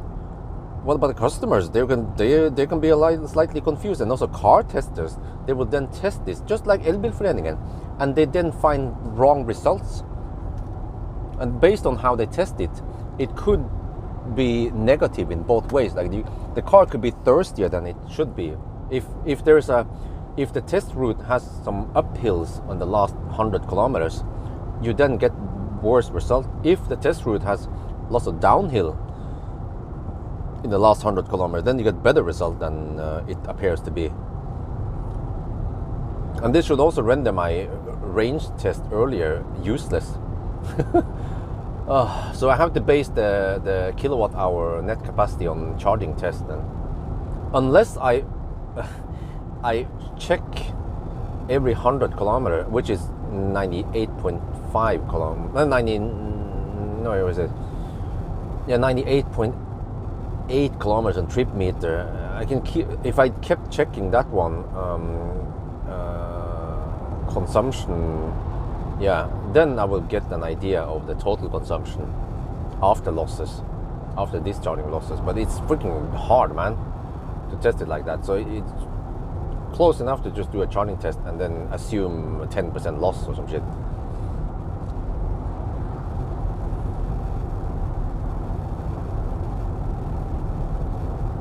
Okay, but I need to then go and undelete some files I have in my computer, because I already figured out this earlier, but I wasn't sure, and then I deleted some of that stuff because I wasn't sure what I found or I suspected. But I think I was right already from the beginning. So let me see. the current test stretch now shows 232 watt-hour per kilometer. That's still pretty high, man. But no, wait, it's a rolling average, so we actually have to drive 100 kilometers before we get the correct answer. And even my loop is only 48 kilometers, so ideally I need to have a 50 kilometer loop. Yeah. But then where the heck do I find a 50 kilometer, exact 50 kilometer loop?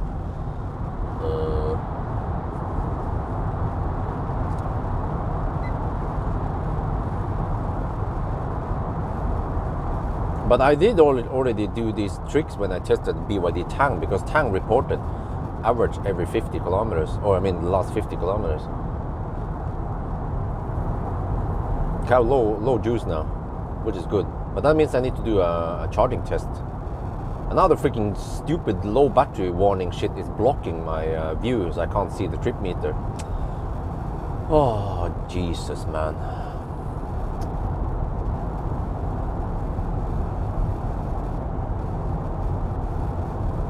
Yeah, and then I can't see the number, and the problem is that if I do a charging test to get rid of the low power, low battery thing, then the trip meter is gone because it resets every time you leave the car. Holy shit, this car is so bad, and I can't get rid of the message because it's a blocker. Like, how bad can a car really be, man? I mean, the back seats are the best, but the front here in the software is the worst I've seen.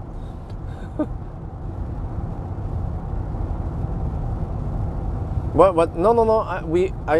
I'm pretty sure we figured out that it's not 50 kilometer segment, because then yeah, it's more likely to be 100 kilometer segment, which means that that means that shit. I need to do a consumption test that is 100 kilometers then. Yeah, shit. Because I did 2 times 48 kilometers, and the first one was over buffer overflow. Shit, you know what? I have an idea. I have to come back and finish the test. This is so damn complicated. I have to come back and do a consumption test some other day. And I have to find a loop that is exactly 100 kilometers somewhere. Not too far away from my home, preferably. And also I have to come on a day when there's not too much traffic, so preferably on a weekday before noon. Like a weekday, yeah, around 10, 11 something for the 120 test. But I think next week we will get a few days with nice weather. Yeah, as long as it's dry, that's good enough for me.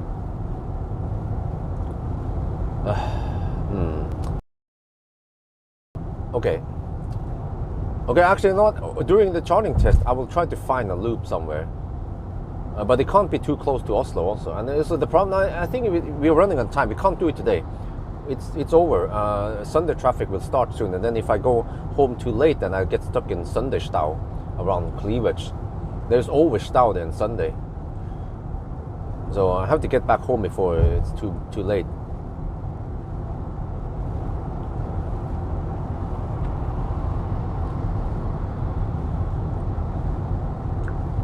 But they're based on the test so far.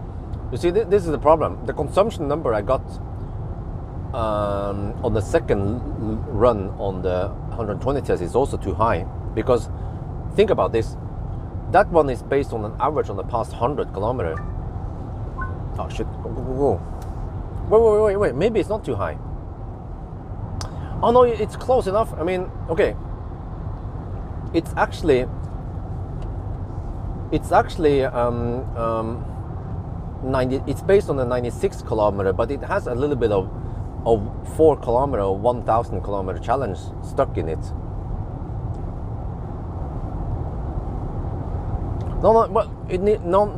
That's the problem. It actually needs to be exact, and because I need to do ABA testing, and it has to be 100 kilometer. If the car measures 100 kilometer, that's it. But another thing, by the way, I remember is that it should be based on 100 kilometer on the trip meter, not 100 kilometers. Oh shit! Now this dude is driving exact same speed as me, which then ruins my consumption test. Oh Jesus! What of all the things that can happen? Yeah, this is why I don't want to do this shit on a Sunday.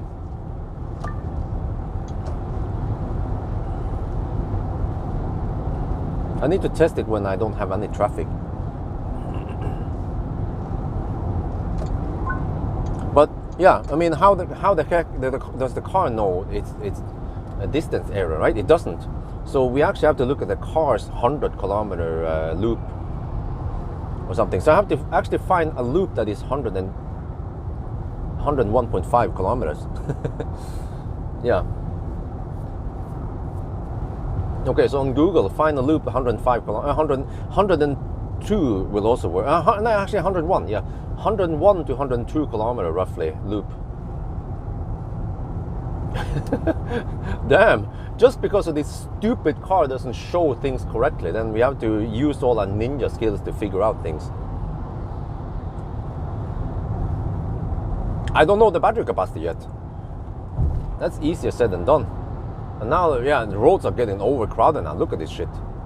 I have to get the heck out of here soon. So I'll just finish. I have to finish this loop. Well, actually, this loop is more or less pointless because there is the 50-kilometer stretch is then stuck with the previous stretch, so it's kind of useless. But it's very interesting, and I like the challenge trying to figure out this. Okay, I need to pass this dude.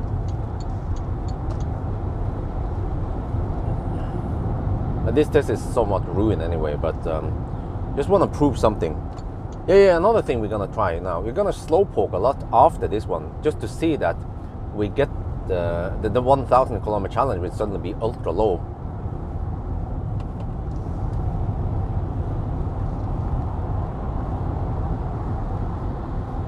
Okay, let me see now. What is the 1,000 kilometer challenge anyway now? Oh, no, the low range is blocking it. Oh, Jesus, man.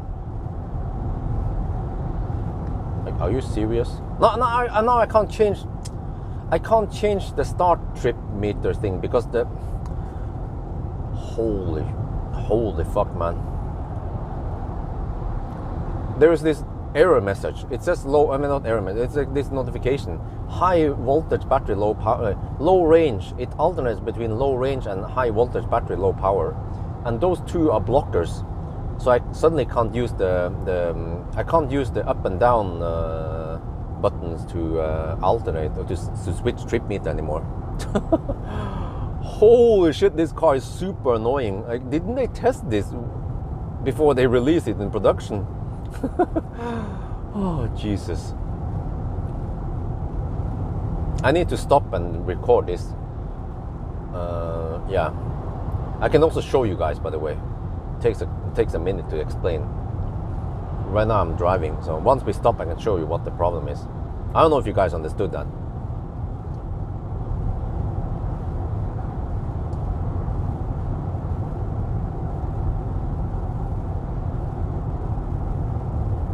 But actually, I don't think I need to explain this because I already explained this in part 1 earlier in the range test. I already figured out back then.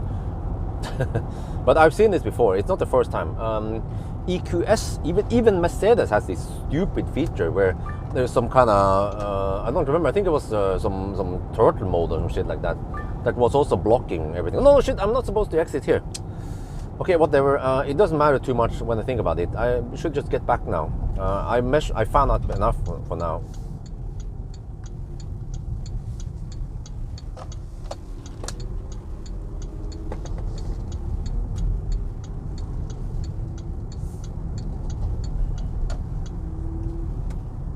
Okay, and then like, what else is wrong with this car? Well, it always fails handshake with Ionity. Like, what's up with that shit, man? This car has so many flaws. Like, unbelievable how many flaws this car have. The list just goes on and on, man. I need to charge more money now if I want to consult. I mean, if I want to help Maxus trying to fix this car.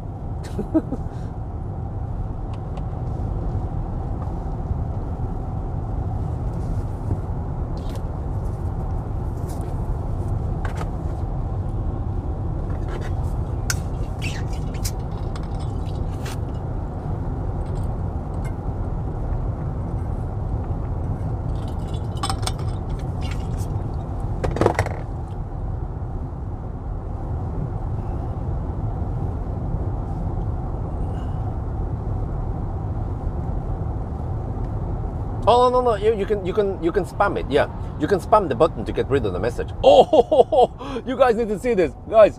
You guys need to see this. Oh, look at the nice consumption number after the 1,000 kilometer challenge. Is this what I call busted? Huh? Oh shit. Well. Yeah, and can we see lower? We're gonna go downhill soon. I don't know if you guys know this stretch. We're gonna go downhill. Let's see now. Will it go lower?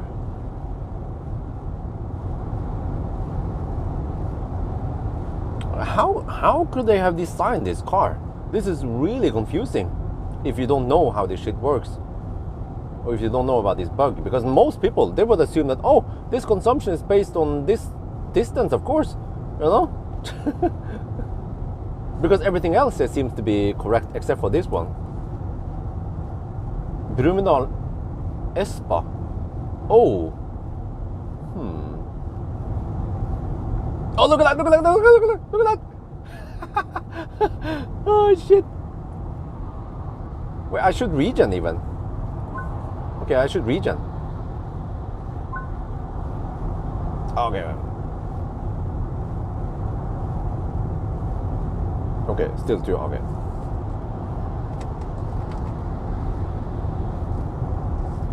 One, auto stay. Okay. All right, that was some nice Sunday entertainment, man. Indeed. Wait, Wood Hotel and Bolleland. Okay, but okay, I have to do that some other day. Let me remember. Let me try to. Okay. Brumunddal Espa. Wood Hotel Bolleland, and then wait. Okay, from Espa to Wood Hotel and back again. Yeah. Okay, I want to do that loop. Okay, so Espa. What is it called again? Mjøstårnet.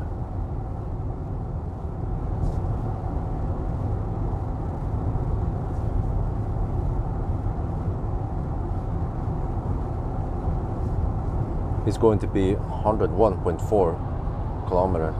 Yeah, I can use that one, unless we find something closer, but that one should be good. Cabin humidity. I don't know, is that important right now? 44%. Yeah, 26.8, no, 268 watt hour per kilometer now. Okay, we need to test this after the charging test. Yeah, I'm down to 30 kilometers. I'm not sure. It should be something like 7-8%. So let's do the charging test and figure out about the Tesla bug or the Tesla thing.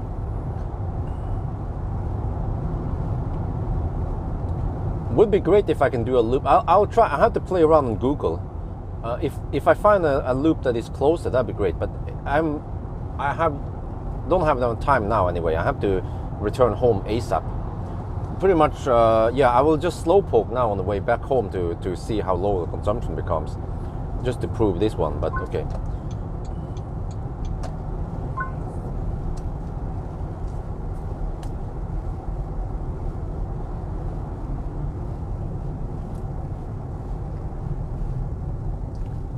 Alright, let me see. Yeah, this time I'm going for Pawel. How the heck do you record the Pawel though? I need to start at 10%. Yeah, exactly 10%. So ideally, it's a bit tricky. I just have to record it on my main phone and quickly grab the session, but we have to start at exactly 10%. So this is going to be semi-tricky, and let me see, I'll be also exposed to the sun or whatever. We just have to do whatever is necessary. I haven't even concluded the 1,000 kilometer challenge yet. I'm not sure when I'm going to do that, but let's see. Oh shit, we can get a lot of sun in our face now. Not much we can do.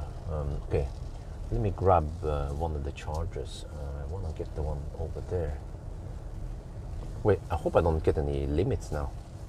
Wait, oh, I could go on the other side, but I don't know what kind of speed I'll be getting here. Oh, you know what? 200 kilowatt. Oh, I got an idea. We don't have to charge here.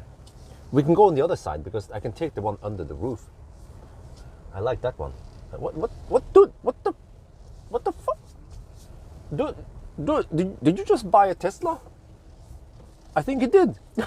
Freaking like Tesla people who complains about other brands using the wrong stalls, and then freaking Tesla do this park like a noob.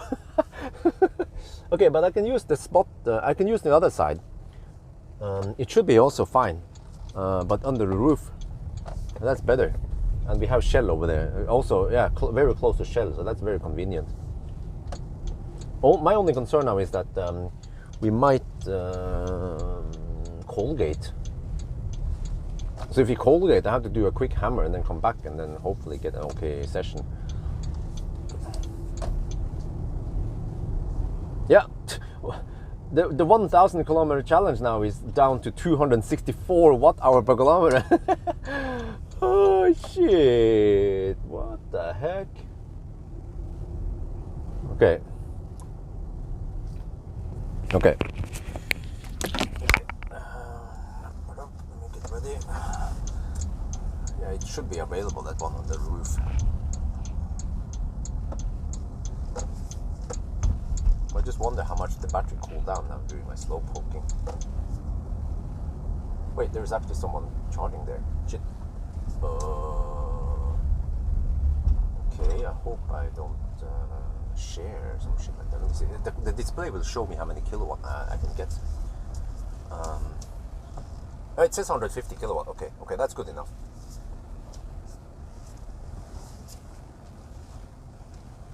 That is good enough. Okay, let me get ready. Get in position under the roof. Oh, luxury. Okay, then go slightly more forward. Not pulling the cable too much. Okay, I think that's good enough. Wait, actually, I could even go further back so I can see the screen. I think the cable is long enough to reach it, right? Yeah, now I can see the screen. That's very convenient. Okay, let me get ready to charge. Well, let me record first. This is so buggy, man. So big mystery. First of all, I have to turn off HVAC.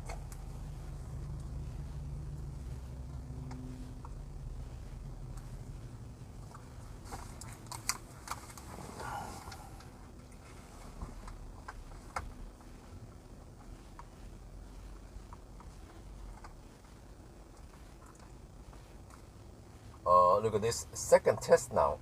Whatever, it doesn't matter too much, but look here. The 1,000 kilometer challenge now has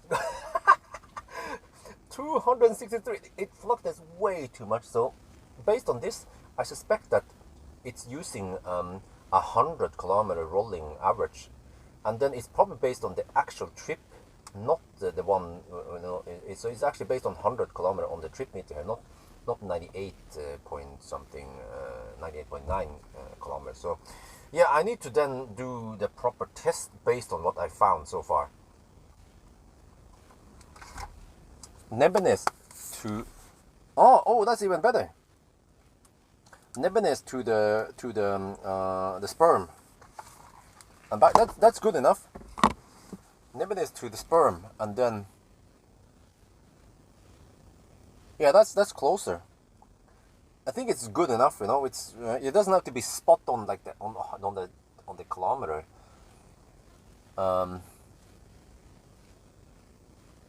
Wait, without the turnaround. Okay, so nebbiness sperm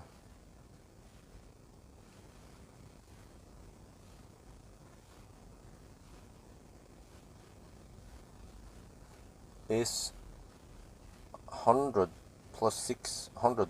Yeah, that's close enough. Okay, let me plug in and start the charging test. It's gonna take a while.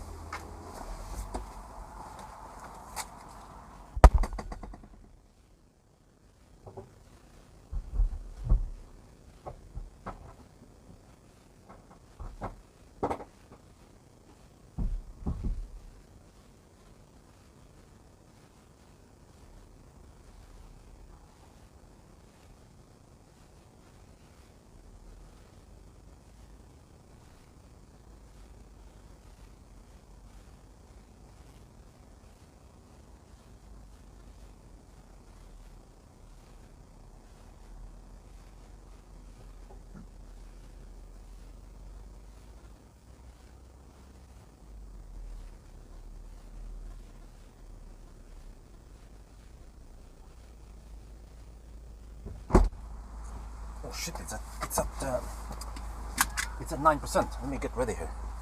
Okay, there for now.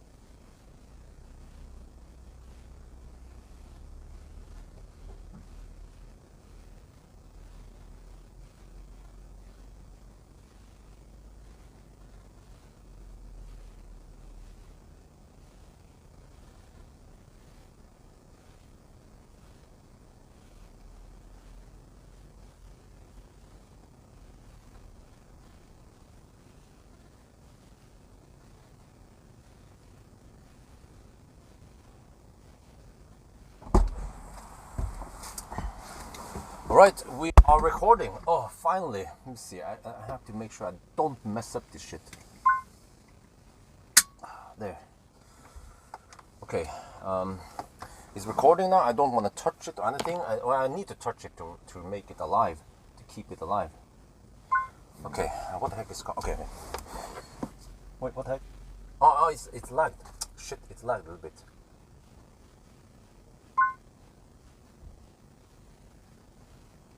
Wow, yeah, the cam power, wait, it's 116 kilowatts. Well, that's close enough, but wait, is it slightly colgating? Shit, it could be.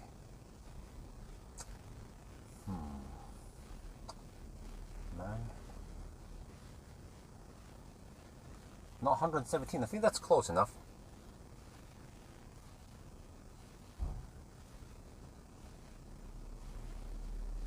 That's actually similar to what I've seen before, but yeah, was it 117 at the other ESPA? Wait, this is seriously lag, man. The app versus. Oh Jesus, man. I wonder if I should have recorded it. I didn't bring the tripod either. I should instead record a screen, but I don't have any means of hooking it.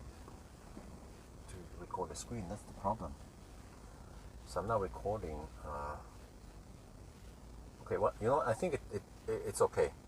The app seems to be slightly lagged, like a minute or something behind the main screen.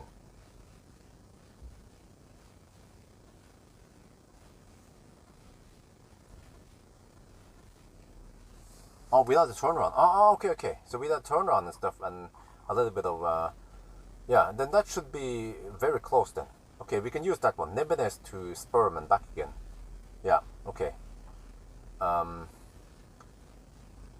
Okay, let me just, I need to take care of a lot of stuff here. But I want to get back home soon also. But it's too late to do it today because of traffic.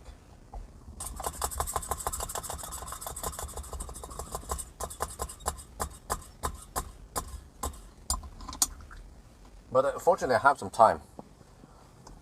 Oh shit, I can't use my phone right now because the phone is recording. Maybe you guys can check the weather forecast around here. How is it going to be next week? Do we have possibilities to do it? I'm actually on Monday I'm coming. Oh. This is what it looks like now.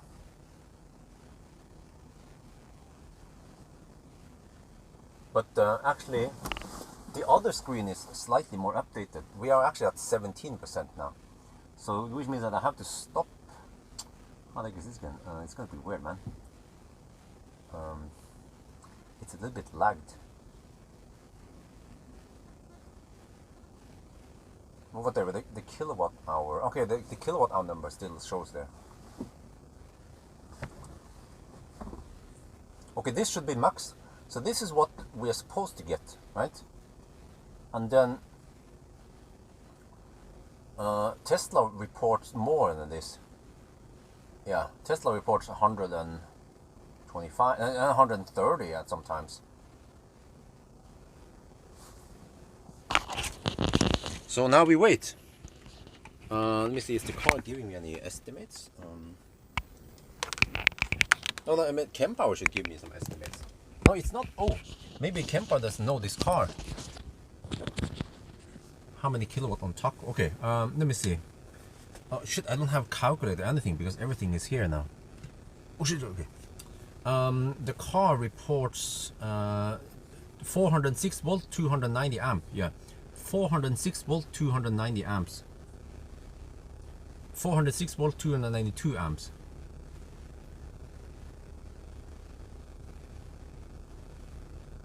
How much is that? Man, I don't have anything here. Wait, do I have a calculator on this phone? Let me check. Should be a calculator here, right? Maybe I can install it.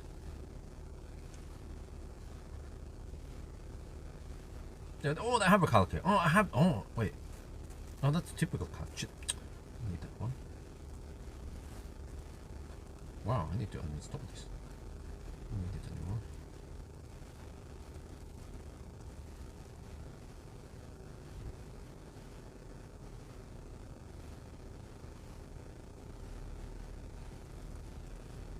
Oh, there's sort for apps here. Oh.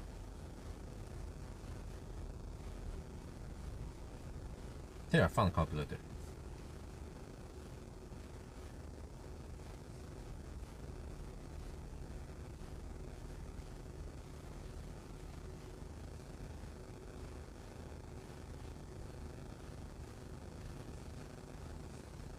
Okay, 100. Oh, okay. Let me see. 407 shit. 407 volt times 294. That's 119.6 kilowatt. Yeah. So yeah, that's it. They correspond. Yeah. Okay, I need to document that one in the camera. Let's see. I should have some stuff here. Okay. So I have to document that this one here, this one is Kempower, yeah, session, and then this one here also corresponds with the Kempower numbers.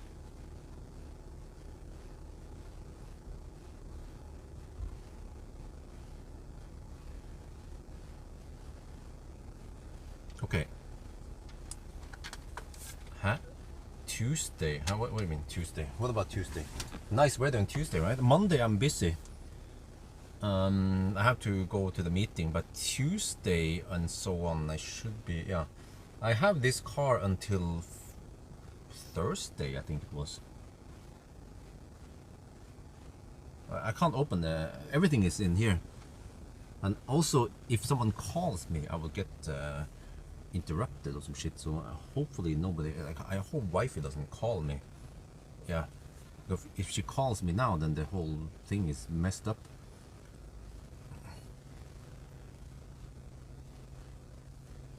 Tuesday is the what?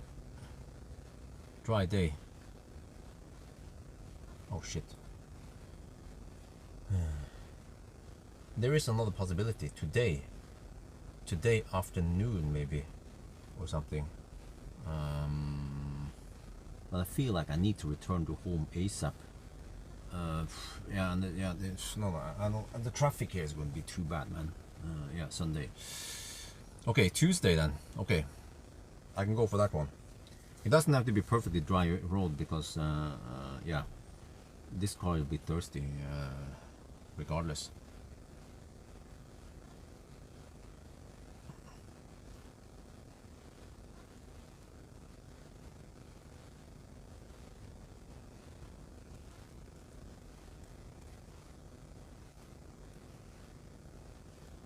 Okay, so what's going to happen now is that when I stop the charging, it will. I actually have to look at the main screen. The Kempower screen shows 29%. This one is 26, so it's actually about a minute lagged behind. Or let me see, how long does it take to reach 29%? Okay, if I count, okay, let me wait for 30% on the main screen, on the Kempower screen. Then we'll count. Once we stop, it will be weird because it will suddenly jump from 27% to 30%, for example. There, 30%. Okay, 30%. At 43 minutes there. The counter. Let's see. 43 exactly.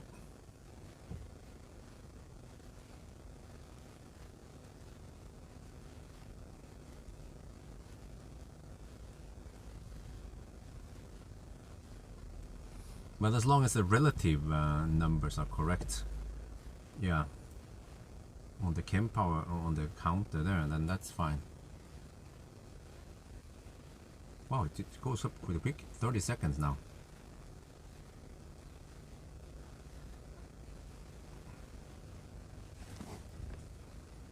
Oh, 29% already. Okay. 45 seconds.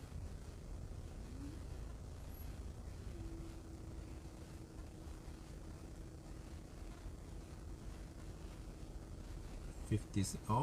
Almost 1 minute. Let me see. That's 1 minute there. One. Okay, yeah. So now if you figure it out, the Kempower, the website here is 1 minute delayed. I mean, that's still pretty good. You pull the data from the charger and you send it through the interwebs, and then 1 minute delay only. Yeah, not sure if you can expect lower delays than that. Fast China, yes. Fast Norge, yeah.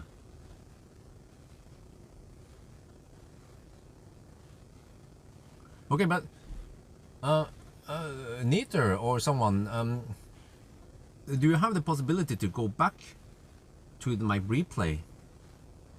If you skip back to the Tesla session, can you pull the data from that one before I move the camera? I can't do it myself right now since I don't have a computer and my phone is recording. But if you go to that one, you can see from 10 to whatever percent, right? It took. I don't know if you see the counter there. You should be able to see the counter up there, roughly. I started roughly when the charging was starting.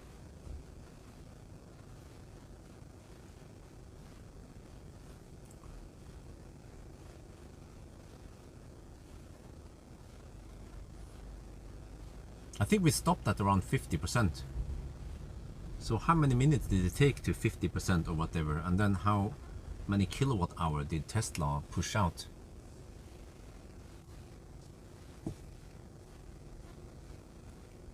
Okay, let me see. Someone will be able to figure out this.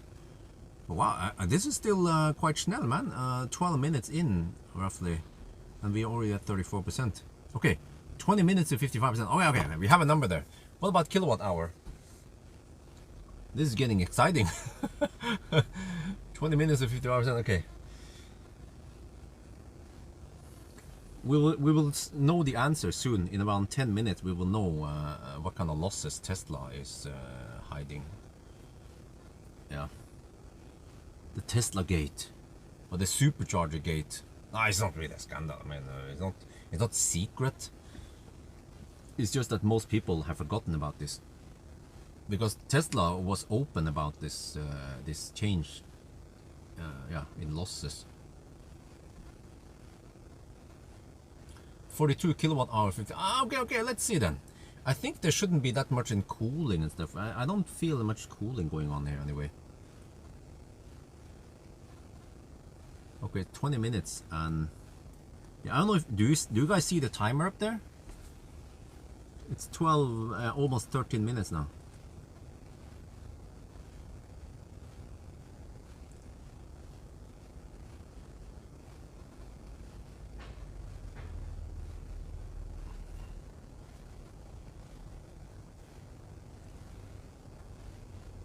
Okay, timer, okay.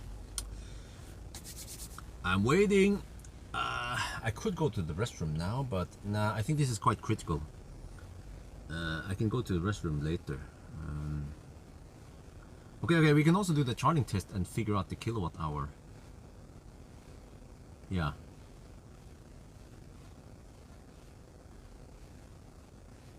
What I could do, when I think about it, if I start with 100% from Nebenes, I could do 100 kilometer loops, and then every loop I measure how many kilowatt hour or watt hour per kilometer. But then the last one is hard. If I can't time it, so I get exactly, yeah. So it's actually easier to do the charging test to figure out.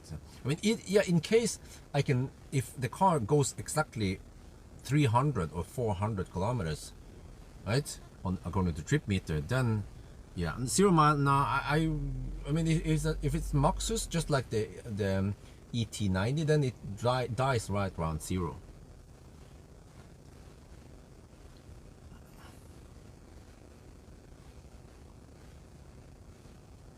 Oh, you have more accurate numbers there. 42.9 kilowatt hour at 56. Okay. And then around 20 minutes, right, Alan? We already finished it. It was 11 hours and 10 minutes, the 1000 kilometer challenge. Now we're doing some other tests. We are doing some Tesla supercharger losses test and some. Yeah, we also finished the figuring out the how the average consumption works. But yeah, it's quite clear now that after 1000 kilometer challenge, man, the average consumption dropped like a rock. We have one more test on the way back. I will slow poke and we will see how low we can get that one. But it's quite convincing now. But right now that consumption is based on a segment of 120 test plus a segment of 90 test. So if we can just even out and drive slow poke for around 50 kilometers, we will see the segment at 90 kilometers per hour roughly. Yeah, it requires a freaking Thai ninja to figure out all this stuff. And I wonder if I'm the first one to find out about the Maxus and also the supercharger. Yeah.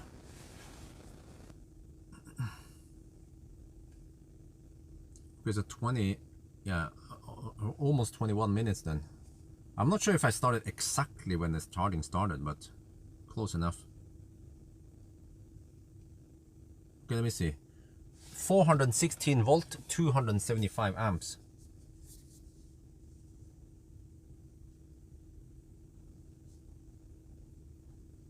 That is, huh? Wait, really? Wait, what? Oh, this one is delayed. Yeah, this one is slightly delayed. The main screen is down to 115 kilowatt now. Okay, let me check here. 274. Well, I need to buckle up, otherwise I'll keep seeing that message. 274 times 416. Yeah, 114 kilowatt, and Power reports 115 kilowatt. So that might be 1 kilowatt of auxiliary or some stuff going on. Yeah. And then this one is just delayed, but in about 30 seconds we will see the drop also on the web page. But it has a slight throttling at 45%, and then slight throttling at 48%. Oh, no, 46%. Okay.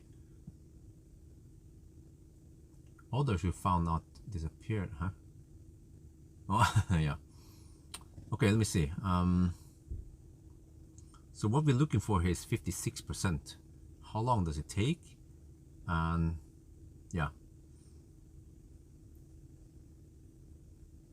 Because if it was as fast as Tesla claim,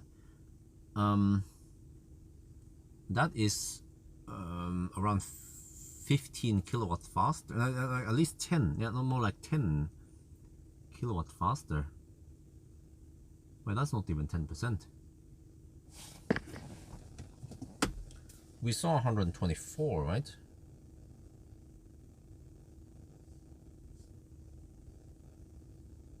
It's like 5%. Yeah, it's around 5% then. And 5% of 20 minutes, that's actually quite a lot. 21 minutes.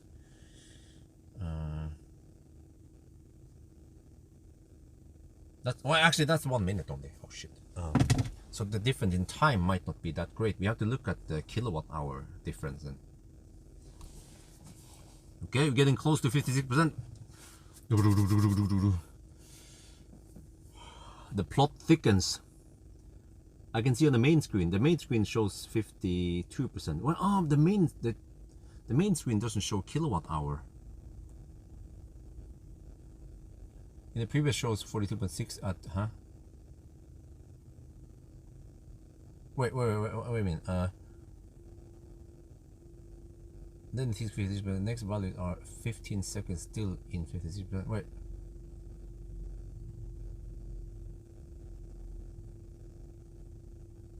Okay, so maybe we should look at 42.6 kilowatt hour at around 20 something minutes then.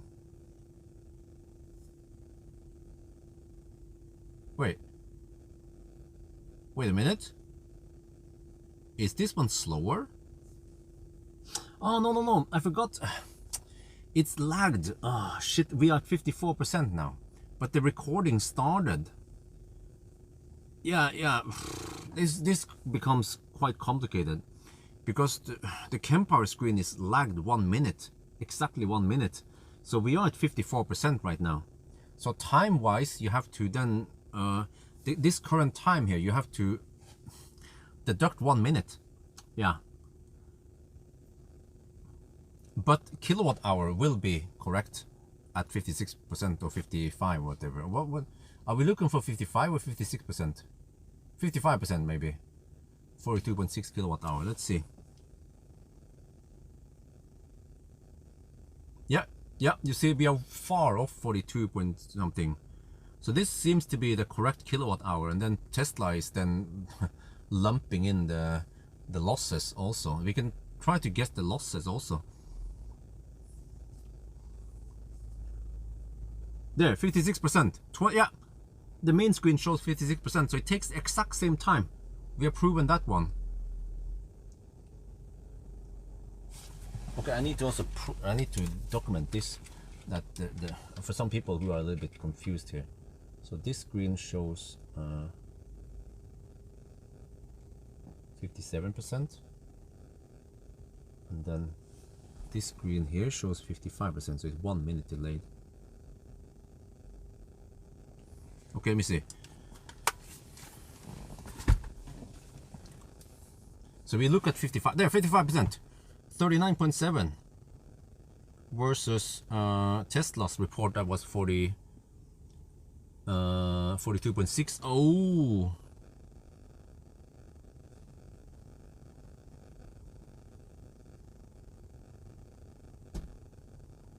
%. Did you guys get it? Roughly 7% loss, or extra 7% VAT. The Tesla VAT. I don't know. Yeah, let's wait for you guys to find the numbers.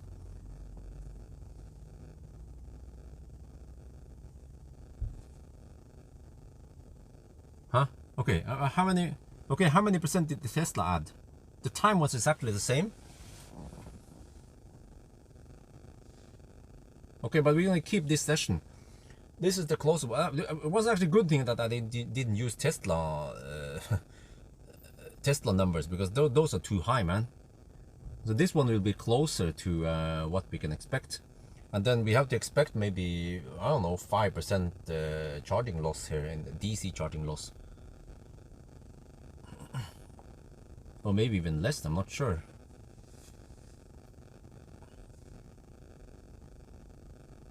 So in other words, if we assume 7%, then if you're paying, let's say 2.2 NOK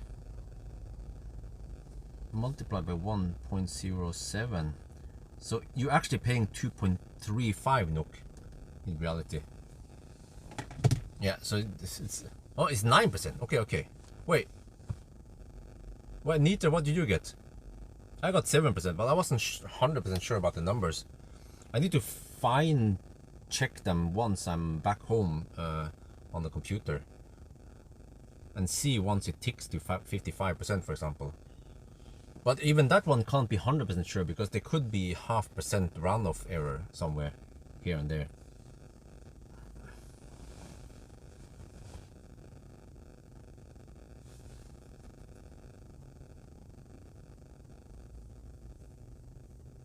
Wait, 7%. But how was it again? I saw as high as 124 kilowatt and I saw 130 kilowatt. That's 5% higher speed. Shouldn't the kilowatt number correspond with the kilowatt number? 6%, okay. Yeah, that's plausible. Yeah, the increase in kilowatt hours should be the same as the increase in kilowatt. And the increase in kilowatt seems to be around 5%.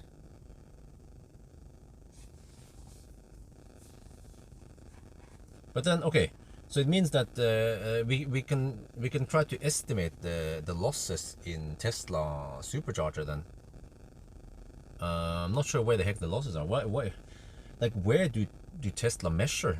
They measure on the AC part maybe, before a bunch of what do you call it, rectifiers and stuff, and maybe some voltage adjuster thing, or whatever is there.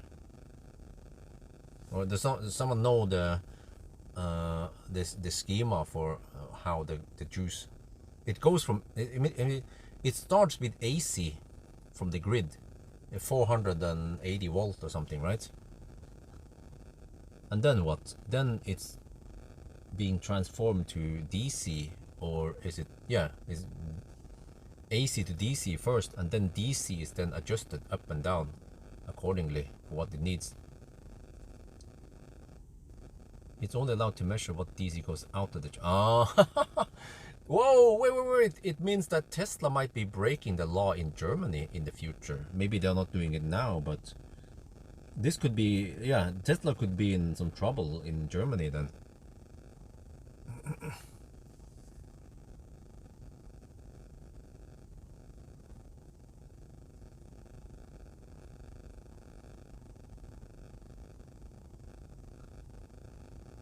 Oh, would be interesting to find out the V3 supercharger. Well, man, I feel like I need to take a rest soon. I've been investigating a lot now through the night. I haven't slept. Yeah, actually, as of now, I'm getting close to 24-hour awake. I've been awake for around 20 hours now. So I should get the heck back home soon, and yeah, I'm not sure. Yeah, I need to get back home soon, but I'm just stuck with this one right now for the next what it says in 43 minutes it will finish charging. Okay.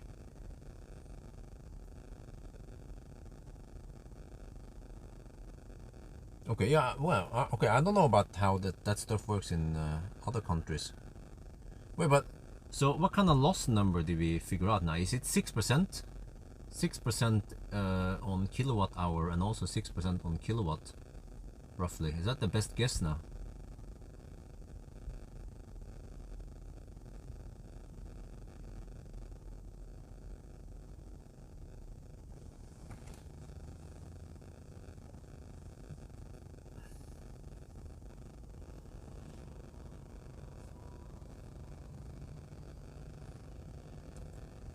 Well, that's also close for the kilowatt diff. 130 is the highest we've seen, and then I think we've seen 124, but it could be 123.5 that is rounded up.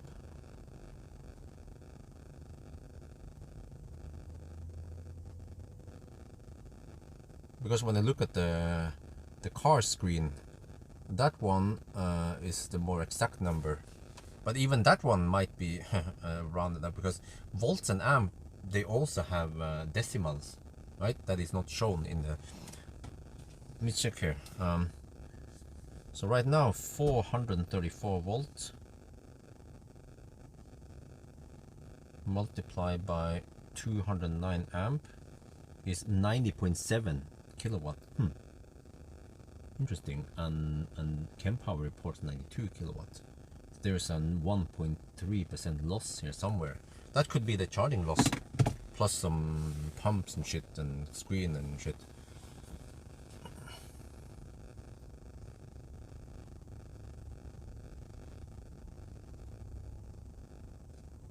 Okay, so I will use 6%, and that's the best guess now, based on the tests. So we have to make a video and explain that with supercharger you pay with losses, and they show with losses, which is a bit misleading, because when you look at that number versus other chargers, it will look like you are charging faster on supercharger, 6% faster, but it's actually not. Yeah. But wait, that makes sense on what was it again? On the wait a minute.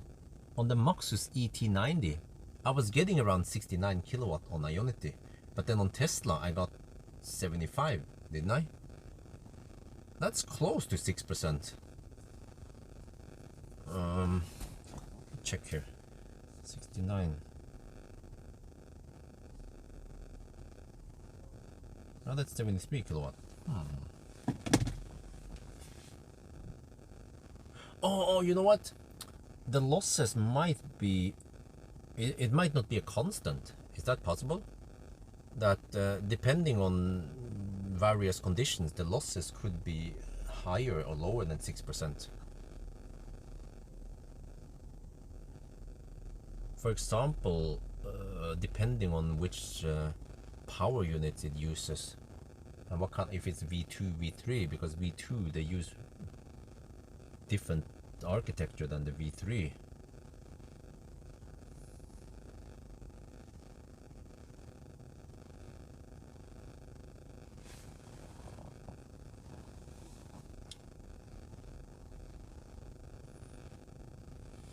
But it's very nice and flat curve until, yeah, now. But this curve is way better than what Elbilforeningen managed to achieve. So I just wonder how the heck, did they just try once and then they... If I would get that kind of result, I would suspect that something was wrong. I would suspect Colgate, and I would try to hammer it and see if I get better result. But they just did one charging session and that was it. And they published data on Elbilforeningen, and then people look at them and be like, oh, okay, well, if it's a big authority like Elbilforeningen, then the result, they must be correct. And the same thing, the consumption test they did was also based on the car's display, which I have found out to be incorrect. So I wonder, I should tell Elbilforeningen about this, that they have incorrect result. Do they care?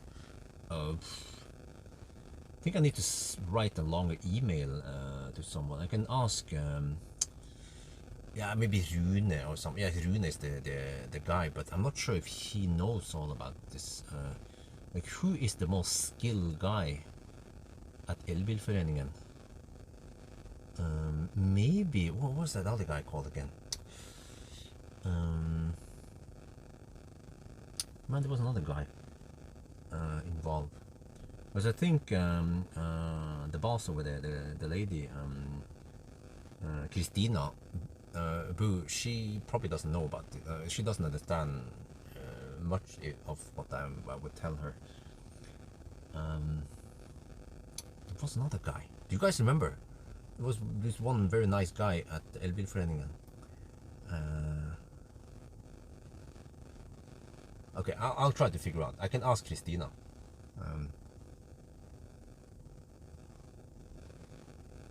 If they care, they need to fix the numbers. Well, actually, they can't fix it. They need to actually retest. They have to borrow it. If they care about the result, they have to re-borrow the Maxus and then retest it.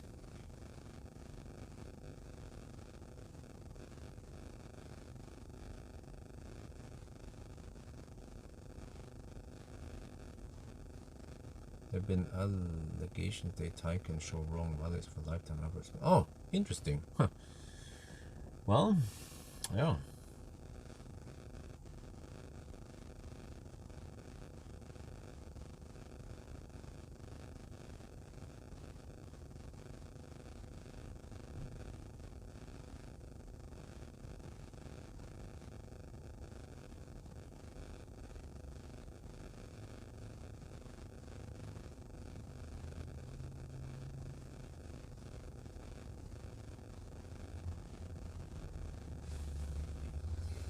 Oh man, okay, let me see. After this one, I have to get back home. I have to slowpoke a little bit. Well, actually, does it matter? Yeah, okay, whatever. I can slowpoke a little bit on the way back home, and then we're gonna see some crazy low. But I think I've already seen enough. You know, the consumption is just, yeah. Okay, we'll slowpoke a little bit for about, yeah, a little bit, and then I hammer it back home. And I wonder, I hope I don't get stuck in Stau now. Can someone check, by the way, do we have any Stau on the way home now to Alnabru?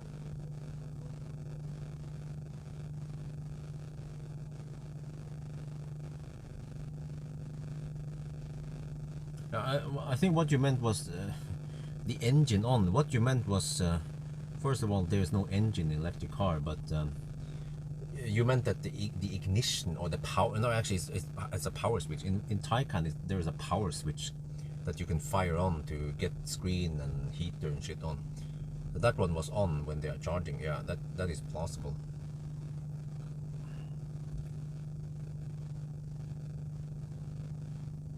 Okay, 35 more minutes. I'm not sure how. Okay. Yeah. Not sure how high I want to go. Once the speed drops quite a lot, you know, once we're getting less than 20-30 kilowatt, then I'll probably disconnect and get the heck out of here. But we already checked it up until 56%, so we know that one for the Tesla loss. And now we're just trying to figure out the battery capacity on this battery. You don't understand? Okay. So I should leave in maybe, I'm not sure too long, but I think at this point it's safe for me to go to the restroom in case something happens with the record. Oh, no, wait, you know what? I'm gonna sit and wait until 90%. Yeah. So after 90%, then if the rest of the recording for some reason is bugged, let's say if Wi-Fi calls me suddenly, I have to quickly try to get rid of the call so I can get back to the Kempower screen. But past 90%, then no big deal. Because the longer we wait now, the higher the probability is that Wi-Fi calls me and asks me when the heck I'm gonna get back home, get my ass home, because she might need my help now for a dolly or some shit.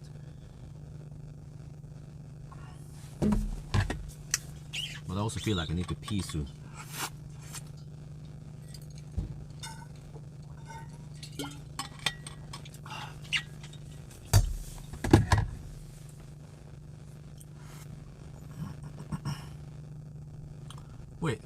Wait, this is, huh? This is pretty good. This is way better than that elevator thing I got. When I saw that charging curve, I was like, huh? Like, oh no, now it starts dropping. Oh yeah, shit, now it starts dropping. Now we get a pretty steep drop. I wonder if Seal has the same Chinese math problem. Recent tests shown unreasonably low values for over there around town. Yeah, well, that could be. Well, that's BYD. I mean, I know BYD. BYD, they will typically show the consumption for the last 50 kilometers. I'm not sure how the stuff is trying to be displayed there, but like I showed you guys, you know, the trip meter. I figured out quite quickly that something was wrong. There was some bogus stuff going on. Yeah, after driving 250 kilometers, then the consumption does not simply drop that fast out of the blue, and it did. I've done way too many range tests to not see that one. Okay, on the main on the Kempower screen now it shows 51 kilowatt and 84%. So yeah, we will probably not charge much past 90% now. We'll see if it drops hard or not.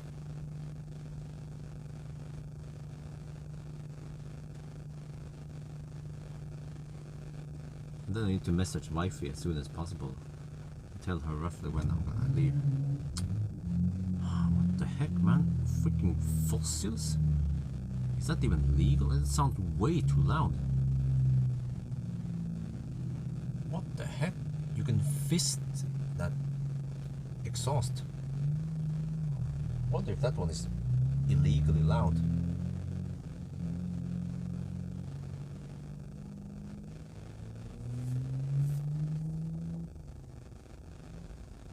Just lots of noise without too much motion. I'm not sure if that's what the girls like.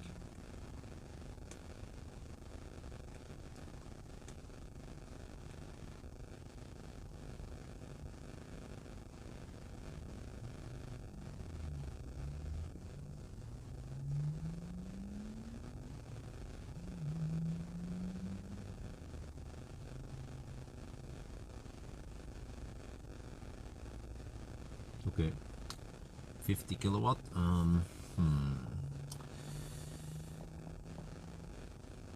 Well, how many minutes now? 39. Oh shit! Yeah, this one goes slow to 90%, but it went quite fast to around 60%, right?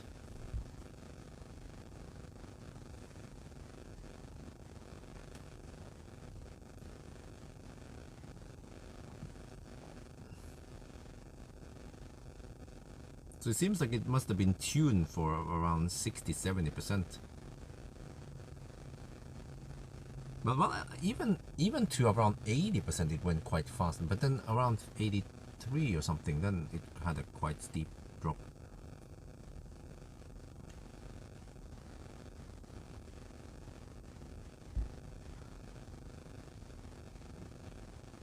Okay, hopefully it stays at 50, roughly 50 until 90%. Then I go to the restroom, and then we stop the live stream. I mean, stop the charging session. Soon after, I write down some numbers. Or well, actually, I have all the numbers on the screen anyway.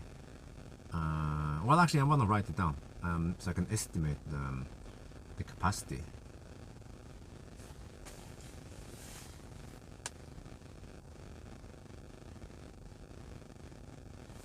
I mean, already now we can kind of estimate the capacity.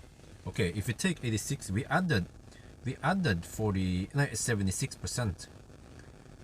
Okay, and then 67.8 kilowatt hour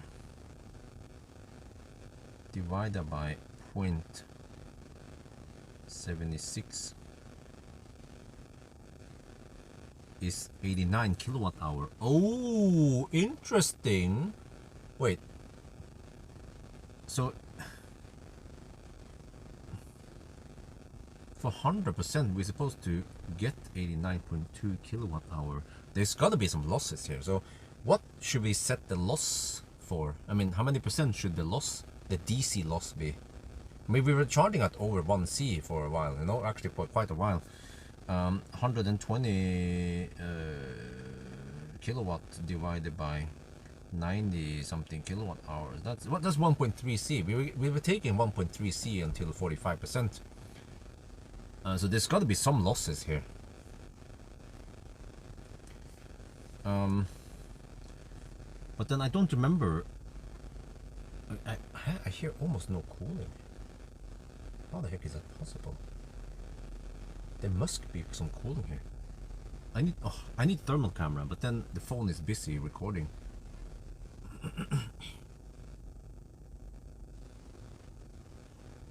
I can go outside and listen, but if there was some cooling, I would hear it.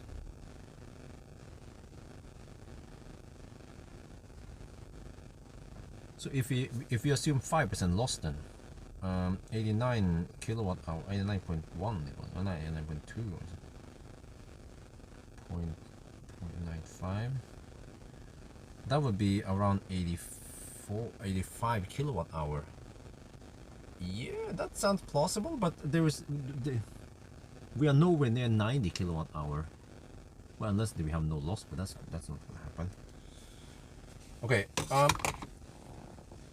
I still don't know, but I can do a charging test based on DC, and I can do another charging test based on AC maybe, and see if I find any numbers that make sense. Oh yeah, plus that there's also a little bit of discharging loss. So the numbers I supply is always the discharge with discharging loss, since we're then looking at that one versus consumption, which is also including discharging losses. So that's why, yeah, that's why I can take the number and divide it, and I get, as long as all the numbers are correct, then I get very accurate results when I estimate for 1,000 kilometer challenge or stuff like that. So yeah, okay, 89%, 43 kilowatt, almost done.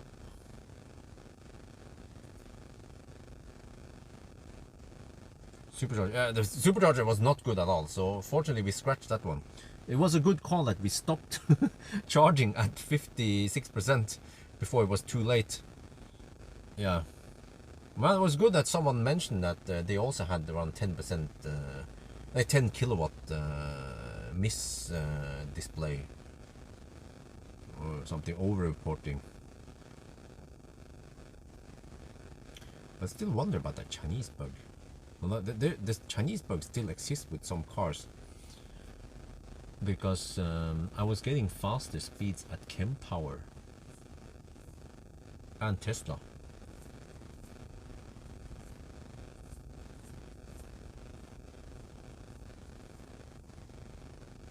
Okay, let me see. I'm gonna hit 90% soon on the main display, and that takes around 45 minutes. There, 90%. Yeah, 45 minutes roughly. Okay. I just have to wait for the main display to tick over, and then I will go to the restroom, and then we get ready to leave.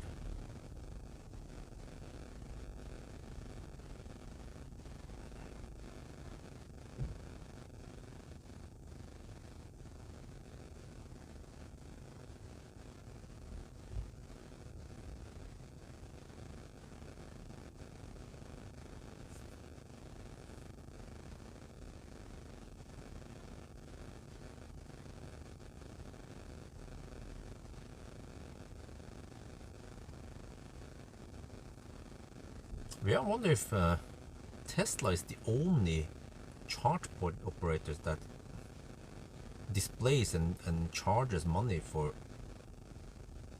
kilowatt hour before losses, right? As far as I know, all the other charge point operators, they measure like what comes out of the plug, the DC plug, like Ionity and such.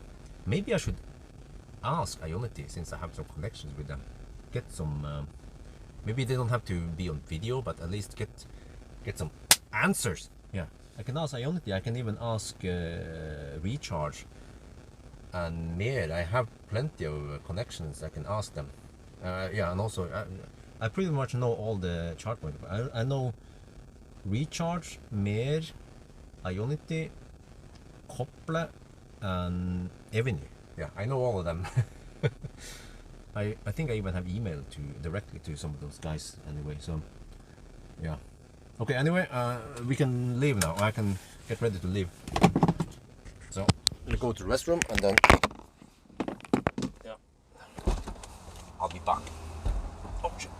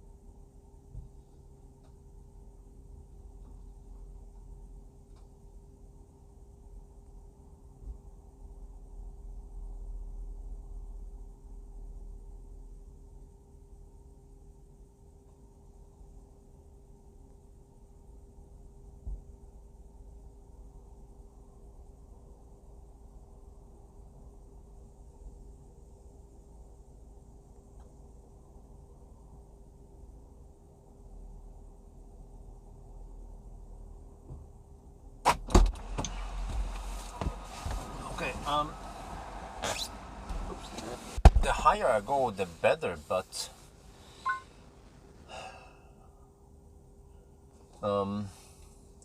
it's taking some time now. Yeah, we're down to 28 kilowatts. So at this point, I think we'll just stop soon.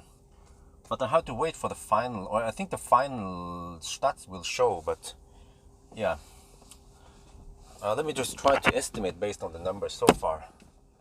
Okay, so 74 kilowatt hour divided by 0.82. Oh, that's 90. Oh, wait a minute. Now I get 90 kilowatt hour. But man, I was wondering maybe I can do the consumption test today, but it's going to take at least 2 extra hours.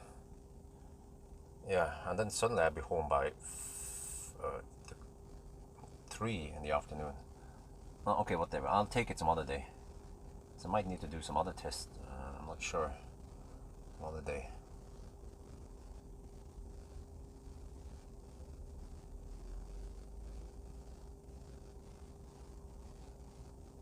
Okay, it starts going really slow now, so I don't want to sit too long now.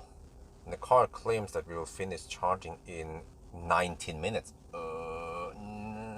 Really?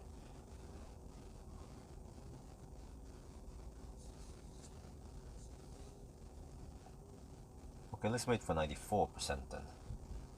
But then I'm not sure, 94%, is it 93.5 or is it 94%? It could be 93.5 on BMS. Oh, down. Okay, now it shows 94. Okay. Have to wait for the lag here in the main screen. I mean, on the web screen. And now we're down to 21 kilowatt. It goes really slow now. I better get the heck out of here. I think this is good enough estimation. I have to figure out the loss then. How much DC loss do we have here?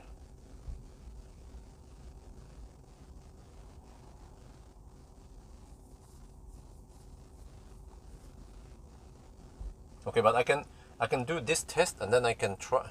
Next time I test, I might get back home with low juice and I can test AC charging and see how many kilowatt hour I get then before losses. 94. Okay, 75 kilowatt hour. 75 divided by 0.84 is 89. Okay, so it should be around 89 something then. 89.2. I keep getting the same numbers. Okay, let me stop the charging and then we get the heck out of here. Wait, 95, there we go.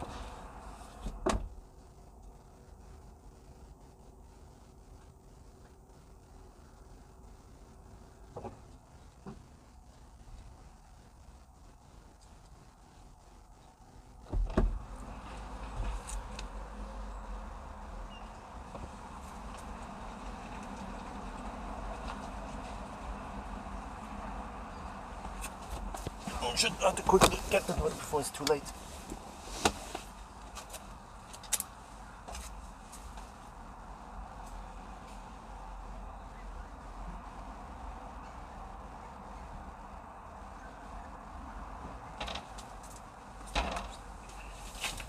$75.33.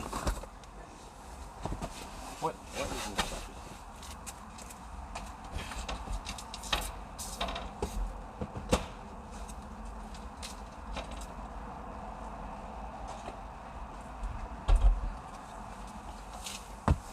There, yeah, 75.3, yeah. We got the numbers. Okay. You guys get this one? Let's get the heck out of here. 75.3 kilowatt hour. And 95%.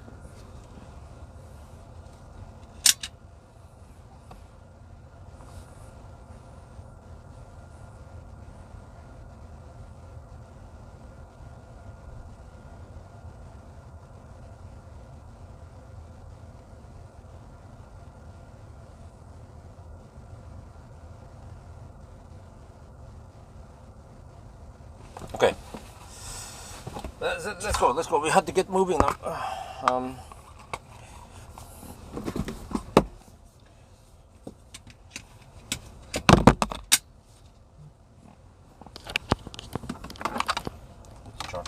phone. I have to get out of here. And we'll do another slow poke to see how low can you go on the 1,000 kilometer challenge thing.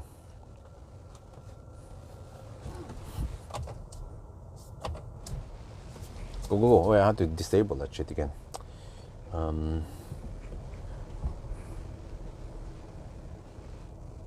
Yes, disable. Okay, the other ones are off. Okay, good. Let's go, let's go. What is the ambient temperature now? 11 degrees still. In the shade, maybe.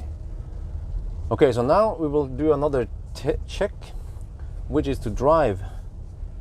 Well, maybe I should just get Google Maps here. Go home. I want to see if there's any Stau on the way there. Start. Okay.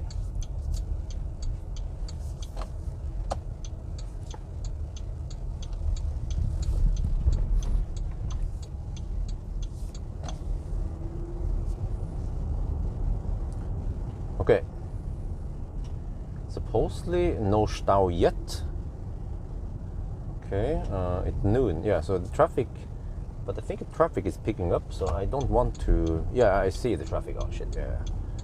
It's super annoying traffic. Shit, look at that. Oh, freaking left lane huggers. Okay, so I have to come back on Tuesday.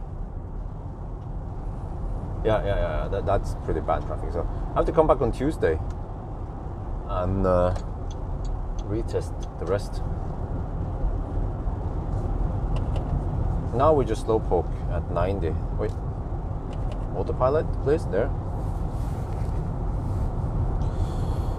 Okay.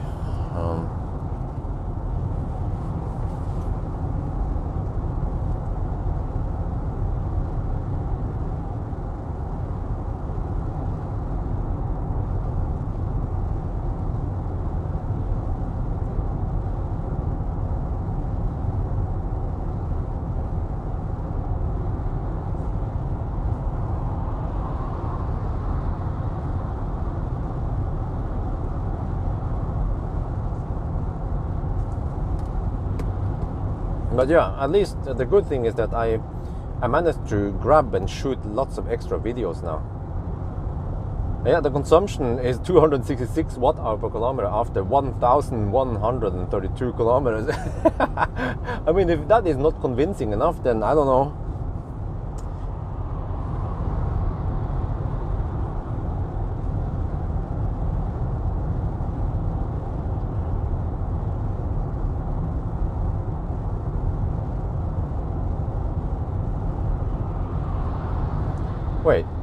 Wait, I got an idea. Guys, I just got an idea. Every time you start driving, the 1,000 kilometer trip meter and the automated restart one, they are different, right? But after exactly 100 kilometers on the trip meter, then they should be exactly the same. That will be an indication that it is actually 100 kilometers. Because right now, we have a different starting position on these two, right? And then actually it should mean that from that point the two consumptions should be exactly the same. Does that make any sense? Because suddenly you are then looking at rolling, because now the problem is that there's actually two I think this is a software bug. There's like a, how do they put this, like a checkpoint. So the car estimates the checkpoint based on this starting position, and I'm actually not sure how it works. Yeah, no, I know how it works. Wait, the current trip, the 4.2 kilometer trip now might be based on 4.2 kilometers, but then eventually once it goes longer, no, that doesn't make any sense either. How the heck does it work, man? Do you guys know? Because they are different. This one is 263, the short trip. The long trip is 264. Wait, they are quite similar now, for some reason. No, but this one has less fluctuation, the long trip. But the short trip jumps really fast up and down. Suddenly it's 280, 290. So it must be that the after start one is based on a shorter interval. Wait. Does that make any sense though? But then at one point it becomes the 100-kilometer interval.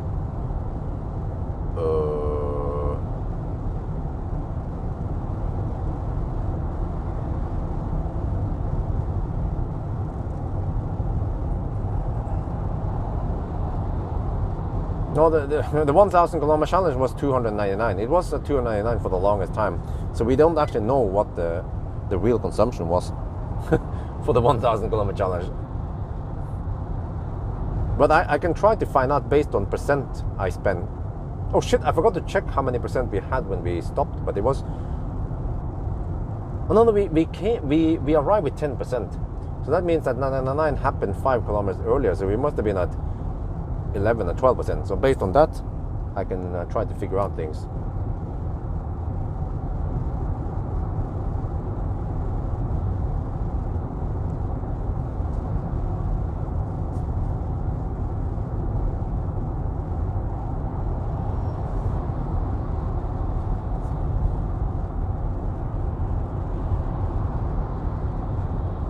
Yeah, I can look. I have actually written all the legs, how many percent we spend.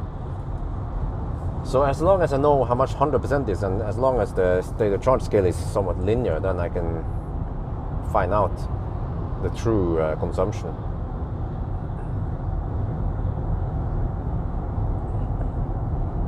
Yeah, it's capped at 299. Lol. Who are you trying to fool, huh?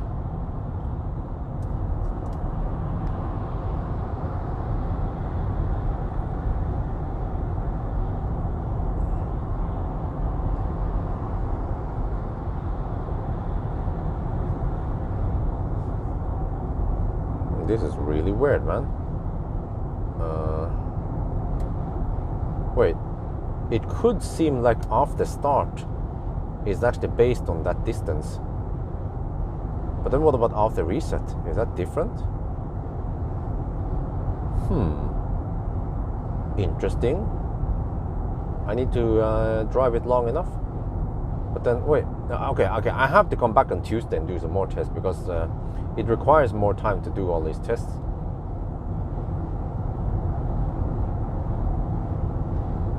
So it should mean that the 90 test, the 120 test I tested was actually correct. It was actually that high, like around 300 watt-hour per kilometer. But then I didn't get a good result on the 90 test.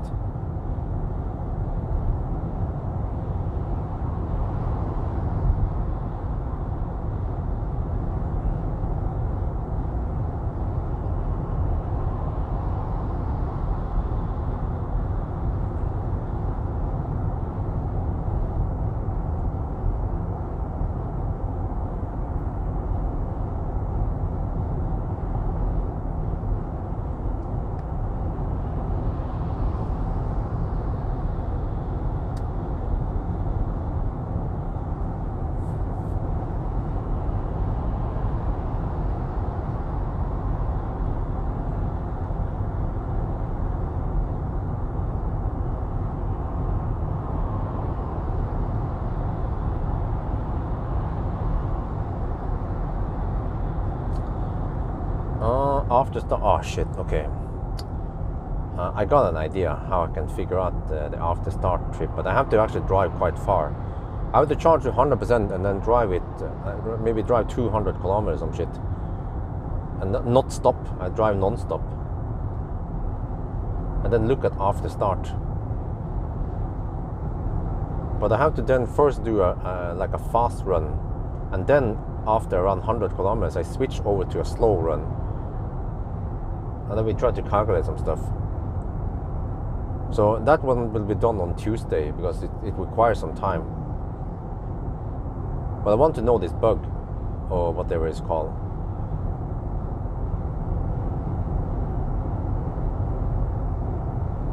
Oh, I didn't really, full battery, well, it seems like it can go, well, it depends on the speed, but it can probably go around 300, 400, let's say, let's say 300, 400 kilometers, depending on how fast you're driving. Reference test, I could do some slow poking, maybe preferably around. Oh, but also it should. Yeah, it needs to be done on a flat place because I want to just use cruise control. And if there's some significant downhill, then I have to regen or coast. But the cleavage loop, cleavage over to Kongsvinger, that one, E16 loop, that one has some hills which will mess up the consumption numbers a bit.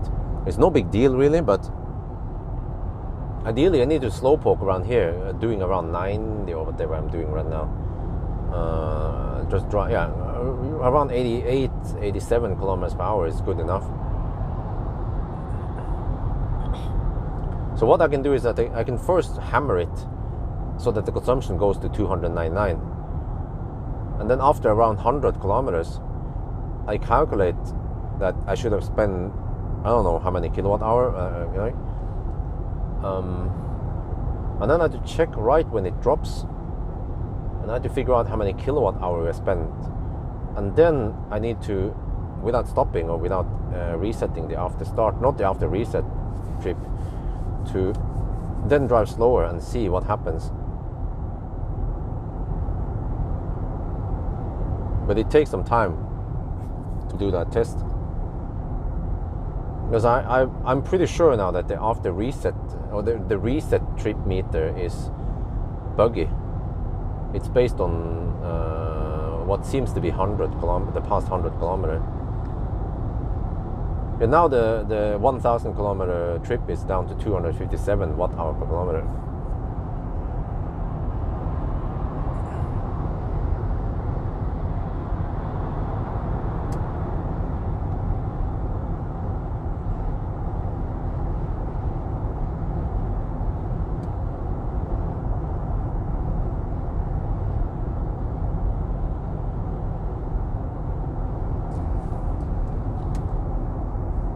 And then the charging, okay, but let me see.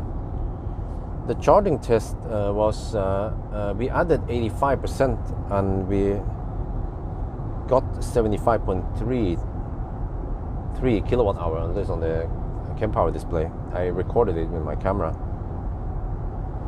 Divided by 0.85. So that's, hey, what, really? Wait. 88.6 kilowatt hour then.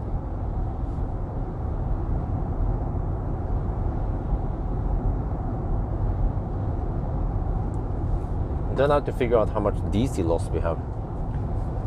But at least if I can do the same thing with AC, let me see how much it is, and then I can guess that AC loss should be around 7% maybe. Or I have to look at the Tesla results, but I'm not sure if these if Maxus uses efficient onboard chargers with silicon carbide like Tesla. So for all we know, charging loss in Maxus could be close to 10%. AC charging loss, I mean.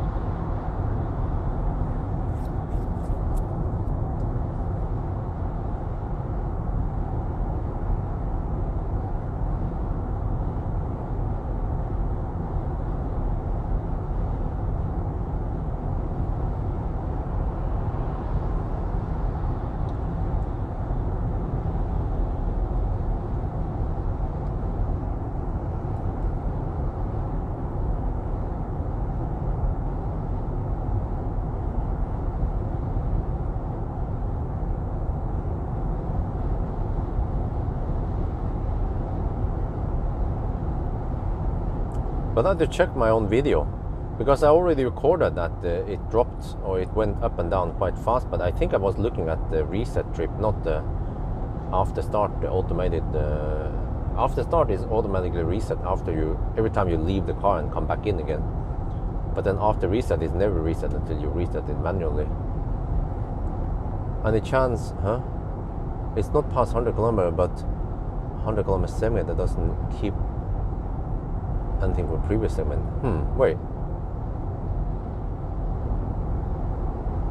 Okay, wait. So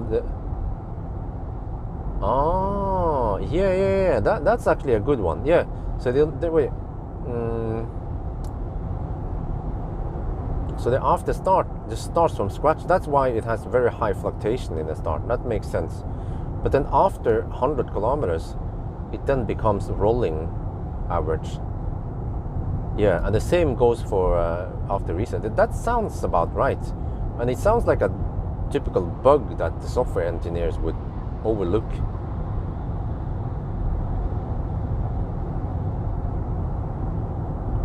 Wait, so it means that 100 okay, but it means that if you start from 0, it's actually based on not the past 100 kilometers, but the past 5 kilometers, 10 kilometers, 20 kilometers, and so on, right? Until you reach 100 kilometers. Yeah, that's a good theory. I wonder if that's what the best one right now, because I just couldn't figure out this.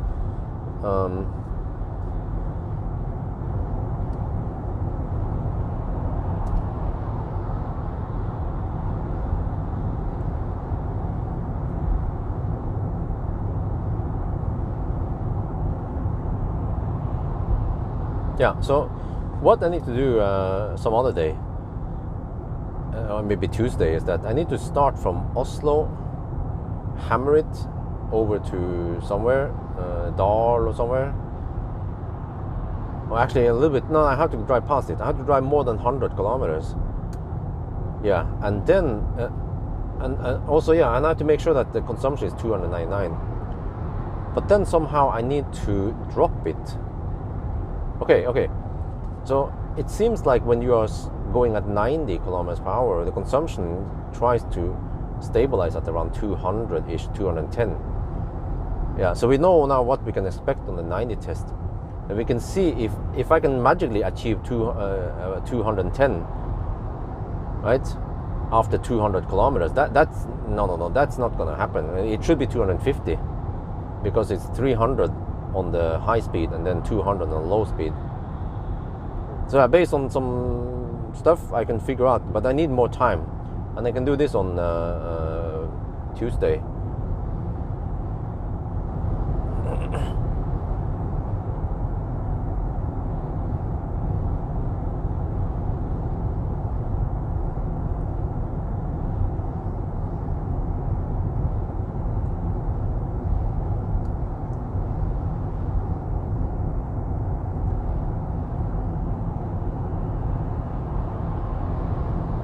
Wait, in that case, it means that the after start trip meter is going to be exactly the same as the after reset trip meter after 100 kilometers have passed.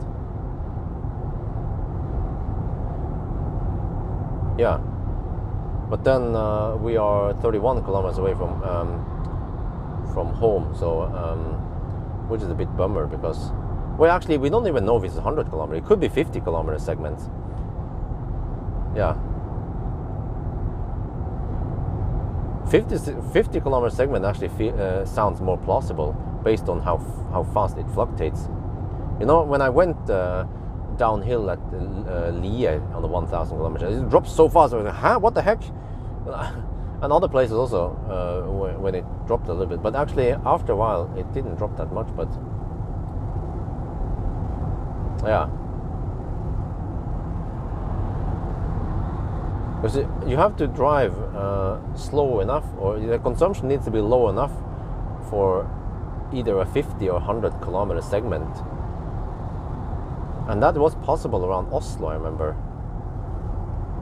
Or, yeah, so I mean, it drops so fast that my gut feeling says that the segments are 50 kilometers, not 100 kilometers. So let me see, we have 25.7 now.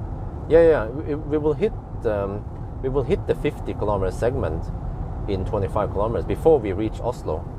So if the two consumption numbers are exactly the same and just follows each other, then the segment is 50 kilometers long.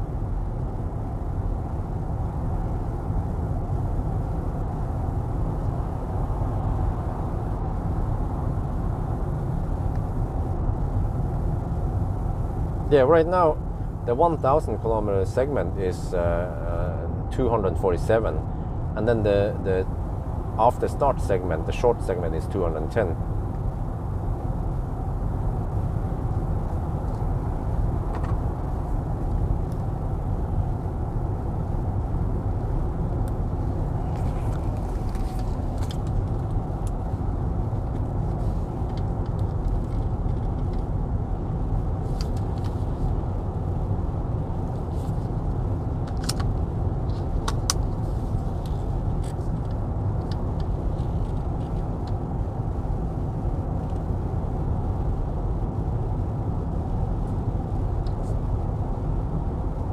Okay, we just finished charging, did the charging test. We are heading back home now, and I'm trying to figure out the bug with this thing.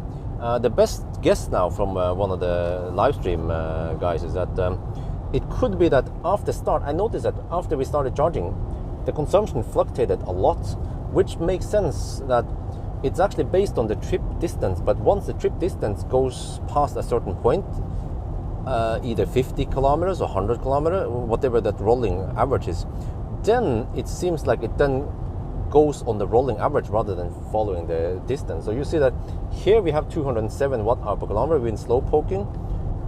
Here we have 245. So at one point, these two should be the same. But this one is probably based on the last 50 kilometers.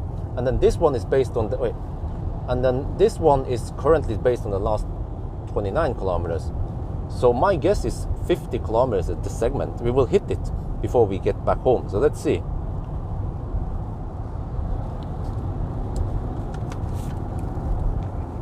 I'm not sure if this is so advanced that my viewers are just scratching their heads and like, what the heck is Björn talking about?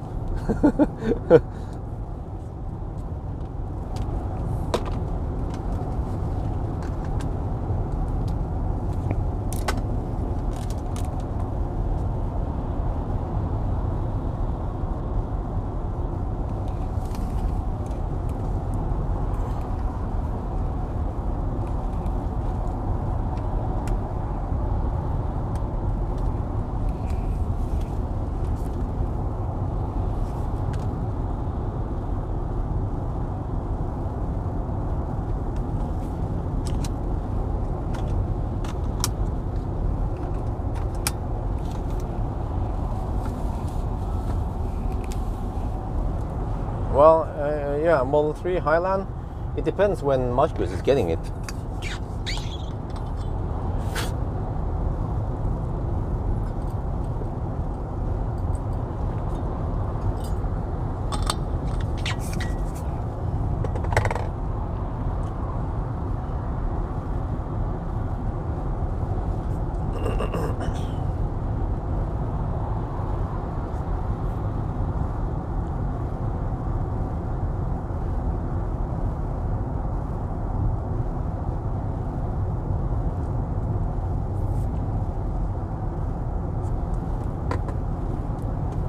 Okay, let me see.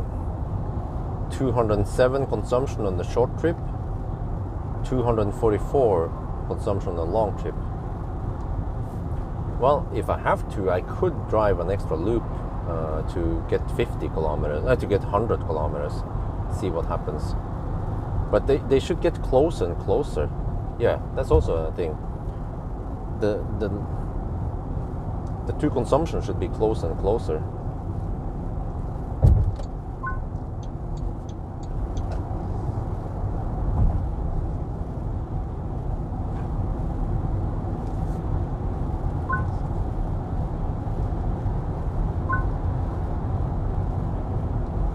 And it shouldn't take too long for me to just drive an extra loop.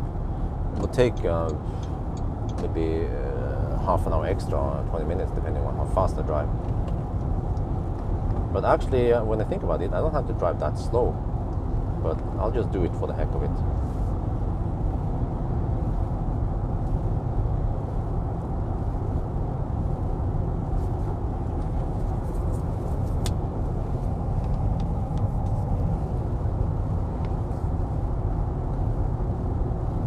Uh, 204 consumption and 242.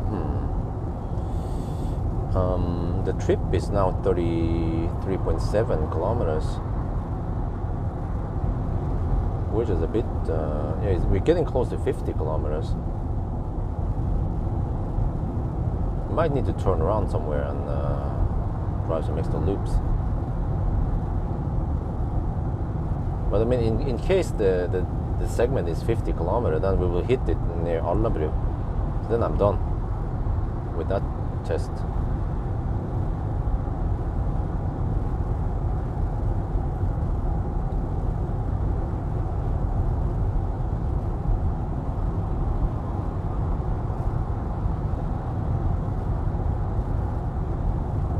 About 201, okay.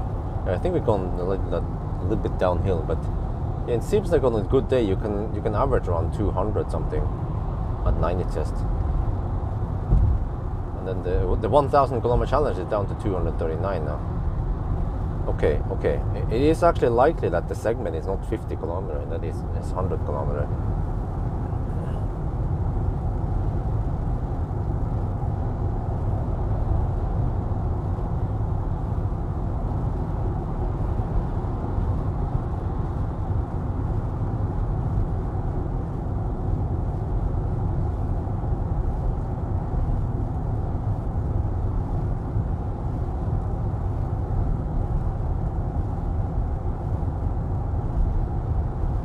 But I mean, I wonder how the heck they could introduce this bug in the first place. But it's not that hard. Just look at checkpoint at how many kilowatt hour has been used on the trip meter, and then just divide it by the distance, the actual distance, not some rolling distance.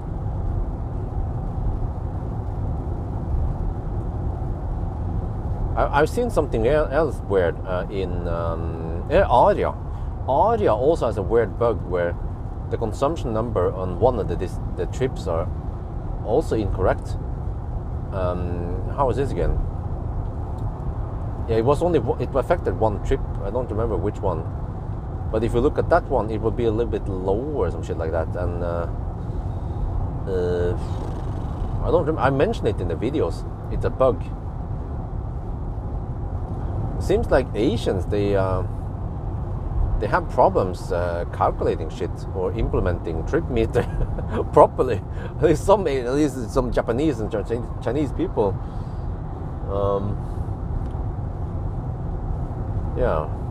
Let's see, what was that bug again? It was the Toyota BZ. No. It was the Aria. Yeah, it was the Nissan Aria.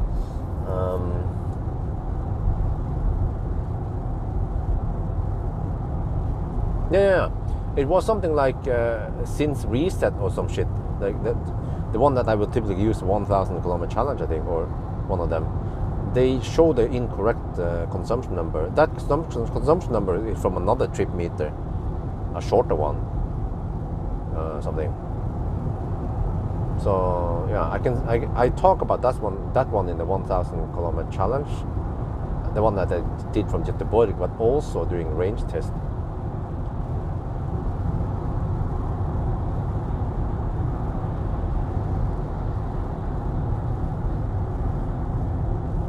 So how about Asians' buggy calculations?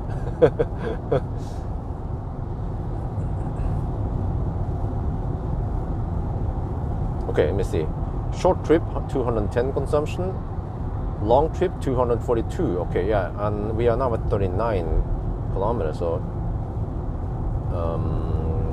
let me see. In that case, we might want to drive a 100 kilometer loop.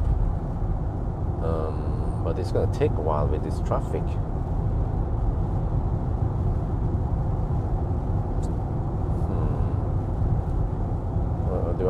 Yeah.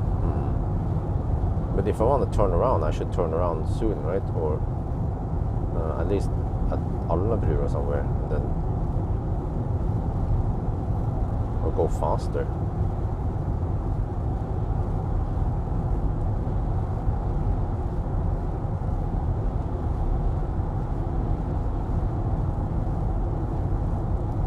Goldfish memory.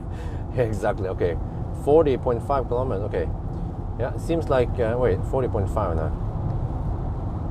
Yeah, the big trip is still at 242 only, so it needs longer time to drop. Wait, but is it dropping? I think it's dropping, right? Let me see. Wait, 242. Wait a minute, that makes sense.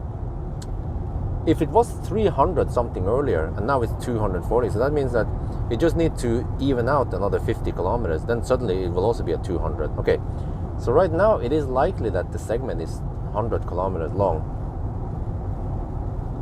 No, but listen, I'm almost here. I mean, you have to understand that I'm at 50 kilometers now, roughly, the segment, or 41, so I just have to drive a little bit more. And I can actually just turn around at Alnabru even, and then drive back or some shit. Or no, you know what? I should just turn around here because I can drive faster. Yeah. Okay, we have to drive faster now to speed things up.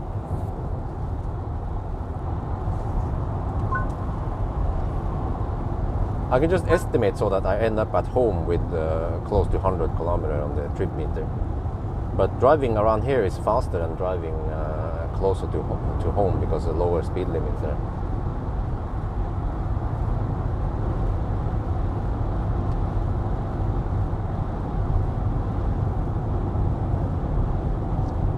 And I have plenty of juice to do execute my test anyway. So let's turn around here. It's a fairly quick turnaround point. The traffic though seems a bit okay, let's just try to deal with it. Can't be that bad, right? Oh wait, another problem. Just thought about it.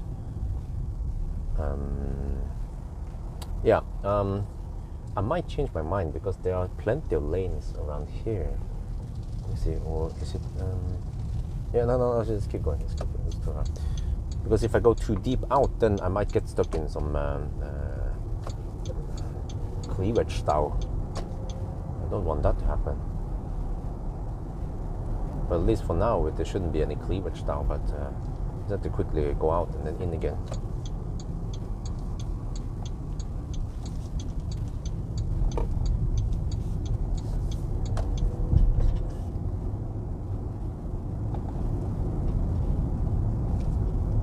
That just sounds wrong, man. Cleavage style.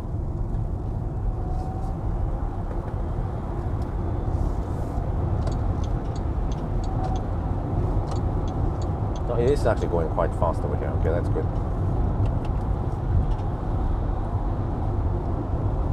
Okay, let's see. 209 on this one. Oh shit. Okay, freaking annoying, man. 209 on this one. 208 on the big trip. No, 200. Okay, 239 on the small trip. Let's see if this theory is right then.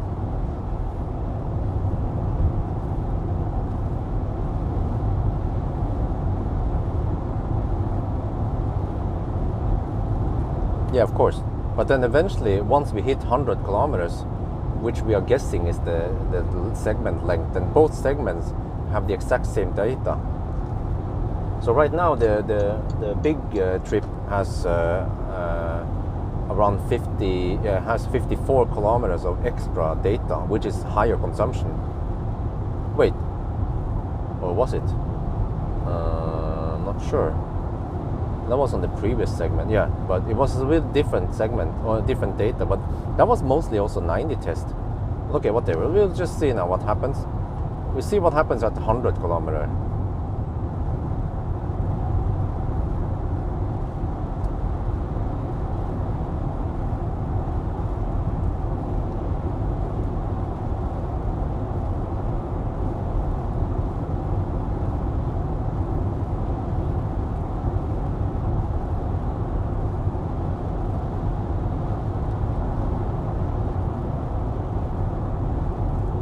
I might have to go to Cleavage or a little bit past Cleavage.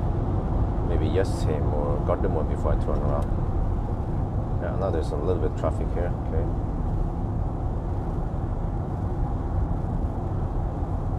Yeah, but that makes sense, right? At one point, both segments will be in sync. I never noticed this when I did 1,000 kilometer challenge.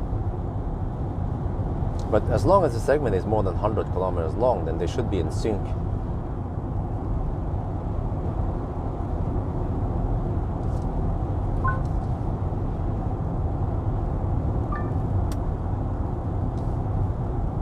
Okay, 222 and 245.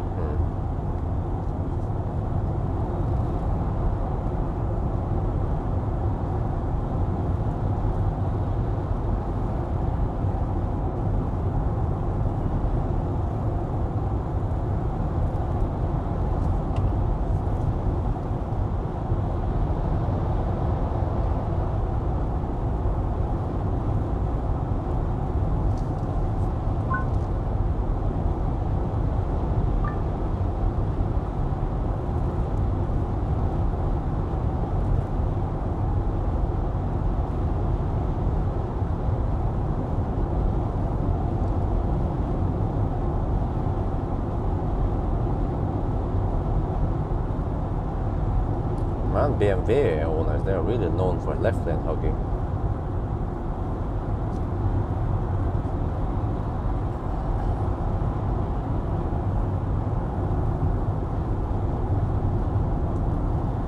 On the independent 100 kilometer segment, you start the segment at 0 kilometer. The other one will be at 30 kilometers. So when first this is 100, second is just. But does it? No way. But does it make any sense? Because at one point, no, but yeah, but it's based on the last. I mean, it's based on the past, whatever, right? I mean, if it fluctuates something, there must be a given distance the segment is at, right? And well, okay, in case both segments are not the same length, but I bet they are. So the best guess is that each segment is 100 kilometer, and then as long as we get, as long as the big trip and both trips, if they are more than 100 kilometers, then they should be the same from there on. That's what we're going to try to find out now.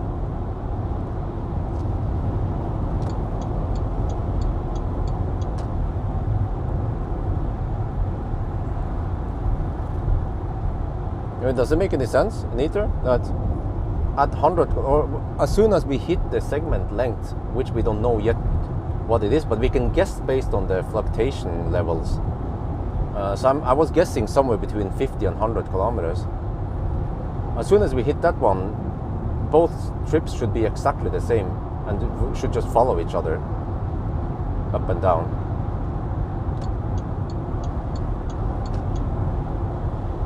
And we hit 50 kilometers and it didn't follow each other yet. But they should converge towards something once we hit the segment length. I find this kind of testing quite interesting. We're trying to find the X, the unknown, and we are trying to use all our methods we know to figure it out. Okay, let me see. There's some traffic here, annoying traffic, but if I exit towards Kongsvinger and take that one, that's a 20 kilometer loop. So let me see, 55, 75, yeah, we can take, yeah, okay. But here is annoying traffic, but if I take the E16 loop, it should be way better. Yeah, E6 now is good. This is exactly what I wanted to avoid for the pure consumption test. But now we need to figure out the segment. Once we know the segment, we can then do the consumption test. But actually, it should also mean that as long as the consumption test is shorter than the segment, then that's also good enough. Oh, glimpse expired. Okay.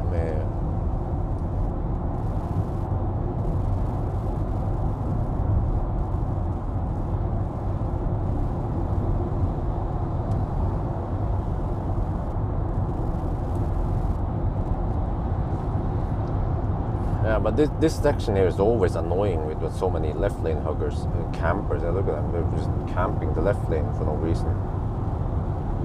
And then once one dude moves, then the other guy is camping.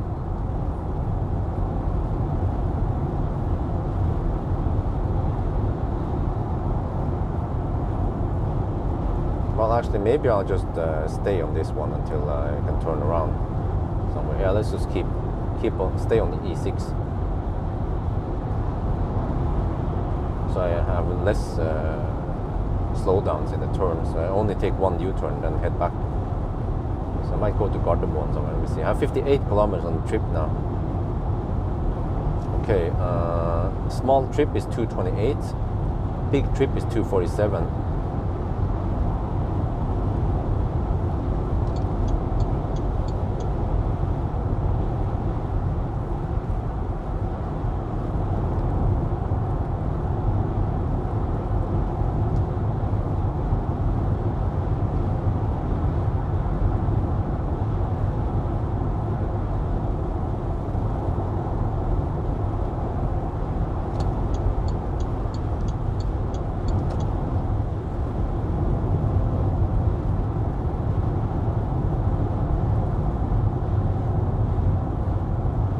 Second thought, E6 is freaking crowded, man.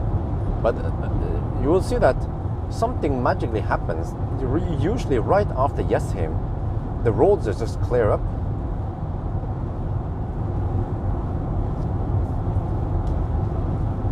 Okay, let me see, 39 kilometers to Oslo now.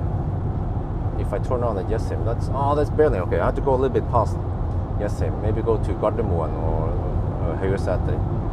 Yeah, let's go to Gardermoen.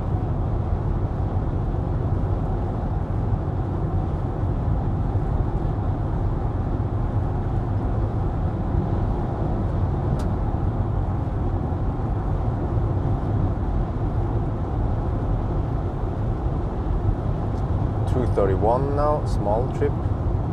$249, big trip. Well, the big trip is going up. Small trip should also go up and then meet each other at 100 kilometers.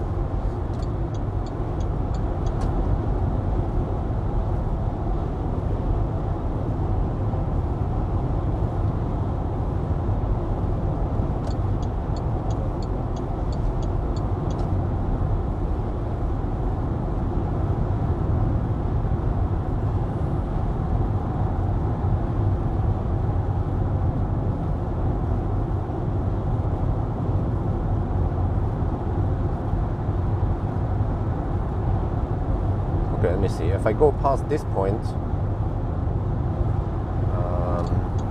I can turn around at Gardermoen. That should be around 5 kilometers extra only.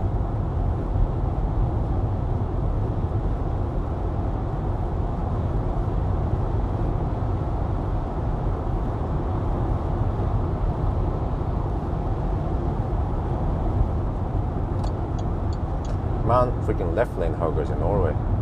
Jesus.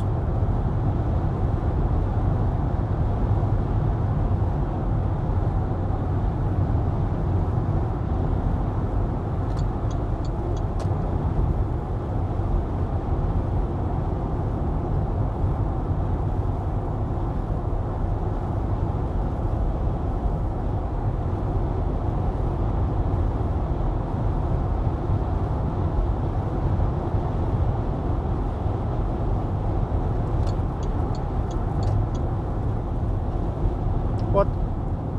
Man, taxi drivers?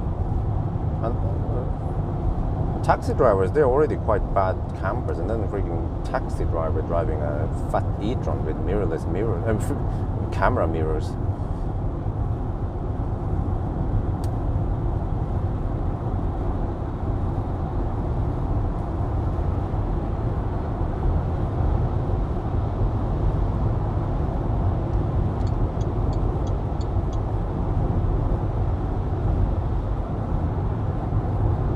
The taxi drivers are probably one of the worst campers in Norway. Okay, anyway, let me check here. 40 kilometers to home. Okay, so then I have around 6. Yeah, okay. Okay, we have to turn around soon at, yeah, over here. And then get back up. That should be good enough. Man, what's up with fat e-trons camping the left lane? What the heck, man? I know you have a thirsty car, but still, you don't have to camp the left lane. It's not going to make your car more efficient.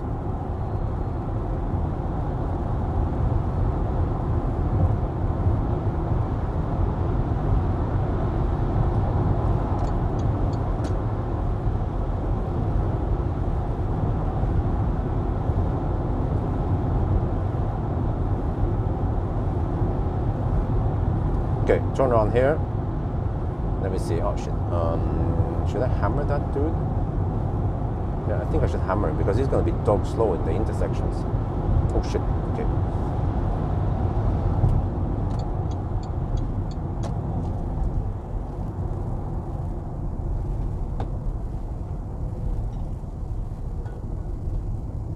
Oh, this is still a fairly fast car for a minivan. I mean, a minivan that goes 0 to 100 in less than 10 seconds. 0 to 100 in 9 seconds. I think that's considered fast for a minivan.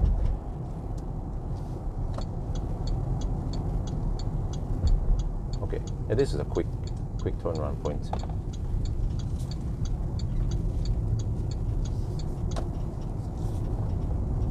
I have to get back home so I can walk Dolly.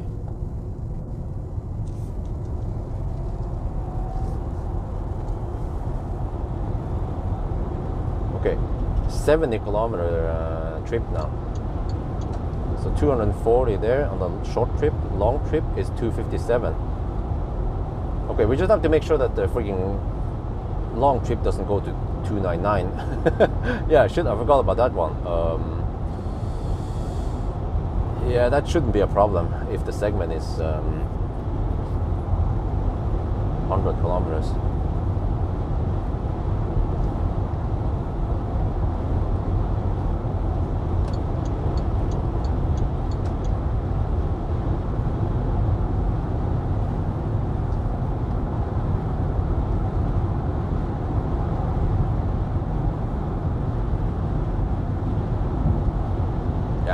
We can just hammer it. We're gonna be stuck behind slowpoke soon anyway.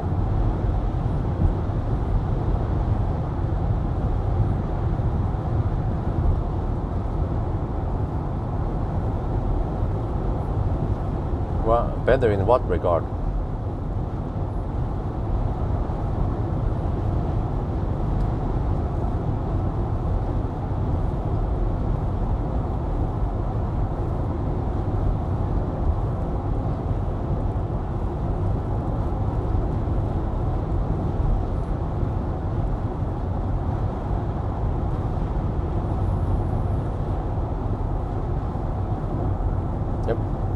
Now we're stuck behind slowpokes.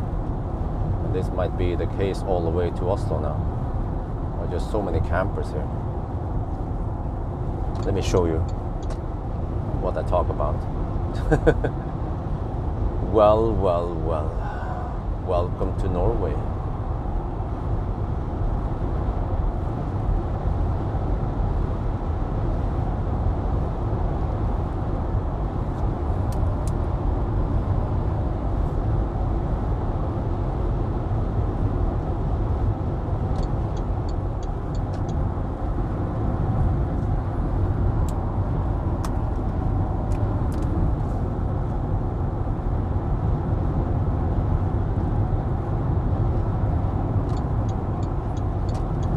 Don't move, don't move, don't move.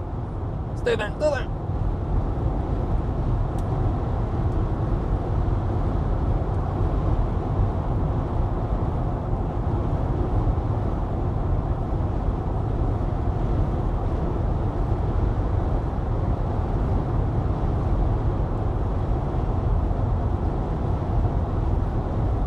Yeah, that beamer is not going to let me in. Oh, let me just regen a bit. Well, actually, yeah, let me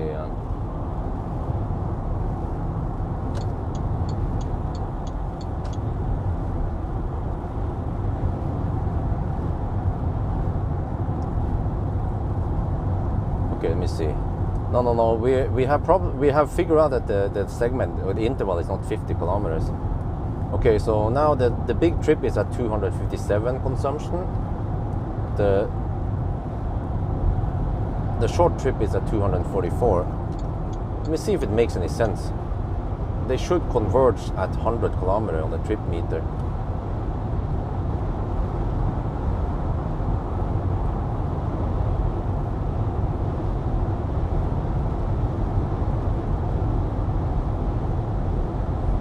Well, as long as I don't change lane, then they can't give me a ticket. Because per definition, if you undertake, you have to go past a car and then change lane. So if I just stay on this lane, for example, then yeah, no problem.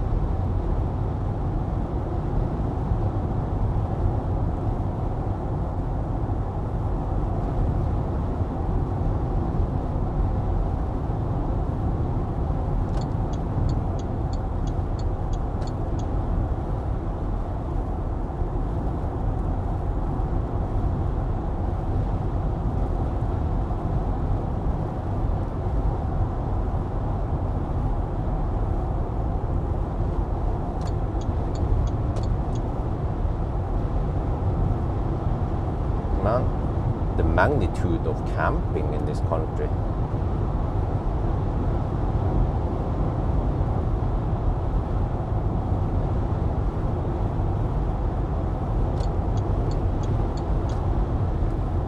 just insane. Like freaking insane, man. I'm telling you. Like, have you ever seen shit like this before?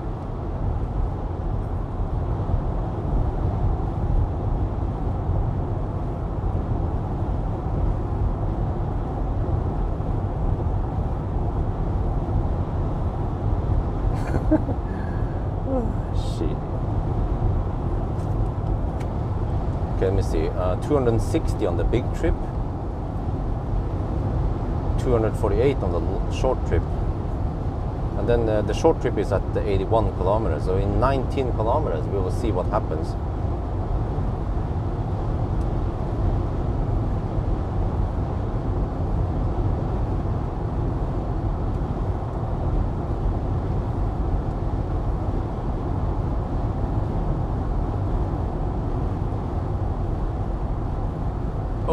Welcome to Cleavage, or yeah, oh shit.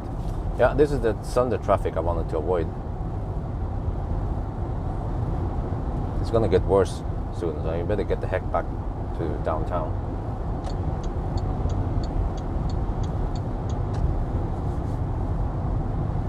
But it seems like Norwegians, they don't mind you overtaking them as long as you don't cut right in front of them. That thing they don't like. But like if I just slowly slide past them on the right lane, and then as long as there's enough clearance, I just slowly blink, and then I slowly move over. They don't care, they don't blink, they don't whatever. But if I just zip right in front of them, then they flash at you.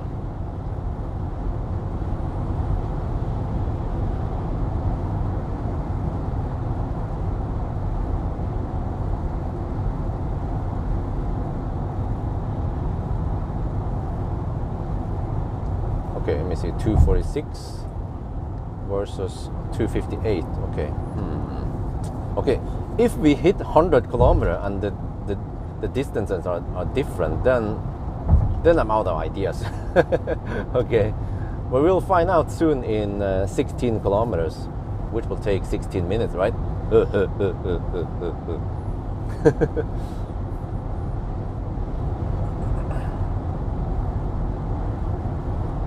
If you guys are quick to take that joke, 16 kilometers in 16 minutes means 60 kilometers per hour average speed.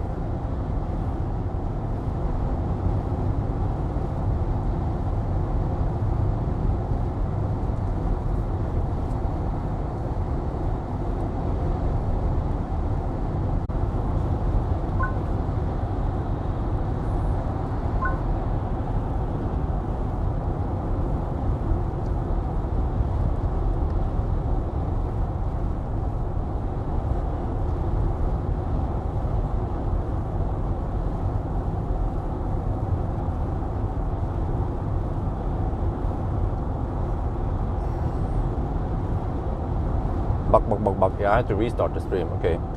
Yeah, we're at 88.5 kilometers now. We're getting close to 100 kilometers. See what happens. But I don't know if you guys noticed, but okay. So the short trip is now 248 consumption. The long trip is 259.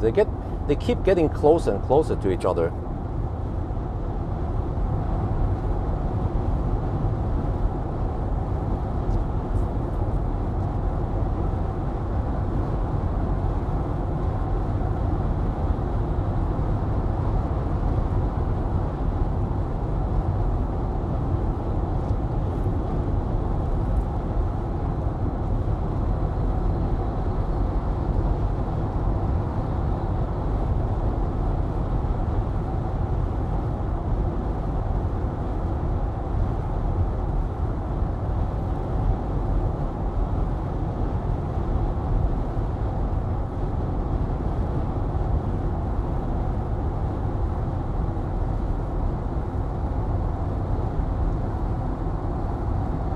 The two trips were different files, so they will never be equal.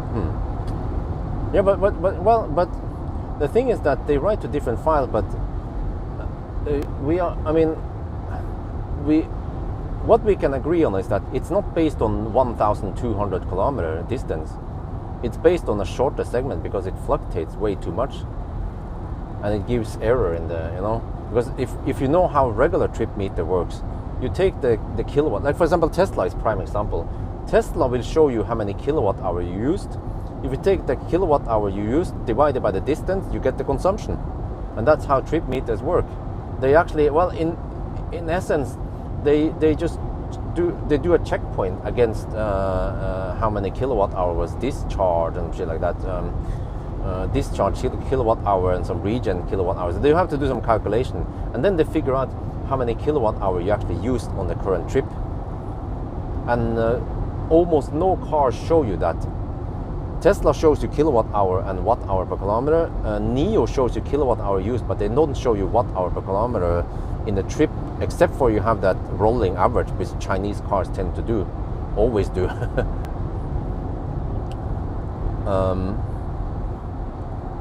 Yeah, that's true. I mean, the car could have used the 299 as max, but I think we haven't hit the roof too many times, so that one could.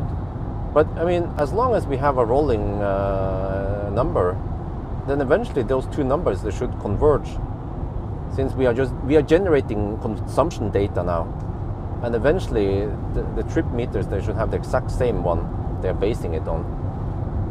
But except for one thing, the after start trip might not be buggy or based on the rolling average. That one could actually be based on the distance.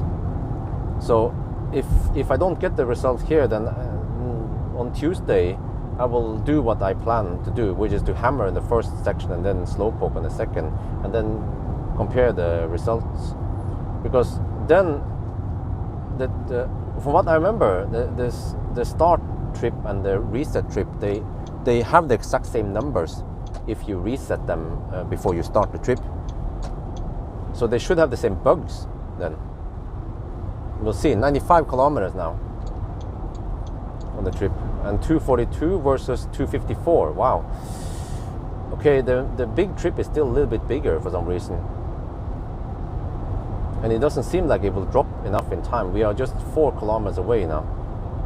So I still haven't found the answer here. I'm trying all the stuff and I still can't figure it out. Yeah, but I'm not sure what do we want to achieve by driving at 40 kilometers per hour then? Because it's gonna take awful long time, and it seems to be based on some segment. Ultimately, it's based on a segment in the past, and it's not too long.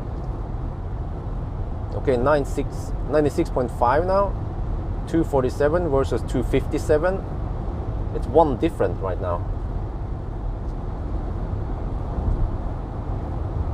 249 versus 259.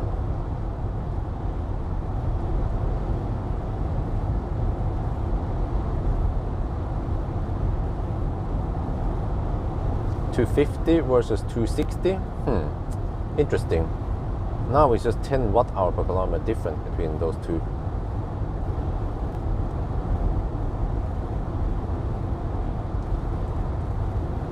Test consumption since start. Okay, but why drive at 40? It's going to take forever, man.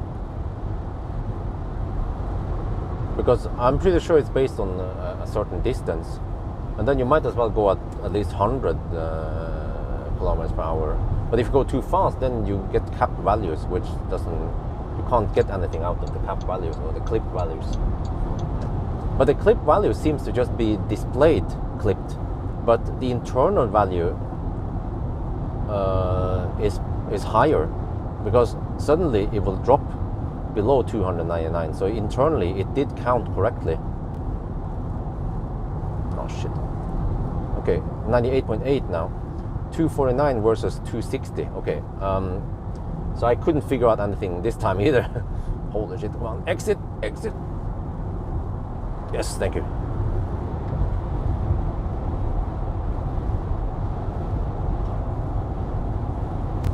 $99.2, $99.3, $99.4, $99.5,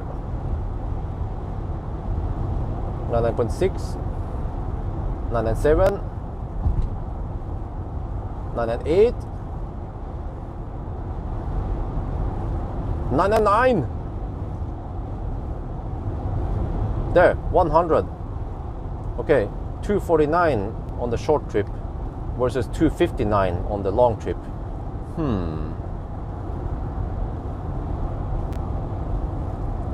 So if we keep driving, eventually we might see them. Wait, so is the segment longer than this then? Is that possible?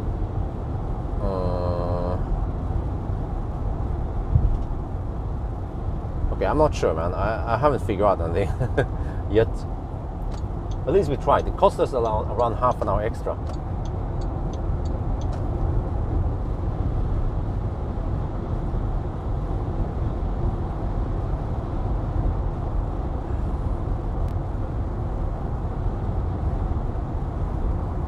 Huh? When the trip was okay, I still don't understand, man. Okay, I need to stop, maybe try to figure out the why is it 10 higher right now? But it wasn't always 10 higher. You know, the difference was a lot bigger previously. And then I don't know. We can see once we stop the car what the difference is. Because I still believe that once we find the segment length, those two numbers are going to be exactly the same. But if I stop now, then I actually reset the auto reset trip. So we have to start all over again. 128 kilometers. Well, that is plausible. Let me see. Let me check something here. Now that we have driven a little bit more, what is it now? It's 247 versus 256. So now we are 9 watt-hour per kilometer different. 128 kilometers sounds plausible. I'm almost there. No, I have the trip meter now is 103, so I have to drive another 20 something kilometers to figure out.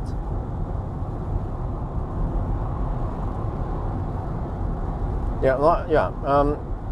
I don't have to drive to 0%, but around 5%, 10% is also good enough to figure out, to try to estimate this. But right now I'm actually a little bit tempted to try to drive C, because I'm getting so close now. Okay, 243 versus 252. And now it's 0.9 different. Or I mean 9 watt-hour per kilometer difference. So we can figure out 9 watt-hour per kilometer divided by, or actually you can take 9 watt-hour per kilometer multiplied by 100 and let's say 120 something, right? 120 kilometers is roughly 1 kilowatt hour. Or it means that if the consumption was, so for the remaining 20, see how much do we need here? We need roughly 25 kilometers, 23 kilometers more. So the consumption there must have been, let's say 30 watt-hour per kilometer higher, and it's now evening it out slowly. 249 versus 239. Well, now it's back to 10 again. Okay, I think I'll just give up. I haven't figured out anything now.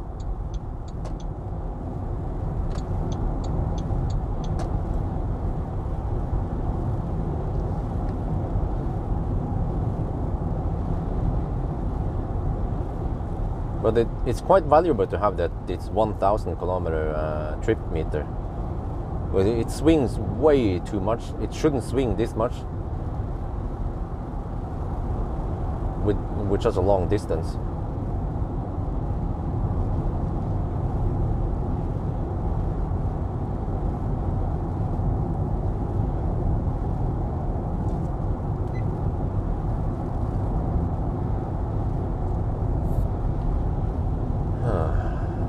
$246 now versus 237.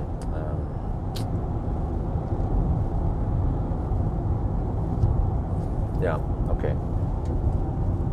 Right now I don't know, man, how long. But okay, if I start from scratch on Tuesday maybe and drive, but then how the heck do I figure out the difference? And wait, I need to. How the heck do I even figure out the segment? because this is actually a pretty good test to see if the, okay, I need to not reset the 1,000 kilometer segment. I mean the 1,000 kilometer trip, yeah. Just have to keep it like that and then start driving again. Next time I have time.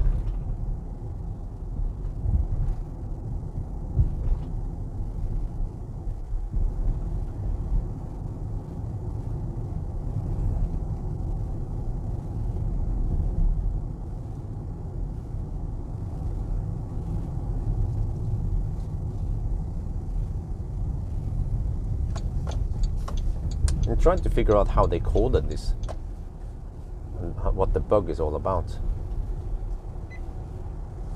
Okay, 236 versus 245. Yeah, it's still a 9 watt-hour per kilometer different now.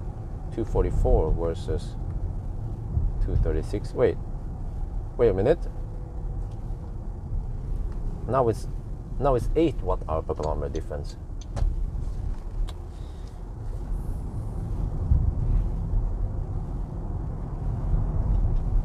$243 versus $234. Now it's point. Okay. Okay, whatever. Let's just find out on Tuesday instead. Just start driving, and the further I drive, the closer to the answer I get. But if I ask Maxus in Norway, they have no clue what I'm talking about. And they can always forward this, but even if they forward this to someone within Maxus, they might not want to answer. So that's why I'm guessing. I'll figure this out by myself. I look at it as a good challenge. We just apply some logic and some mathematical stuff, and we'll figure out this.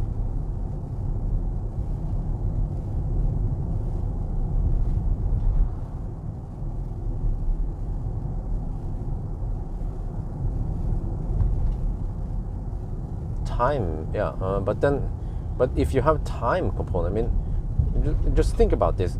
We know for sure that it is a shorter segment than the claimed distance, right? And we also know that it must be counting on some kind of kilowatt hour it consumes.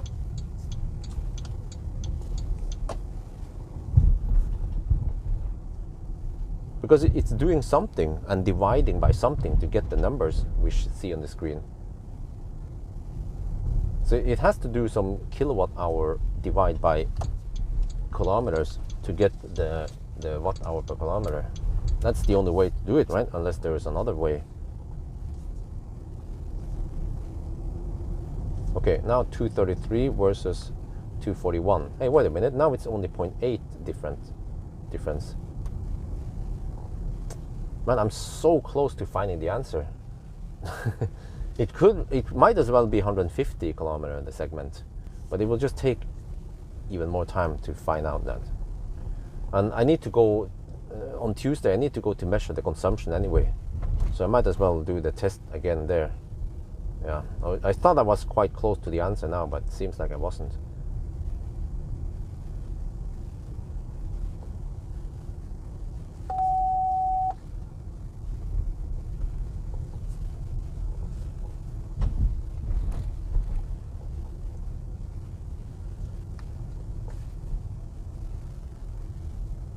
But yeah, so just based on this right now, let me see. Okay, maybe I can stop. But we are pretty much 100% sure now that the car does not use the claimed distance. It can't be, because we have driven 1,240 kilometers.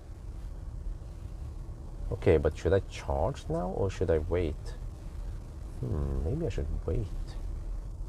But if I charge now, I have to figure out whether I should charge or not.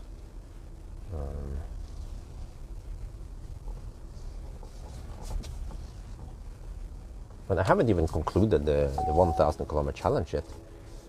I'm not sure what I'm supposed to say there.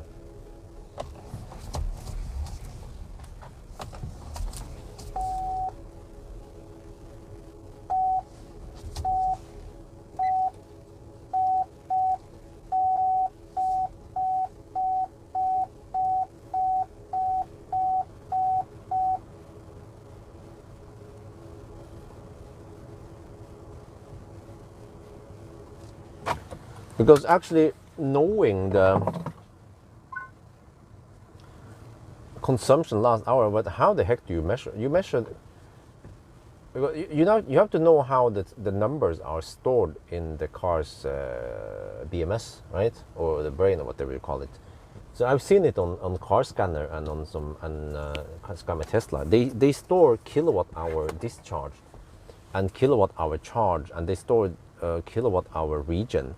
So what you need to do is you have to take a checkpoint of how many kilowatt hour you had at one point. Yeah, you can probably just store that number. Like kilowatt hour discharge is 10,000 something, and then you compare it again. Okay, so how much kilowatt hour discharge do you have now? 10,050. Okay, we spent 50 kilowatt hour then. So they store that variable, but they also need to store region.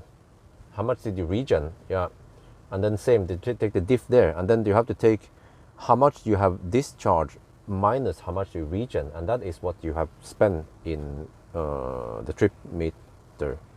And then you take that distance and divide it by the trip. And also trip, how the heck do you know the trip? Well, the trip is another checkpoint variable. You save the variable of the odometer, whatever, right? At a given point, and then once you want to calculate, you just check odometer again with decimal and see how far did you drive since that one. That becomes a trip meter that keeps ticking up. So the trip meter and also average speed is then based on the trip meter and the time, and then wait, let me see what was again, and then travel time. Yeah, so yeah, but it actually stores travel time and average speed. So it keeps track of travel time. But yeah, let me see. Let me show you. Well, let me take a photo. I need to record. I need to log this, how far I drove today.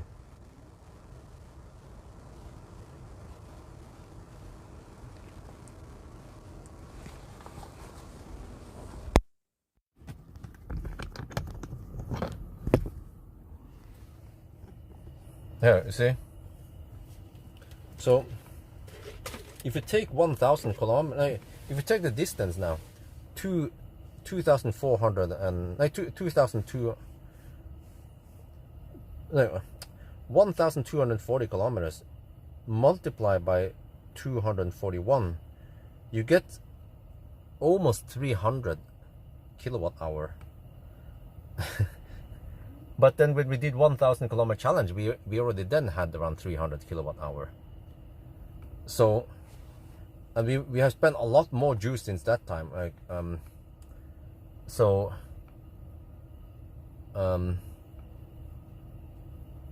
it's more likely that let me see, in the past 240 kilometers, if we consume, let's say 250, then that's another 60 kilowatt hours. So we should be at around 360 kilowatt hour by now.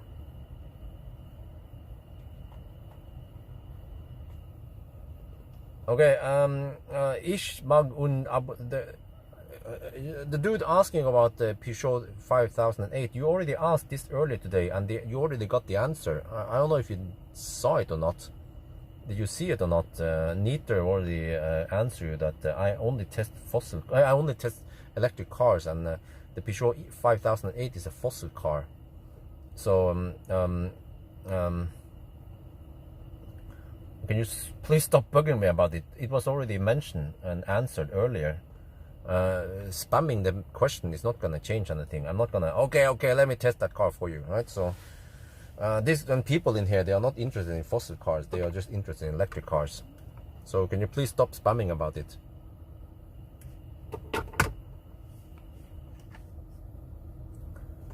But yeah, also, yeah, double speedometer thing, that's also a bit weird. Yeah. And only one side is enough, but both sides actually go up simultaneously when you accelerate or decelerate. But yeah, so the numbers, so I mean, based on this, it must be based on a shorter segment, but I was trying to find out for the longest time. And then here we see the other one, 233 versus 241 right now.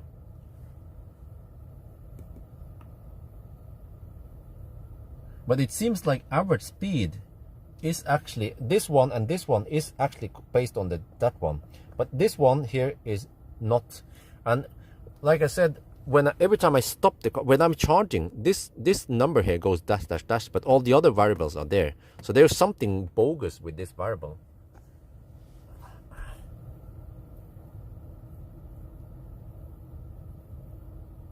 So yeah, and also it goes to 220 kilometers per hour. Why? Because this car's top speed is supposedly 180 kilometers per hour. Maybe downhill it can go faster, but then downhill at those speeds, you will have so massive drag that I don't think it's possible to reach those speeds at all. But okay, anyway, I should do my duties as a daddy and walk Dolly now.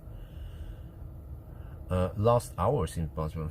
But does that make any sense though? You check, but okay, but even if it's time based, right? But it's, to me, it's unlikely.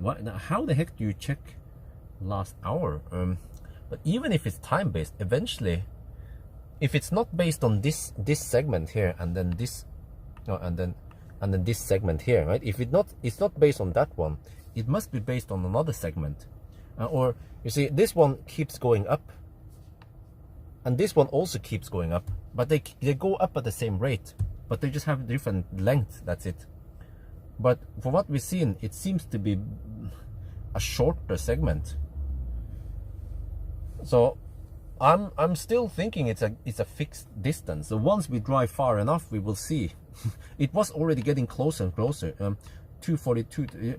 These two numbers, they were quite different, and now towards the end you see that we have 8 watt-hour per kilometer difference. So we are actually getting really close to the answer.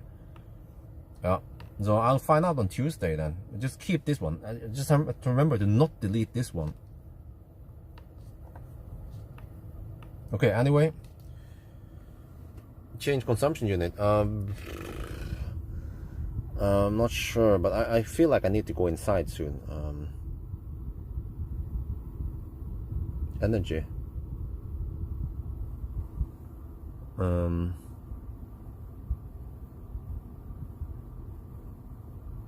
Nope. Okay, but I'm long overdue now, so I need to pack and leave. It's been a long ass night here. I've been live streaming for freaking moving average. Well, okay, let me think here. Okay, you know, if I would write like a high level code for this, like I said, you save, which variables do you need? You save the variable for kilowatt hour discharge, kilowatt hour regen, and odometer. Those 3 variables is what you need, the snapshot of those, plus starting time. But you have to somehow keep track of the time. Yeah. Unless I don't know, unless they do some stupid shit, like they start from 0 and then somehow they count how many kilometers you drive, because somehow you need to like, I'm not sure how they do with the time, average speed and travel time. How the heck do they count that one? Because now that we are stationary, it doesn't count. Yeah, that's true. Oh, you know what?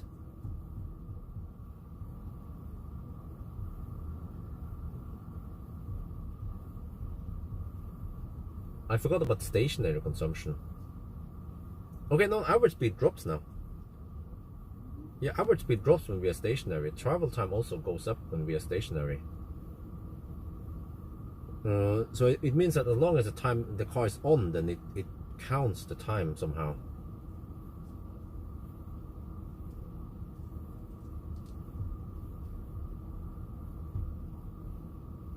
But basically what it boils down to is that because we have figured out that it doesn't base the consumption. It's not based on the distance we drove. That's the bug here. It's based on something else, and it's way shorter. Yeah, so it must be something roughly at 100 kilometers. From what I've seen, the way it fluctuates, it should be around 100 kilometers. Yeah. But I forgot about something. One thing is that there might be some how is this again? What about stationary consumption?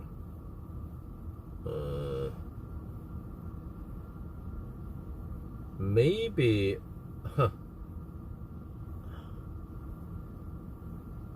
maybe these two numbers will never be the same because the stationary consumption is then added afterwards. So it also remembers stationary consumption, maybe.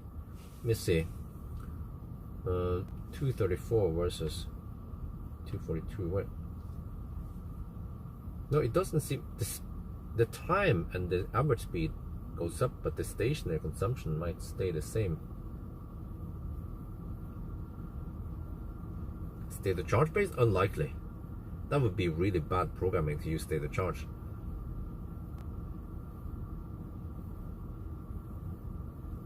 But you know, the way I know this is that, you know, the trip meter in Tesla. Yeah, okay, I have to tell you guys something. Trip meter in not Tesla, trip meter in Scan My Tesla is based on a snapshot of, like, when you reset, you just take a snapshot of odometer, discharge energy, regen. You know, it's quite smart, right? But there was another app. What the heck was that shit again? There was another app I used, Can Ion or some shit like that. The Can Ion, you have to have the app running, and it will then have a trip meter. And it was quite stupid because if the app crashed, and I think that was the case, it was buggy from time to time, then it stops recording some data. So you get you get a hole in the timeline, or you get a hole in your data. And actually, when I think about this, Tesla's trip meter is also stupid because it also counts while it's active. So I've had problems with Tesla. The screen when blank was, I don't remember, but when I was driving Millennium Falcon and I pressed the two scroll wheels to reset, it would reset,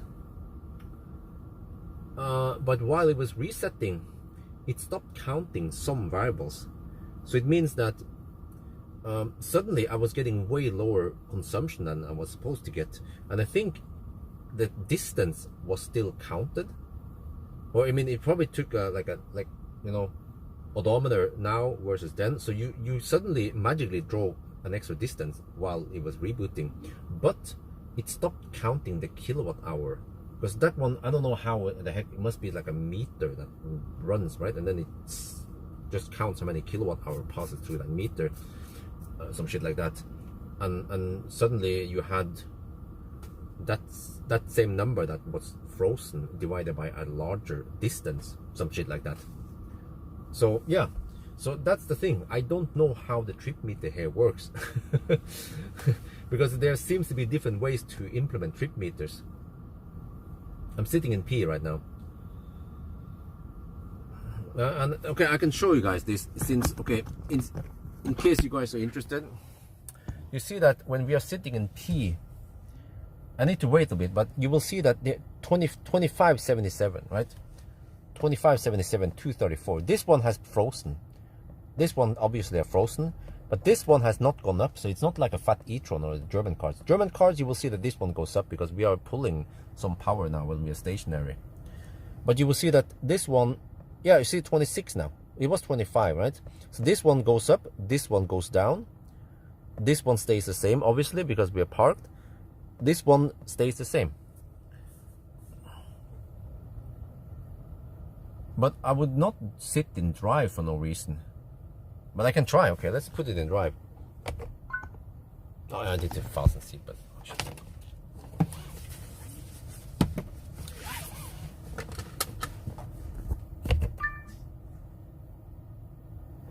okay, we are in drive now, but with the park brake on. Okay, let's see what happens now. Average speed drops. Okay, travel time should go up. Now stationary consumption counts. Okay, so my theory is that stationary consumption is counted in a separate counter, but I still think the segment that it samples is around 50 or 100 kilometers based on how much the number fluctuates.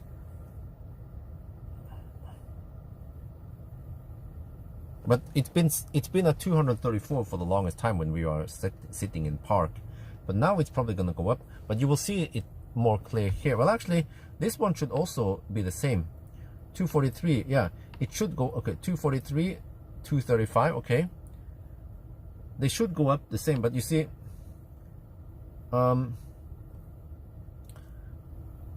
yeah, if it's divided by the whatever segment I'm guessing, 243, 235, okay. Time goes up, average speed goes down.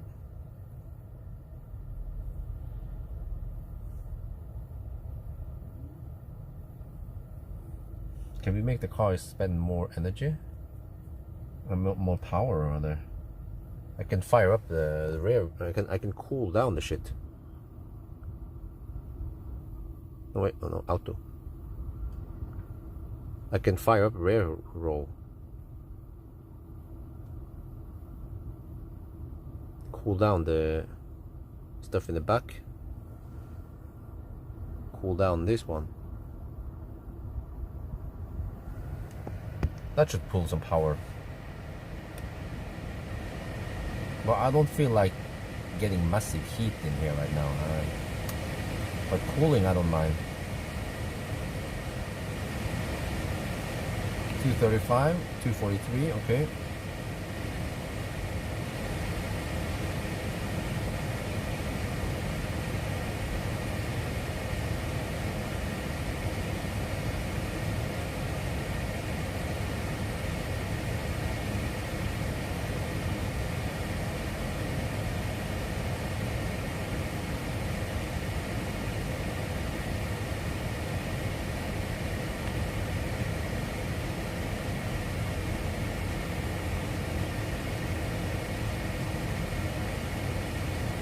Oh, it was 233. Okay, I didn't pay attention. Okay, so it must go up also in park then. I think it was just a coincidence that it jumped up as we switched over to drive. Okay, but let's see now. Let's put it at around 22 degrees now.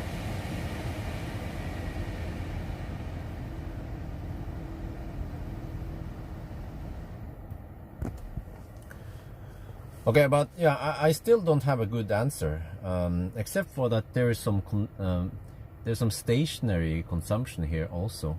Yeah, so there's but maybe the stationary consumption is just counted in the totals.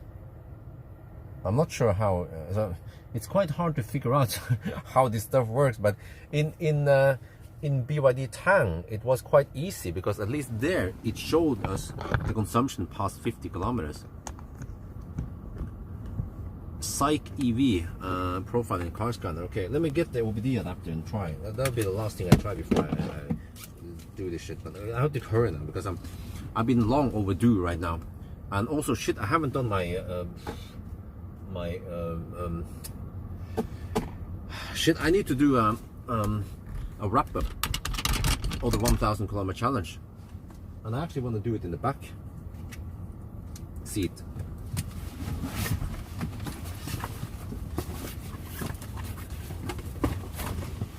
Let me quickly do what you requested, and then I'll yeah.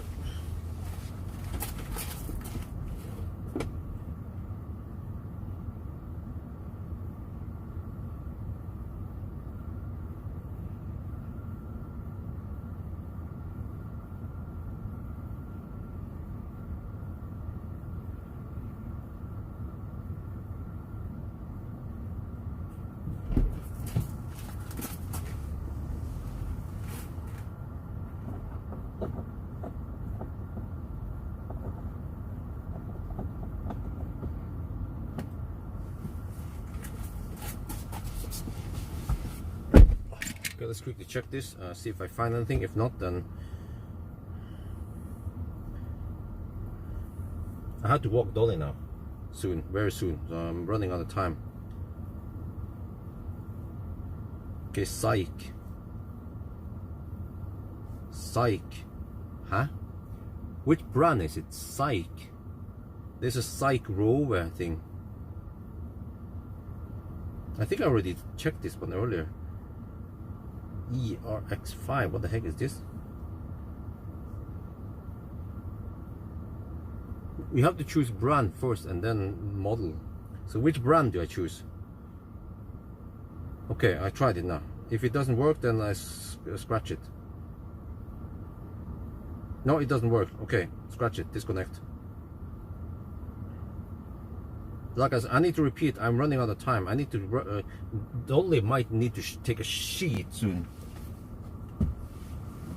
So yeah, I'm running out of time. And I might need to leave some of the stuff in here because I'm going to record a video. I should do it now.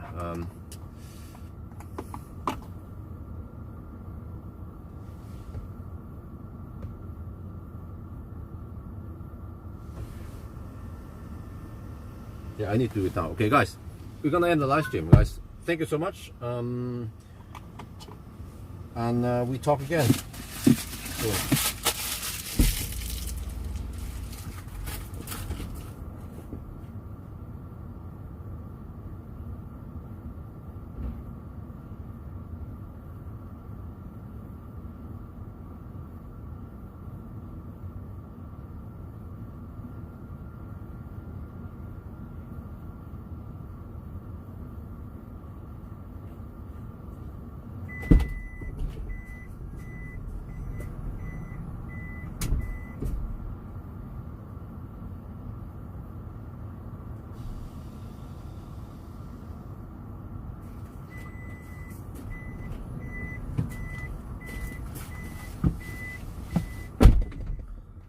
Okay, guys, I have to end the live stream. So thank you so much for joining me on live stream, and we talk again some other time. Yeah.